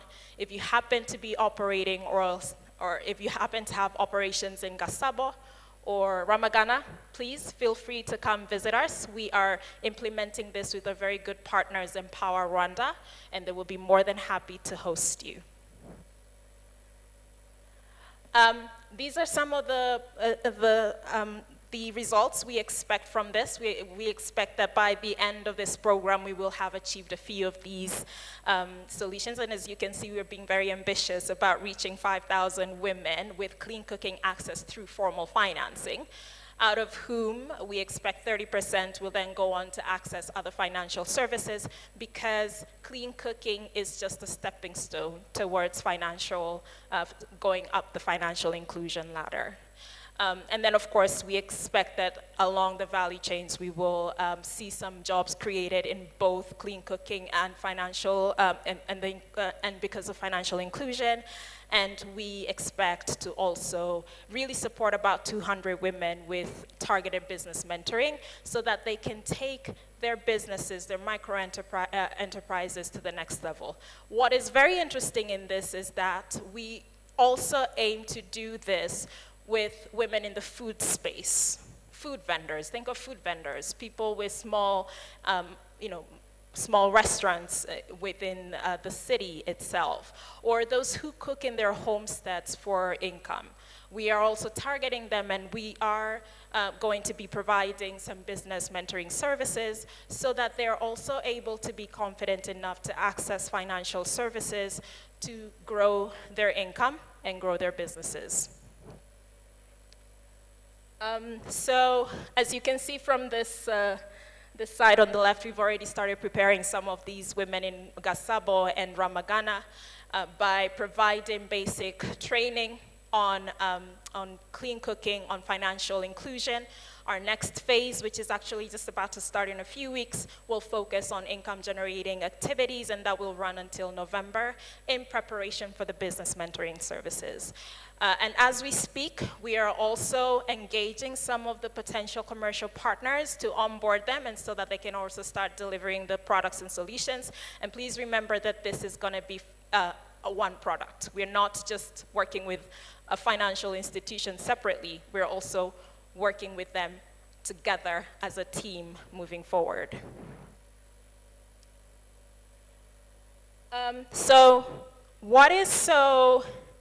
Some of us may wonder, what is so innovative about this, and why am I presenting this here?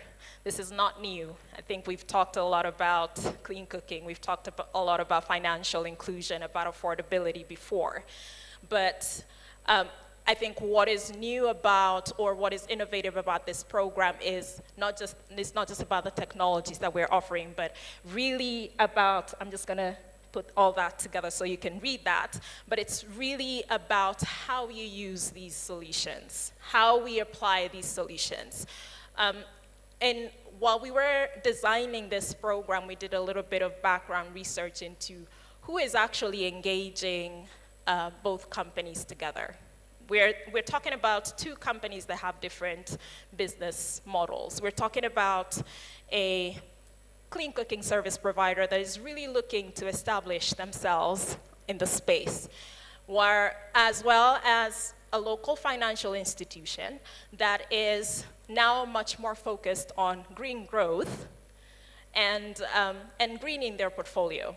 But they all have different products. Have they thought about coming together, establishing one vision, designing one solid product that they can go to the women with, without women having, or even other beneficiaries, having to think through, oh, let me just go to this bank, they will give me a loan to get a product in somewhere else. But if they're all coming out as one, if they are providing, or if they are delivering the same message to the end users, then there's a higher likelihood of uptake for both sides. This also ensures that we are providing, we're not putting so much pressure on companies to do what they're not really set up to do.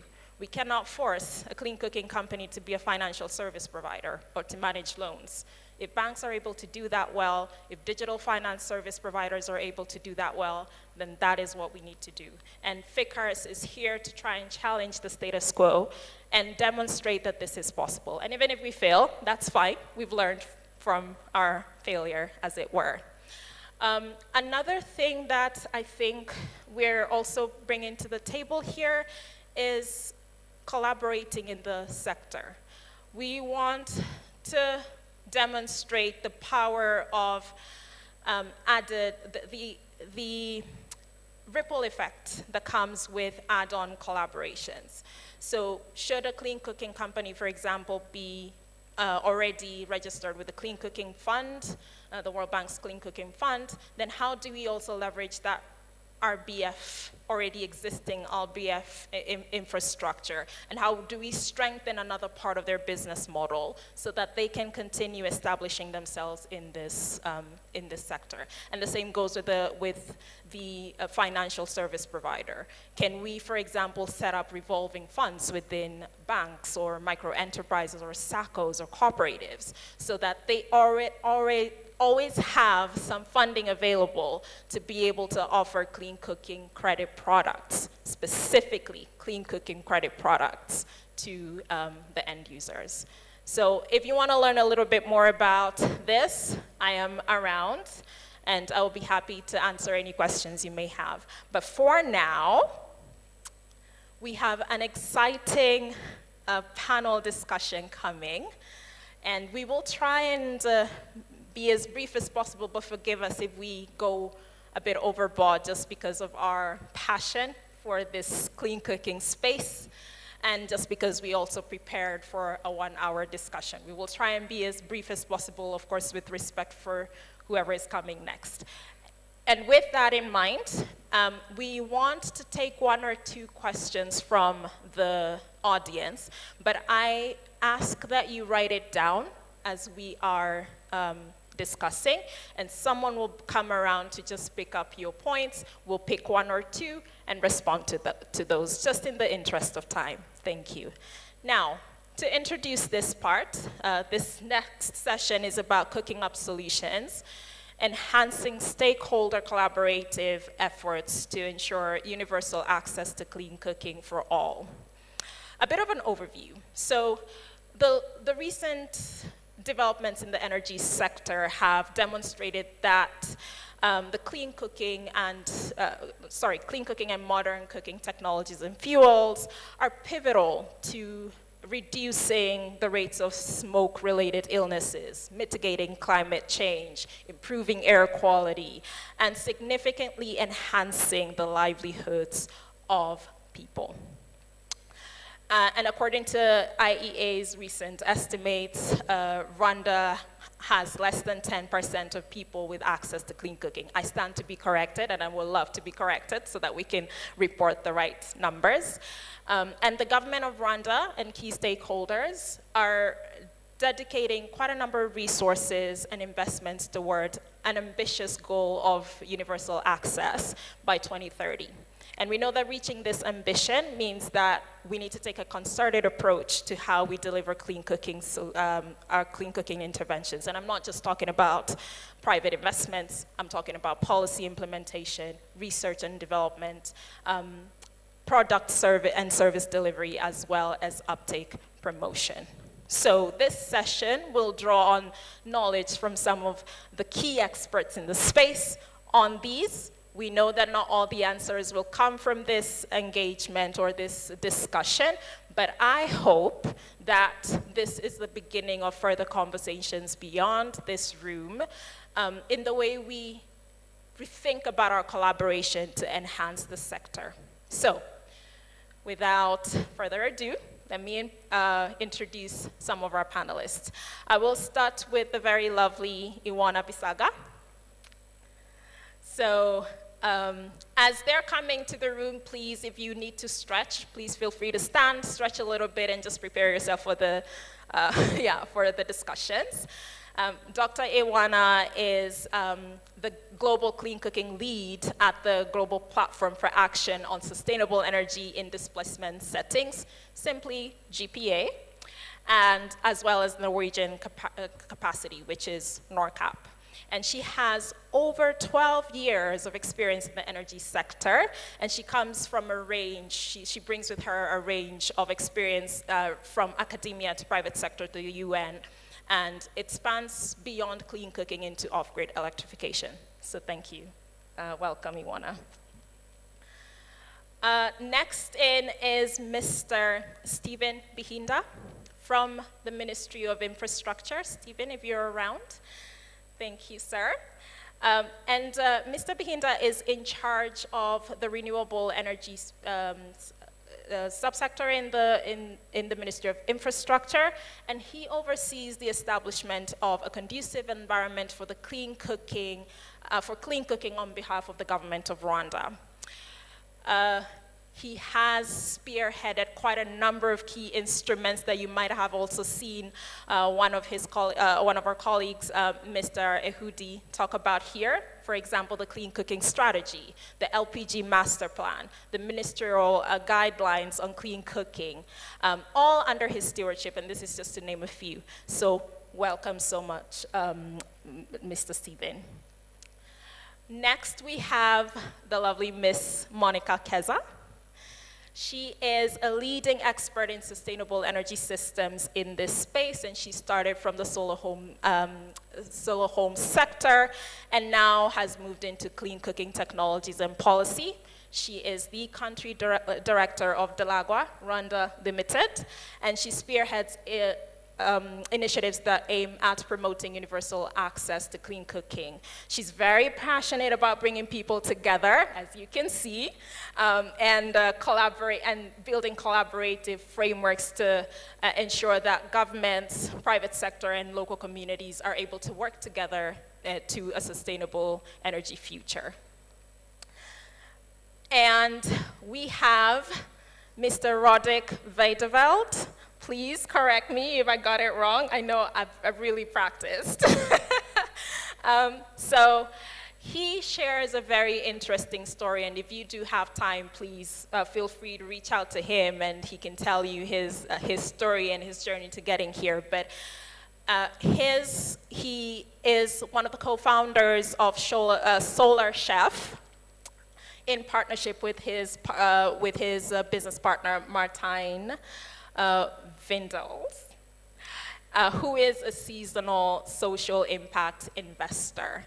And interesting, I think, for me is his passion to make meaningful change in communities through Solar Chef and through the solar cooking space, having seen firsthand the severe health risks and environmental devastation that came with traditional open fire cooking during his travels across the world.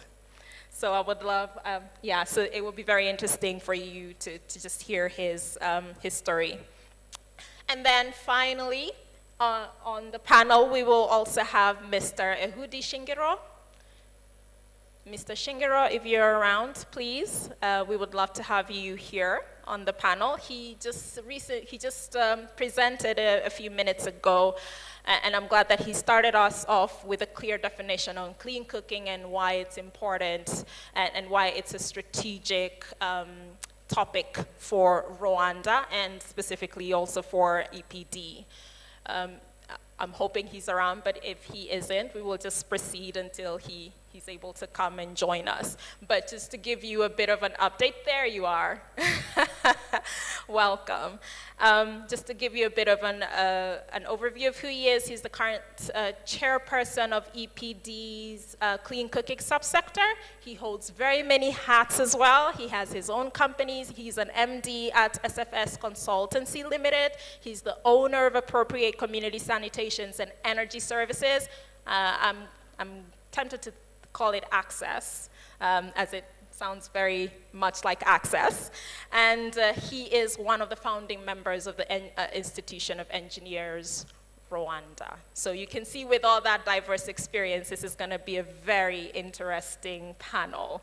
Welcome to my panelists here. We will try and keep time, but if we don't, I hope we can, spare 5 more minutes to just keep the conversation going. All right, so I start with Mr. Stephen Bikinda, and thank you so much for joining us today. You can just press the, for joining us in this very crucial discussion. I'm actually glad to have the person who's actually in charge of clean cooking in this space, because we can get to ask you the very hard questions first as we ease up on the others. So MinInfra has been instrumental in setting standards for suitable clean cooking technologies, as well as quality in delivering the related services. So could you describe briefly how the ministry is enforcing these standards with partners in the sector? You have 5 minutes. Thank you very much. The government of Rwanda, of course, realizes the need to basically have in place a conducive environment to basically champion the adoption of clean cooking technologies. And what we've put in place is a framework that allows us basically to promote the best solutions that are available on the market, and encourage as well innovation to ensure that the companies that are disseminating these technologies aspire basically to deliver as much quality as possible. Mm. So what we've put in place is ministerial guidelines for clean cooking technologies. And these ministerial guidelines put in place, of course, sort of performance parameters that at least a technology should comply with to ensure that it delivers on the efficiency, safety, durability, as well as emission reduction that is basically, that encourages basically, that drives sustainability in the clean cooking sector. So these standards are established to ensure basically we meet some of the goals that we've set as a nation in terms of clean cooking, whereby we try to achieve a sustainable balance between demand and supply for wood. We realize that some households cannot readily switch immediately from wood using technologies to more modern cooking technologies, and these standards are in place to ensure that. So how are we trying to enforce this? We're not going out there and requesting the Consumer Protection Agency to ensure that this is what is being complied with. What we are doing is that we have put in place a mechanism to ensure that any program that is benefiting from government support or development partner support is basically working towards aligning with the standards in place. So these standards promote at least technologies that are above tier 3 on the voluntary performance scale, parameter performance scale. And of course, we do not stop there. So we have to provide some sort of support for clean cooking companies.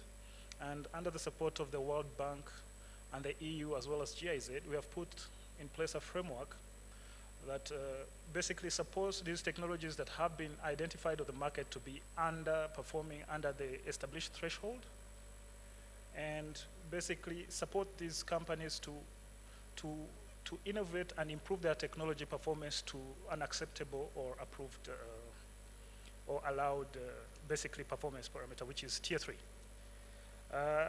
Of course, we don't stop there. RSB recently has put in place a state-of-the-art testing laboratory that allows basically to test and certify cook stoves that are on the market.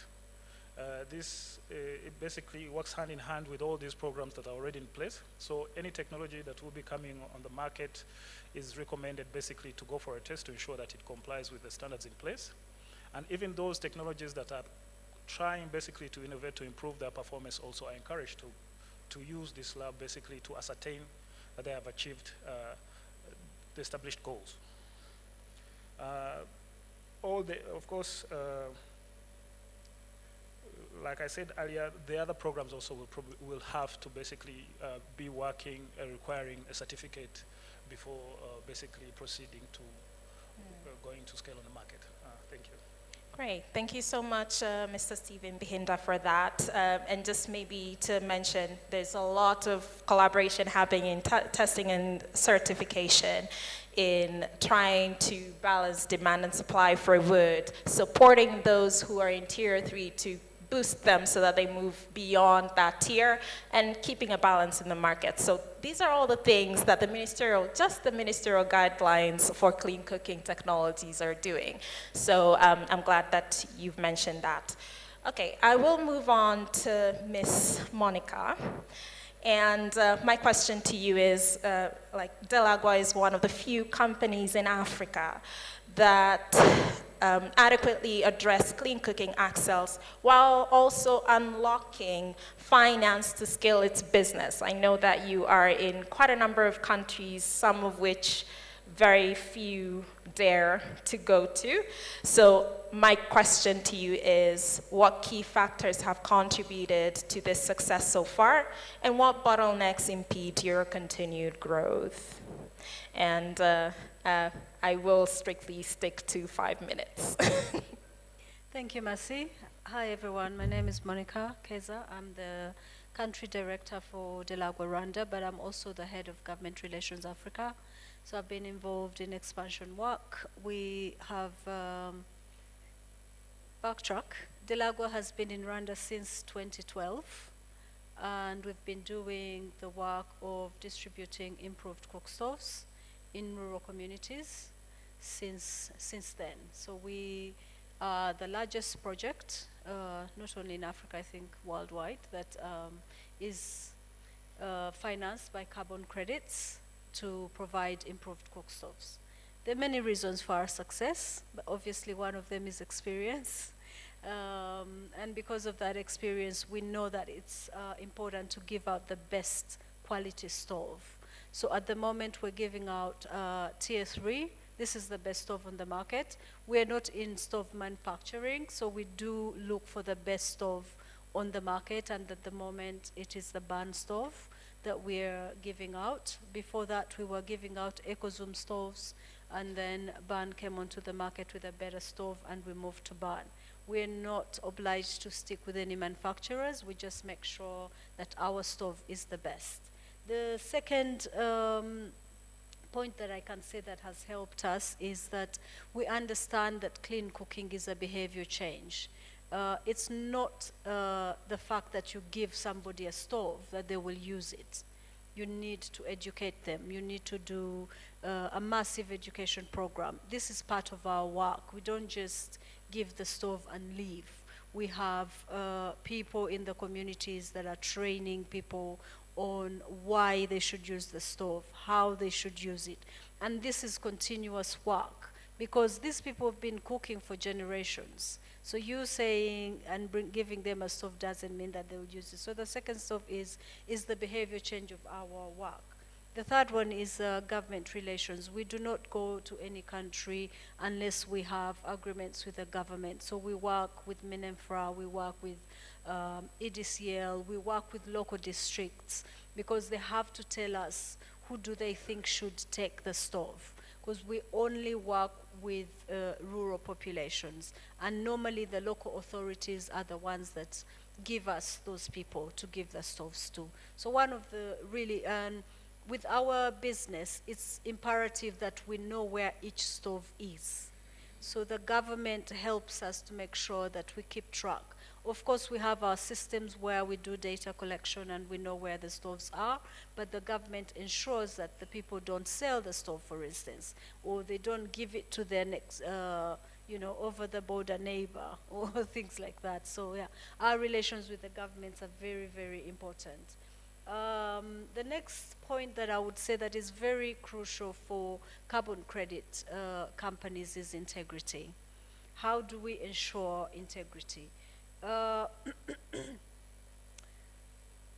Our model allows us to track each stove. So every stove that we give out has a unique number on the stove.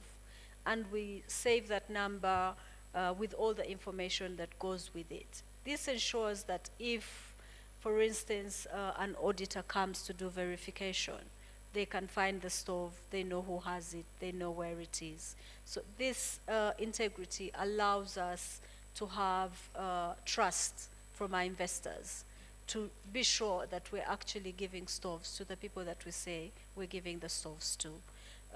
Another point that we can say is our project is very impactful. It doesn't just touch on clean cooking. It touches on health. It touches on education. Women are now able to get into economic activities because they no longer have to collect piles and piles of firewood, because the stove allows them to use 75% less firewood than they were using before. So now they have more time on their hands and they can do more. They can, we've seen people start to trade in their homes. Then obviously the health of children, especially from the smoke, because the stoves that we give out are very good quality stoves. They affect the health of the children. If a mother is cooking with her child on the back, you know, that smoke is reduced. How much time do I have? Okay, the next one is local expertise. This is very crucial for our project. When we're giving out the stoves, we use local people. So for instance, here in Rwanda, we use community health workers. Community health workers in Rwanda are so important because they're the ones that treat the households of malaria. You know, if your child has an emergency, this is the person you call. And this is the person that we send to your home to tell you to please use this stove because it's good for you. So that is another big you know, success factor for us. So every country that we go to, we look for those groups of people that are influential in the communities, and those are the ones that we work with.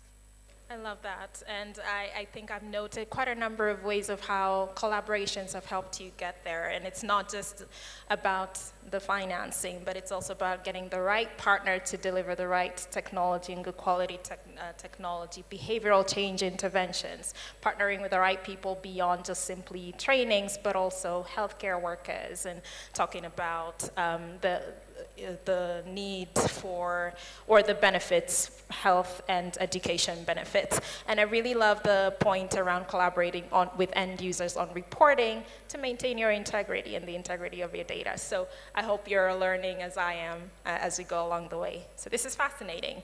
Next, Dr. Iwana Bisaga. Iwana, I've known you a while, but I'm glad to have you here to talk about something that is beyond simply just delivering clean cooking in general, but focusing more on delivery to marginalized communities and low-income communities. I think I have been constantly excited about your work about building evidence that challenges the status quo in how we deliver clean cooking solutions to these settings. And I'm curious to understand from your experience, what has worked for service providers in balancing that contrast between delivering affordable solutions and high quality clean cooking solutions and making profit? Over to you. Hi, good afternoon, everyone. Yeah, great to be here. Thank you for having me on this panel, Mercy. And yeah, great to be here alongside wonderful colleagues next to me. So it's a very good question, and I think you know, something that I said to you behind the curtains.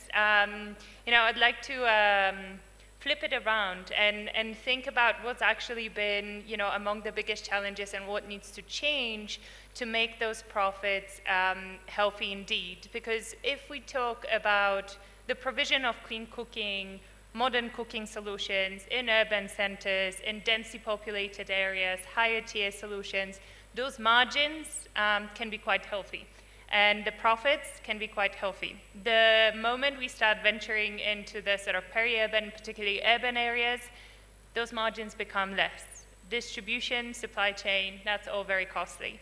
Now, when we start talking about the marginalized communities in the very last mile, or the ones living in displaced situations, particularly refugees. These are extremely challenging contexts, and for any private sector company, the level of, well, risk that exists, but also perceived risk is very high.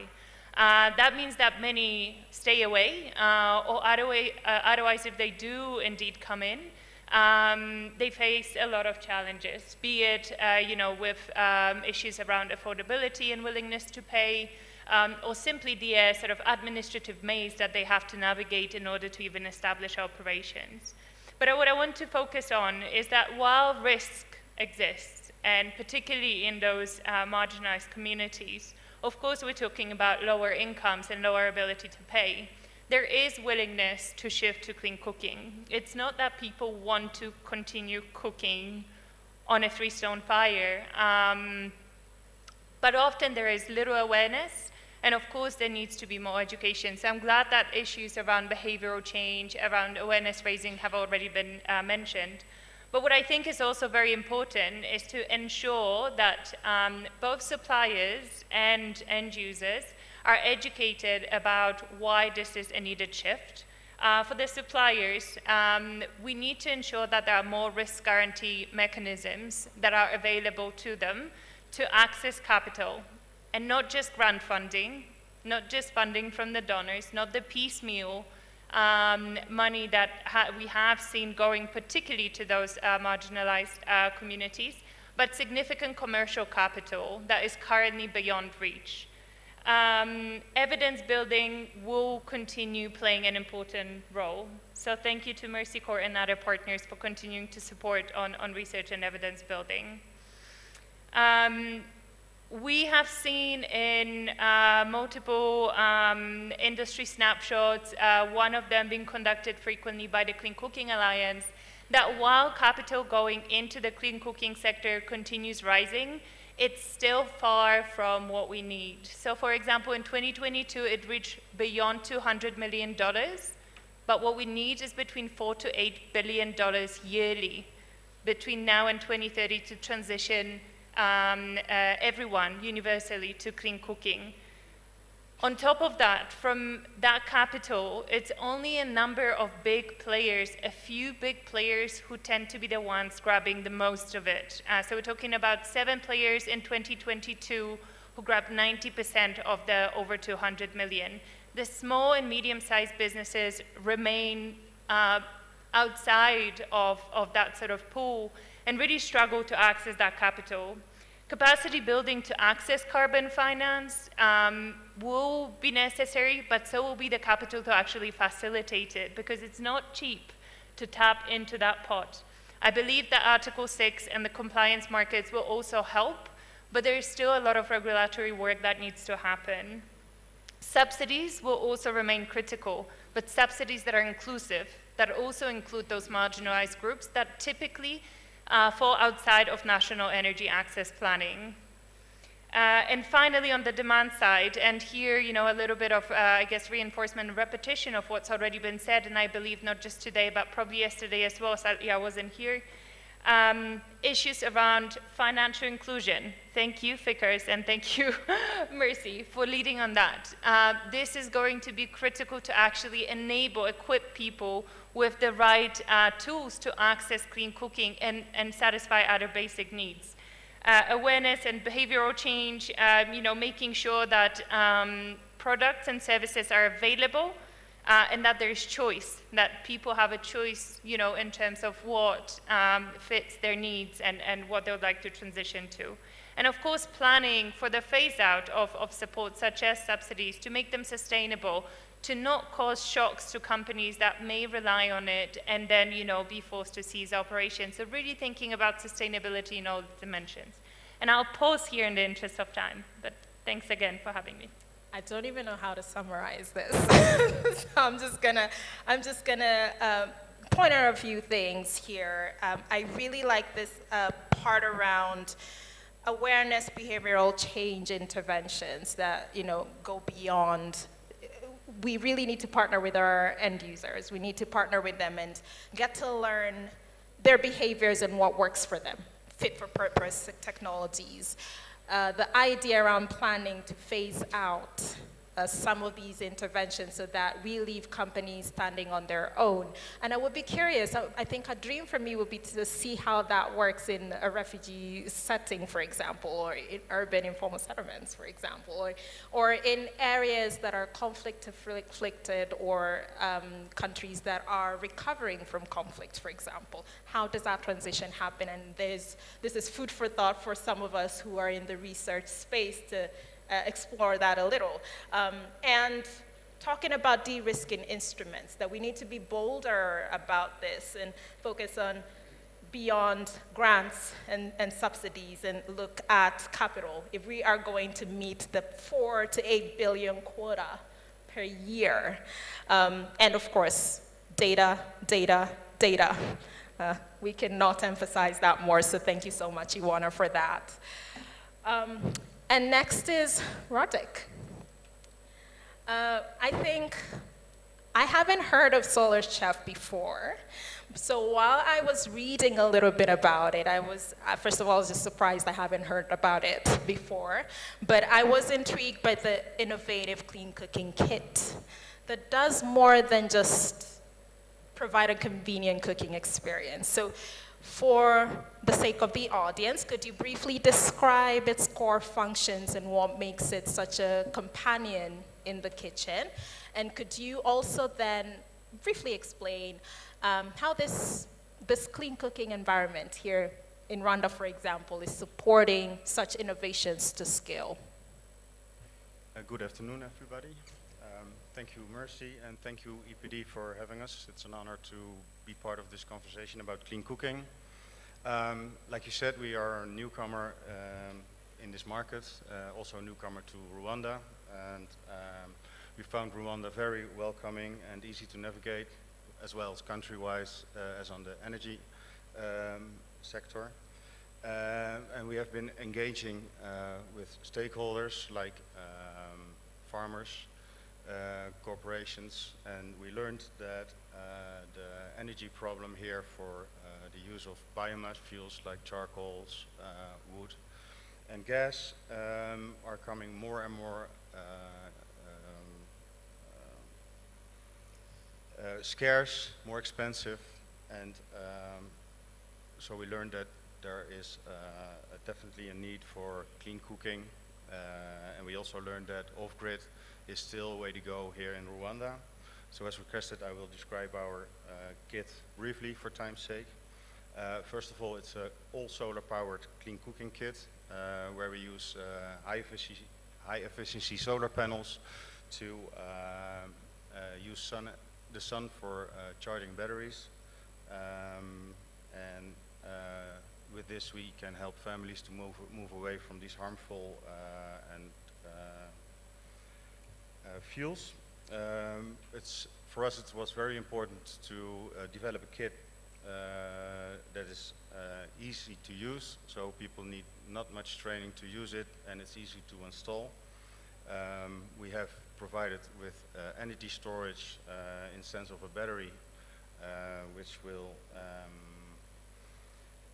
let you cook excuse me, for an hour at full charge. Evidently, if you use it at less power, you will be able to charge to cook longer. But not only will it cook, you can also use it to power a light, or you can charge your phone, or even use it for other small appliances. For cooking, we use a very small, efficient induction cooker that will be able to be used with most existing cooking appliances. And also we provide adapter plates, so it will be able to use with, for example, an aluminium pot, which is used here mostly in Rwanda. Like I said, the system is provided with 2 USB ports to which you can connect your phone or other small appliances, or a LED light to, so actually it's more like a small power system. Why is it innovative? We aim it to be very affordable. So after installation, you get almost free energy, and also you will have electricity, so you can save on multiple ways. And it comes with a pay-as-you-go system where you can, well, the time is up, where people will be able to have manageable installments, so it will be accessible for everybody. Then there are the health and the environmental benefits. So by eliminating the use of wood, charcoal, and gas, we improve the indoor air quality and also cut down on carbon emissions. Like I said, we aim to have a user-centric design. So we designed the solar shed with the user in mind. So it's not only just efficient, but it's a complete energy solution. Like I said, with the USB sockets, and the battery storage. It's flexible system, not only for cooking, but just to have as your home off-grid kit. We also aim to build it with high quality materials, durable materials, but also the best suited materials, so we get the best efficiency and the most durability.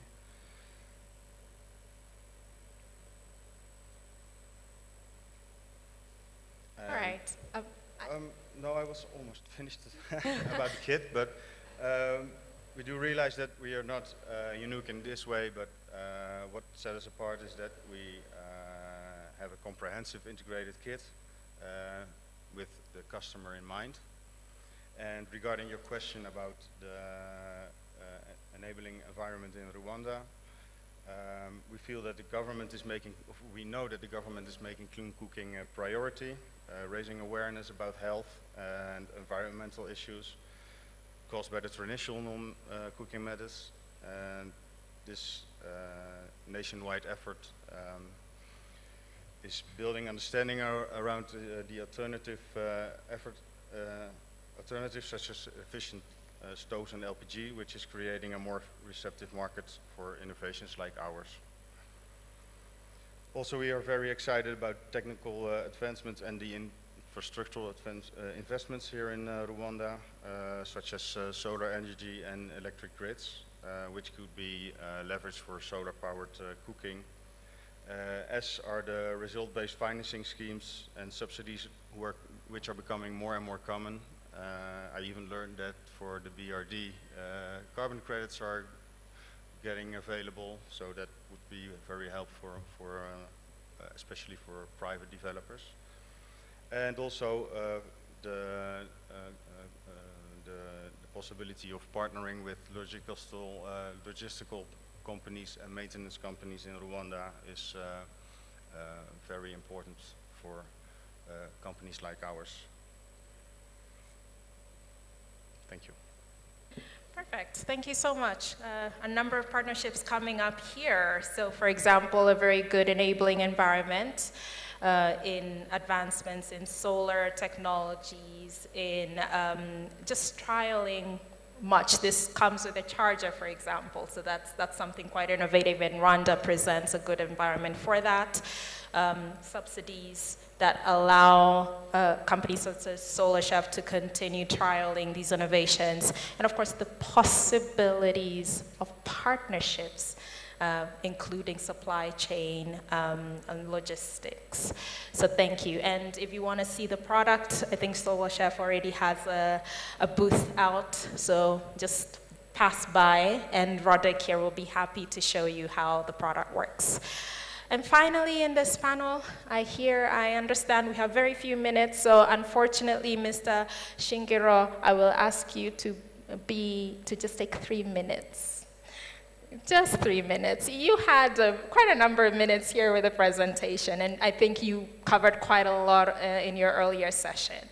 But just a quick question, and of course, given your range of experience and your position at EPD, and as your role as a sector player and convener, how can clean cooking companies contribute actively in the carbon, in the carbon conversation in Rwanda?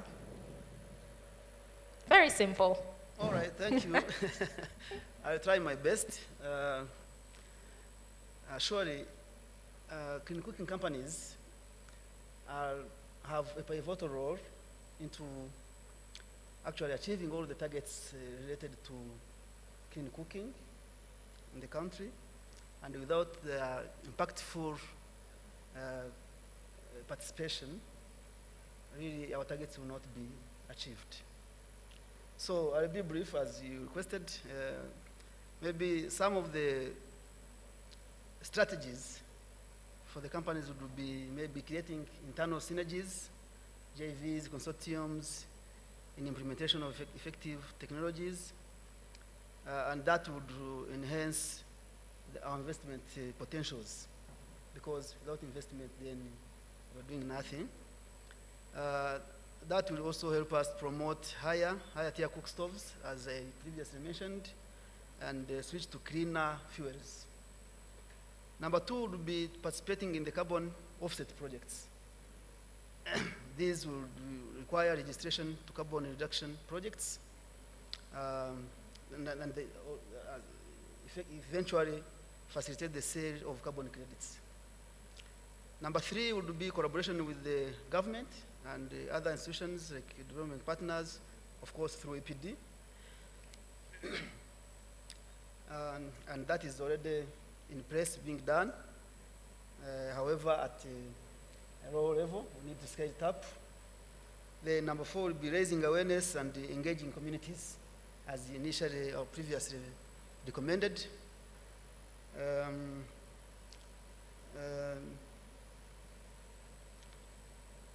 Raising awareness, yes. Promote carbon market literacy. That will be capacity building for the companies. And promote local employment and capacity building. Then number last would be monitoring, reporting, and verification.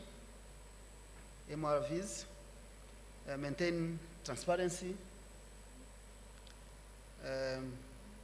Accurate tracking and reporting of carbon reductions is essential. That means the transparency mechanisms need to be embraced by the companies. And conclusively, I would insist that focusing on those areas, clean cooking companies in Rwanda can contribute effectively to both the national carbon market and global climate goals. Thank you. That is a very good way to finish this, and just giving us a cheat sheet on how clean cooking companies need to be more actively involved in the climate and carbon conversation. Internal synergies, carbon offset projects, collaboration with development partners and governments, awareness raising, including carbon market literacy, creating the right jobs along the way, and of course establishing robust MRVs to maintain transparency. Thank you so much. I would have loved for all of you to plug what you're doing in Rwanda, but we are short of time. But I ask you to follow them diligently, and perhaps this could spark a few collaborations in this room. Thank you all for your time and for staying this long, and thank you to my panelists. I really appreciate your time.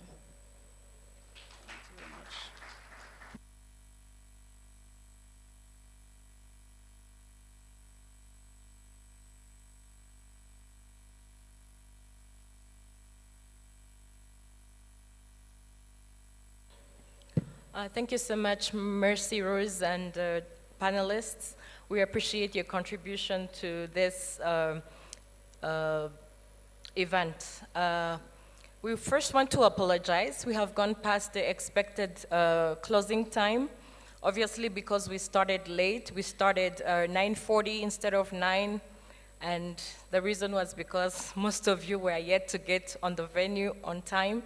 So if you can do better tomorrow and make it on time, we promise to be on time as well. So we are going to have our final panel. It's last but not least.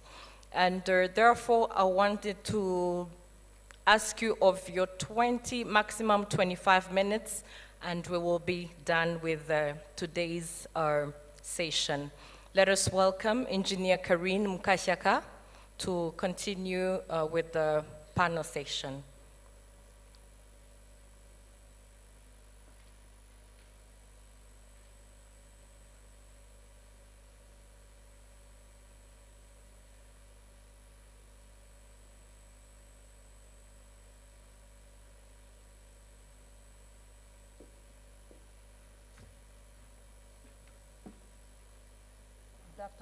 Good afternoon.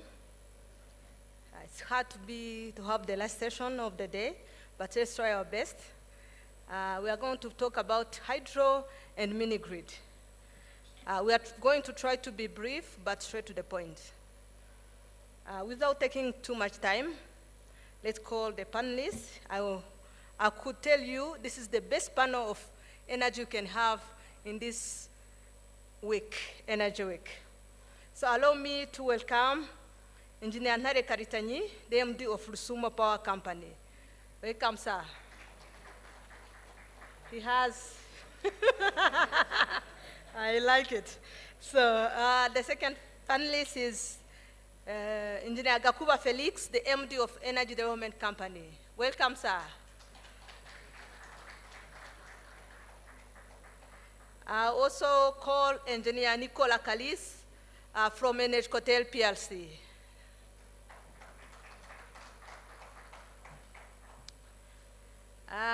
Welcome Andrew Mbanguchira, the head of hydro subsector in EPD. Andrew? Okay. We have Dr. Aaron S. I'm not sure how we spell it, I'm sorry. The lead developer of Malawi FatSmart metered mini-grid. Welcome.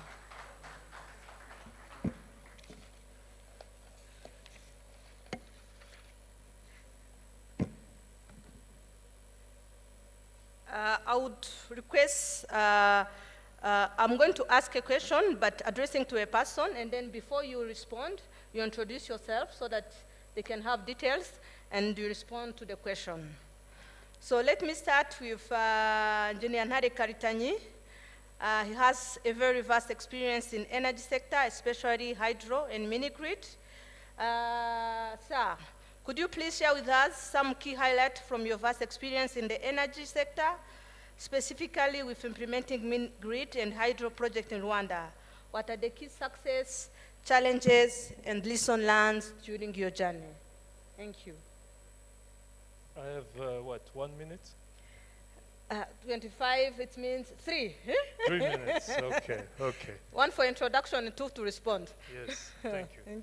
So it will be very, my introduction will be very brief.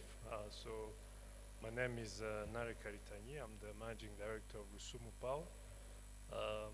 Rusumo Power Company, for some of you are not aware, is an SPV owned by the government of Rwanda, government of Tanzania, and can you hear me? So, okay, and the government of Burundi. So we have started generating 80 megawatts hydro on the river Kagera, and there's actually 2 rivers, Ruvubu River and the river Kagera. And so we have 3 customers. One of the customers is sitting on my right, is Rwanda Energy Group. The other 2 customers are TANESCO in Tanzania and Regideso in Burundi. So you see, it's maybe the challenges, the experience and all that, I think there have been a lot of challenges, but all in all, we've tried to address them. And of course, you know, I sit in this discussion since yesterday. I heard a lot of solar, but for large-scale infrastructure, I think, which is clean, hydro is there, at least in Africa context, hydro is there and is there to stay. So, because it's a very, it's clean, it's cheap, well, cheap, maybe not so cheap, but affordable, I should say. And then these plants last 100 years. So the issue of sustainability is not there, and the issue of skill set is already there in the region, or at least on the continent. So I'll just touch also on mini-grid, because you mentioned mini-grid. Yes. Maybe I still have 30 seconds. I'm looking at, I didn't notice there was a clock there. The mini-grid, I also was involved in a very small project here in Rwanda, 40 kilowatts in Nyaruguru district. It's a Pico hydro plant. I think there's a gentleman, Ivan, talked about it. It's what you call a community. It was interesting. It was a community-private project. Of course, community-private-public project, because REG was also involved to some extent, bringing the line there. So it was very challenging, because it's okay. The small projects are very challenging, I have to say it. And maybe what I'm trying to say to my colleagues here, size do matters. I think the amount of efforts you put in this small scale project is the same as the big project, but the output is not the same. So maybe these are the things to consider. Instead of doing, if I had to do it over again, I will not do one eco, but I'll do 100 at a go, because you have the experienced team, and then you can roll out. So I think I will leave it to that. Thank you very much. Thanks a lot. I would wish to ask more, but if we manage to well our time, maybe I can come back to you again. But let's proceed. I reserve other questions should we have enough time. So the next question is for Nicola Kalis. NHCOTEL is one of IPP in the Rwandan energy sector. So I would like to ask him to share with us his experience with the operation and maintenance of hydropower plants that they own and operate for reliable power supply to the energy grid. Kindly use your experience with NHCOTEL. Thank you. Thank you. Thank you.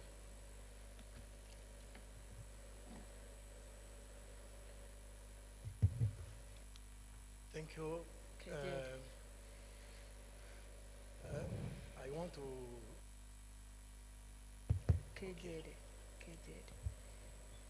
It's okay. Yeah, I'm going to talk about technological innovation, which is a major driver of the progress in the whole industrial sector, including the energy sector as well. Specifically, to this, in the sector of power generation, technological innovation improves the overall efficiency of a power generation system. For instance, if you look at a SCADA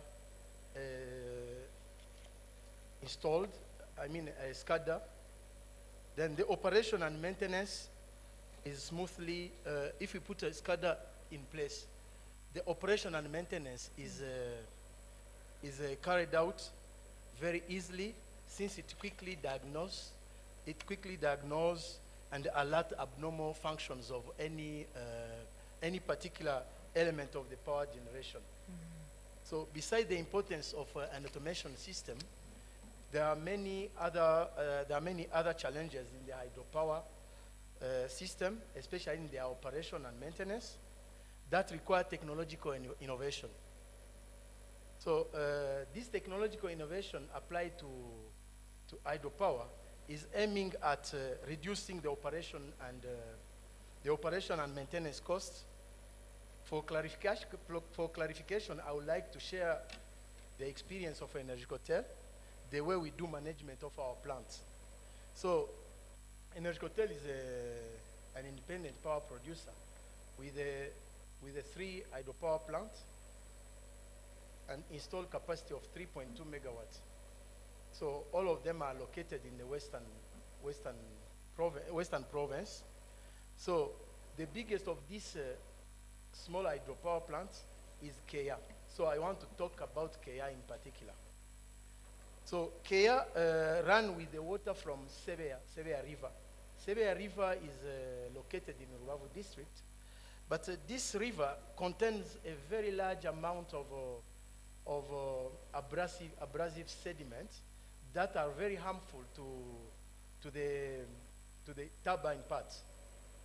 So we used to have some problem in the past whereby the silt sediment destroyed the inner part of the turbine. And we tried to address this problem, but with the manufacturer, the supplier of those turbines, but they failed to address, to get a solution to our problem, because they took us as their hostage, as a source, a potential source of their revenue. So we struggled to get solution to this problem. And in order to find a solution to our problem, to fight the impact of this abrasive silt from the Sebeya River,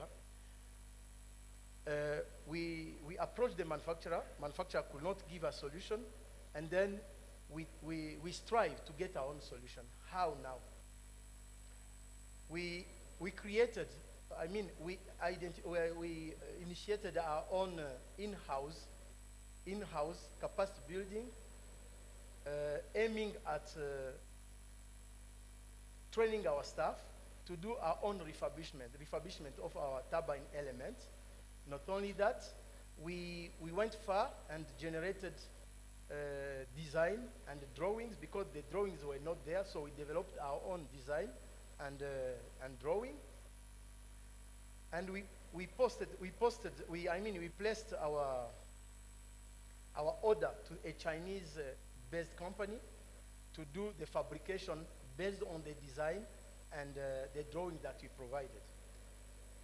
So we instructed the manufacturer, the metal fabricator in China, to produce the parts, but with much hardness. We used to the previous supplied equipment came with they were normal stainless steel, but we asked the manufacturer to add in some hard alloys such as chromium, nickel, and molybdenum.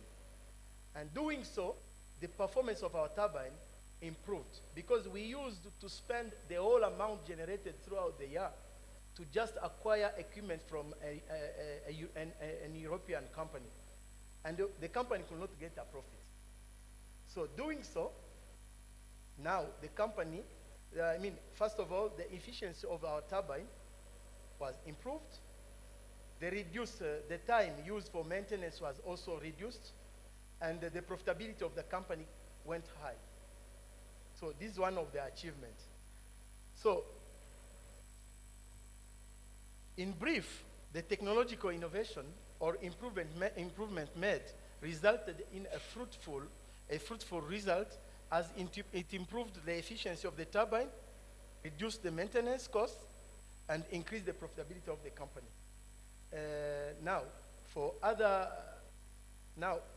The problem that we faced in the past now has become settled, and now the company can generate and can produce and make profit from that technology that we adopted.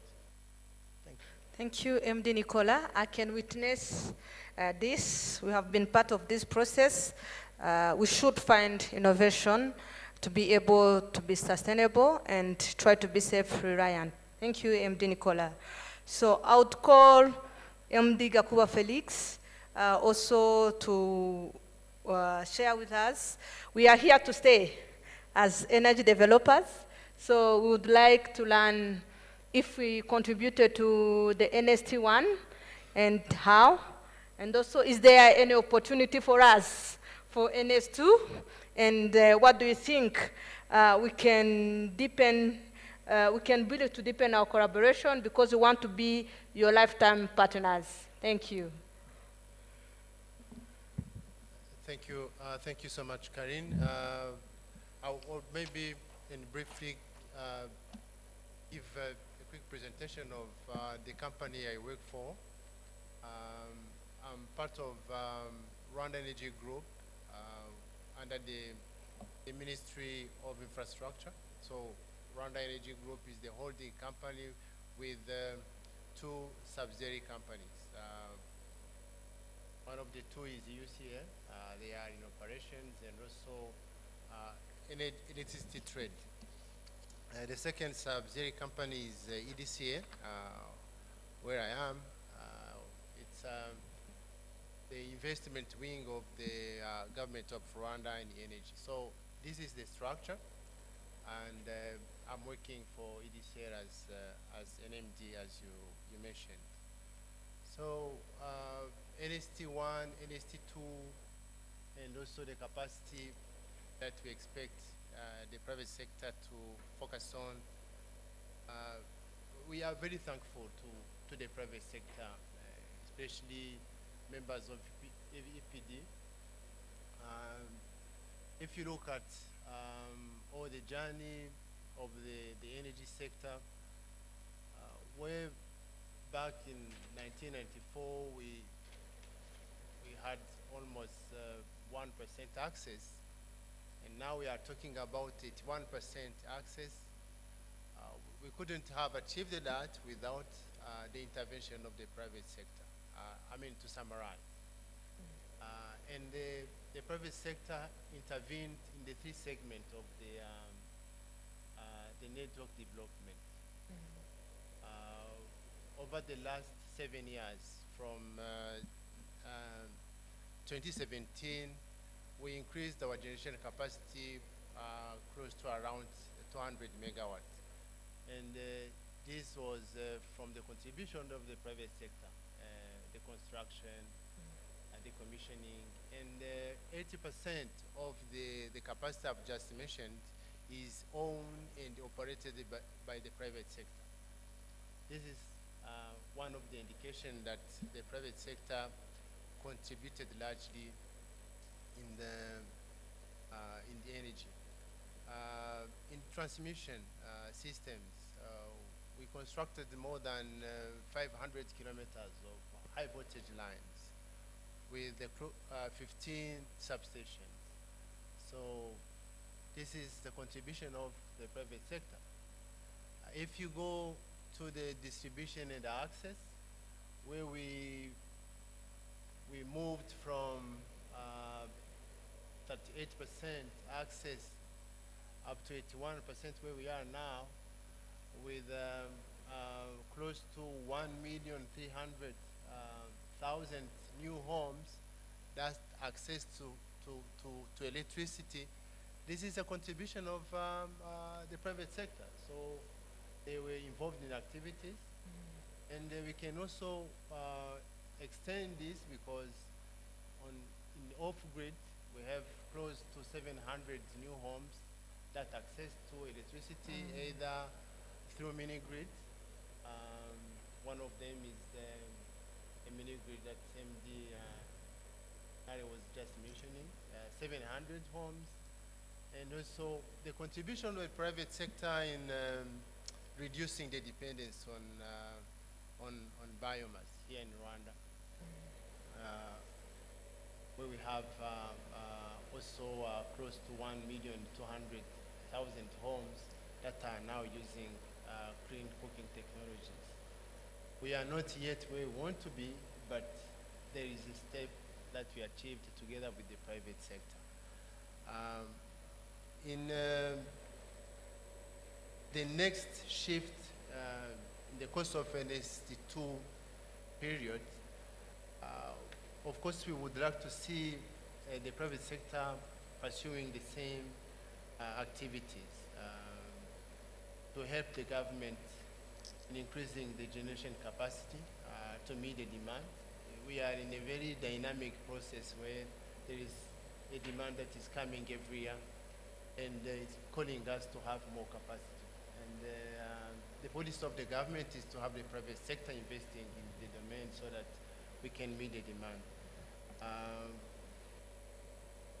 For the clean cooking, we are still depending on biomass, and we believe that if the private sector keep on engaging in this, we are going to be able to reduce sensibly the dependence on wood fuel. We might not eradicate completely the usage of wood fuel, but there is a lot the private sector can do and should do. Carbonization technique, how to produce charcoal in an efficient way, increasing new technologies in clean cooking. Also, their involvement in the network reinforcement. We are sure that, let's say, in a few years to come, 1 or 2 years, the fight to have every Rwandan having access to electricity to cover the remaining 20% is something achievable, and we are going to do it. But we still have the network to maintain. We still have a network that needs a reinforcement. I would recall that some of the equipment are from back in the 80s, even some years before. So the process of refurbishment will continue, and the private sector has a big role to play in this. In terms of skills,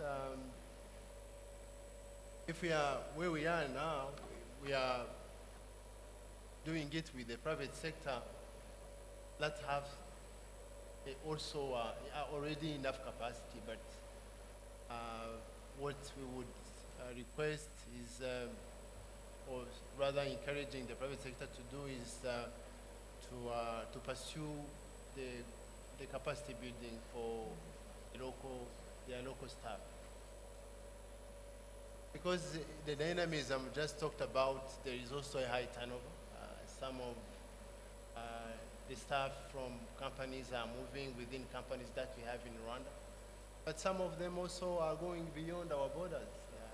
They are sometimes going to work in Africa or even beyond this continent. So we have also to take seriously that concern and be sure that we train more and more people that will meet the demand in terms of human resources in many domains, in finance, in techniques. So this is very essential in my view. Secondly, in terms of capacity building, we probably need also to capitalize on opportunities in terms of international financing to enable the private sector to have access to cheap financing. Again, to be able to support the government and intervene in those sectors I've just talked about, those segments that we have in the energy sector. So we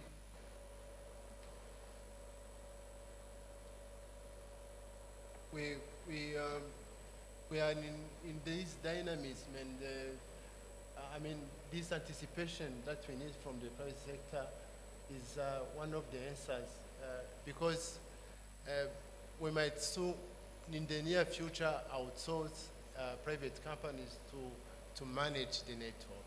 So this is where we're going to get people in the private sector. So it's this anticipation that we would see in the private sector to be really ready for the next move, for the next shift, where we will have more and more presence of the private sector in the energy.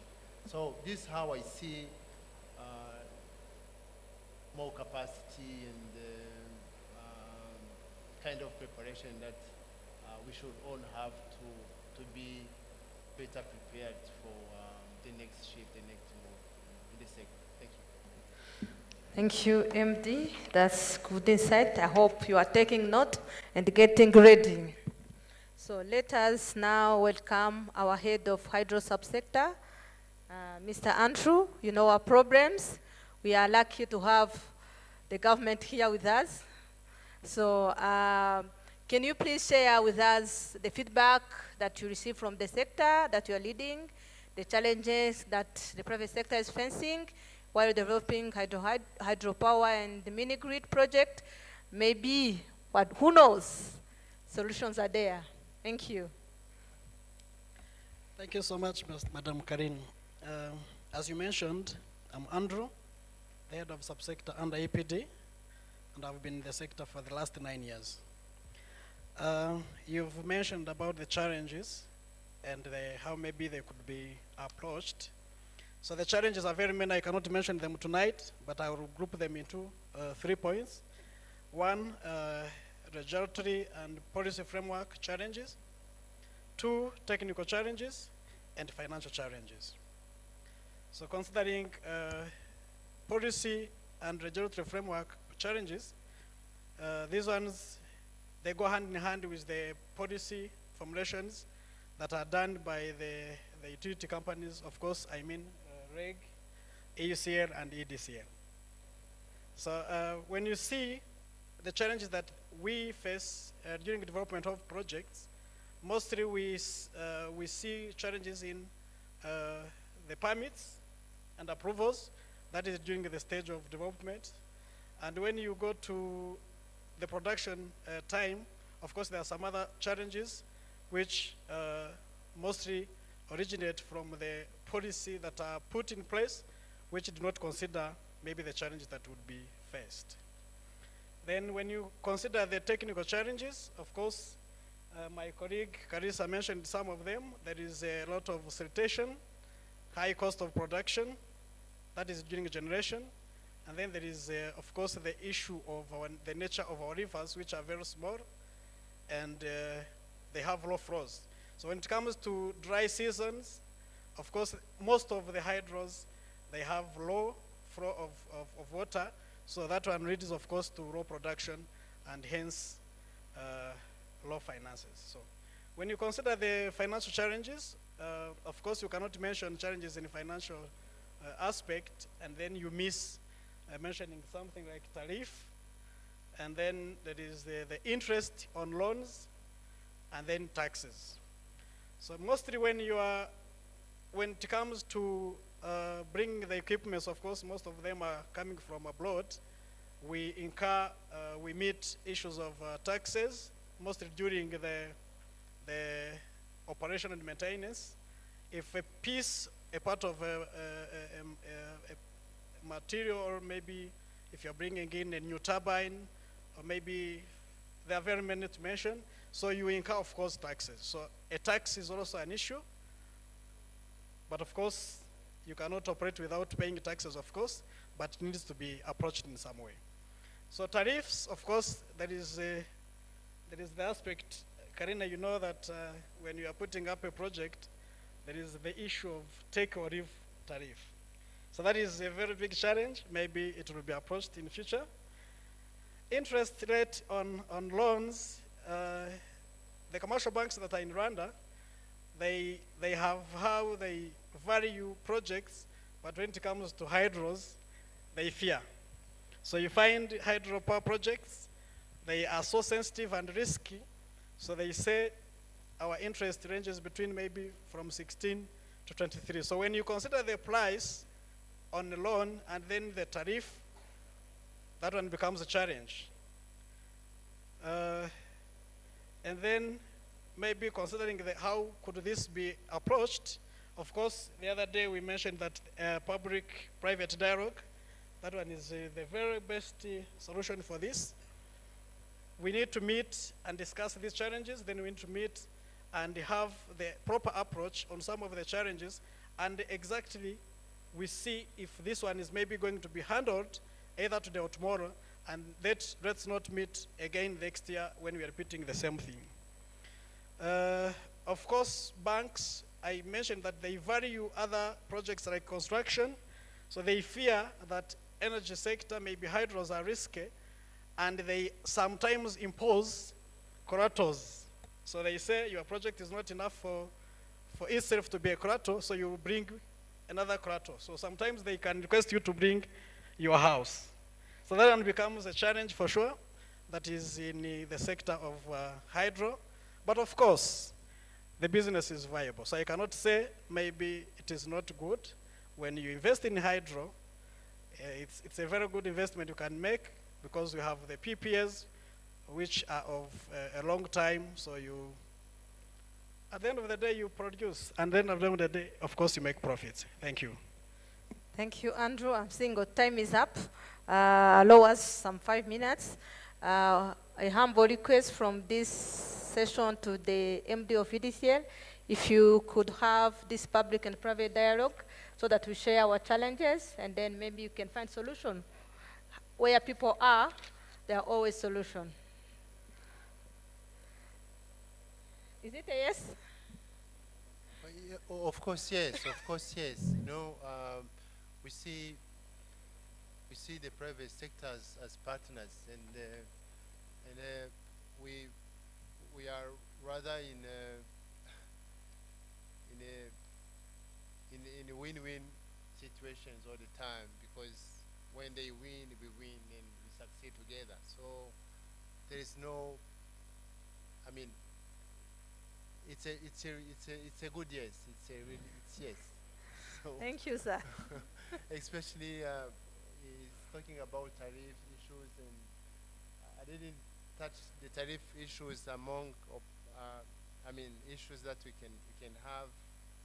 MD next to me knows how it can take time to agree on feed-in tariff, even a safeguarding. So, but we end up agreeing on what is good for all of us.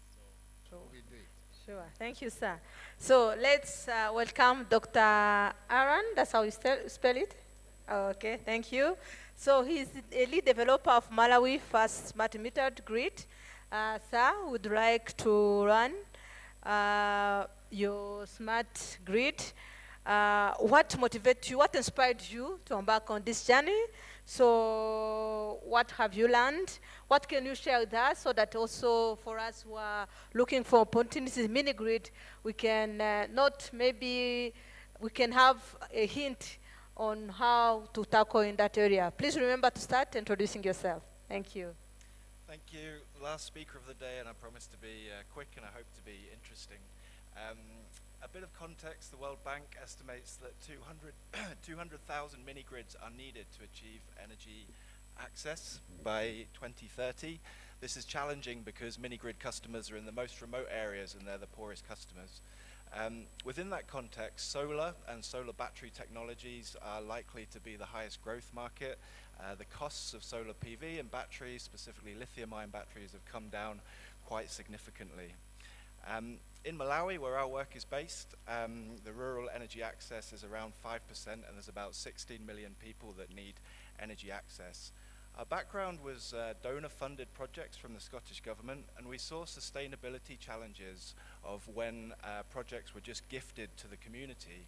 So our motivations were to develop a social enterprise that raises enough revenue to pay for the operations and maintenance and to keep the project going.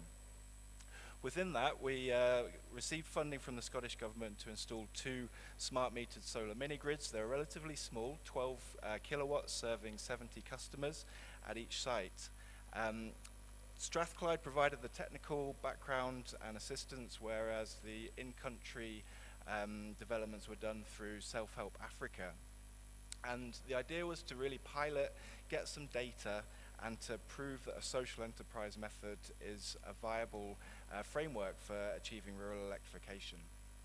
In terms of challenges that we faced, supply chains are common. It's tricky to get the equipment, the batteries, the PV, all the way from Germany, which is where we needed to get them from, but also from China.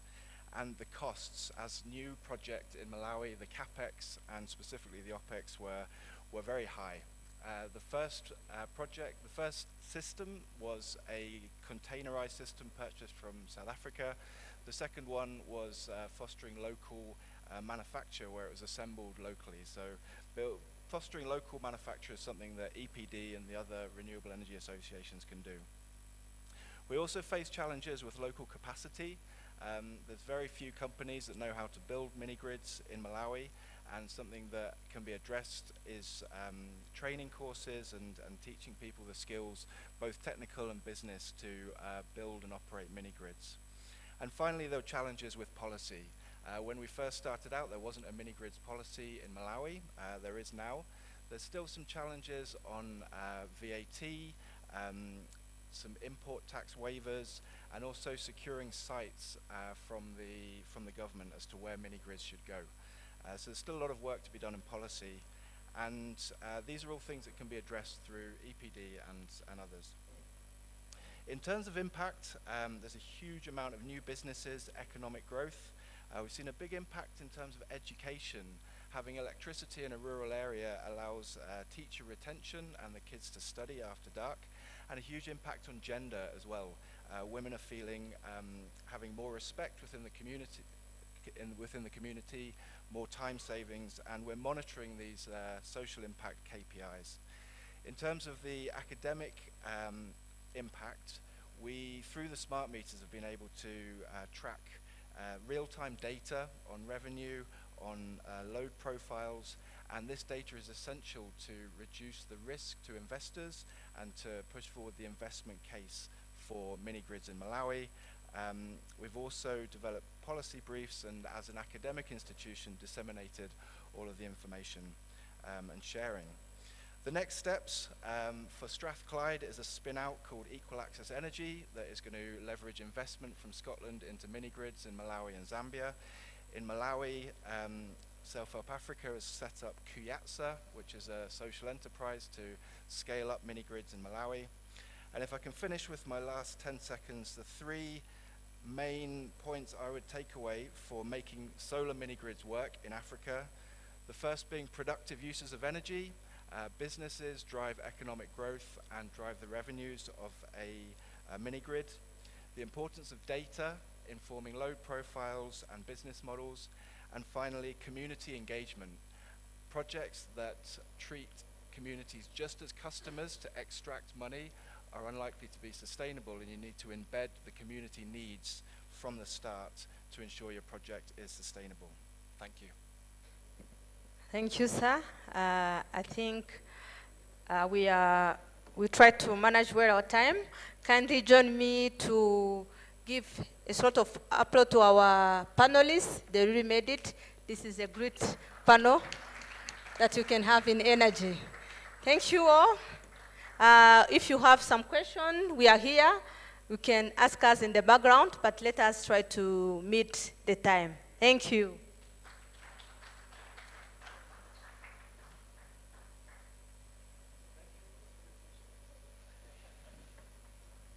Thank you so much, Karine and dear panelists. We appreciate your patience for staying until this hour as we close this day. Today has been packed with incredible insights and powerful discussions.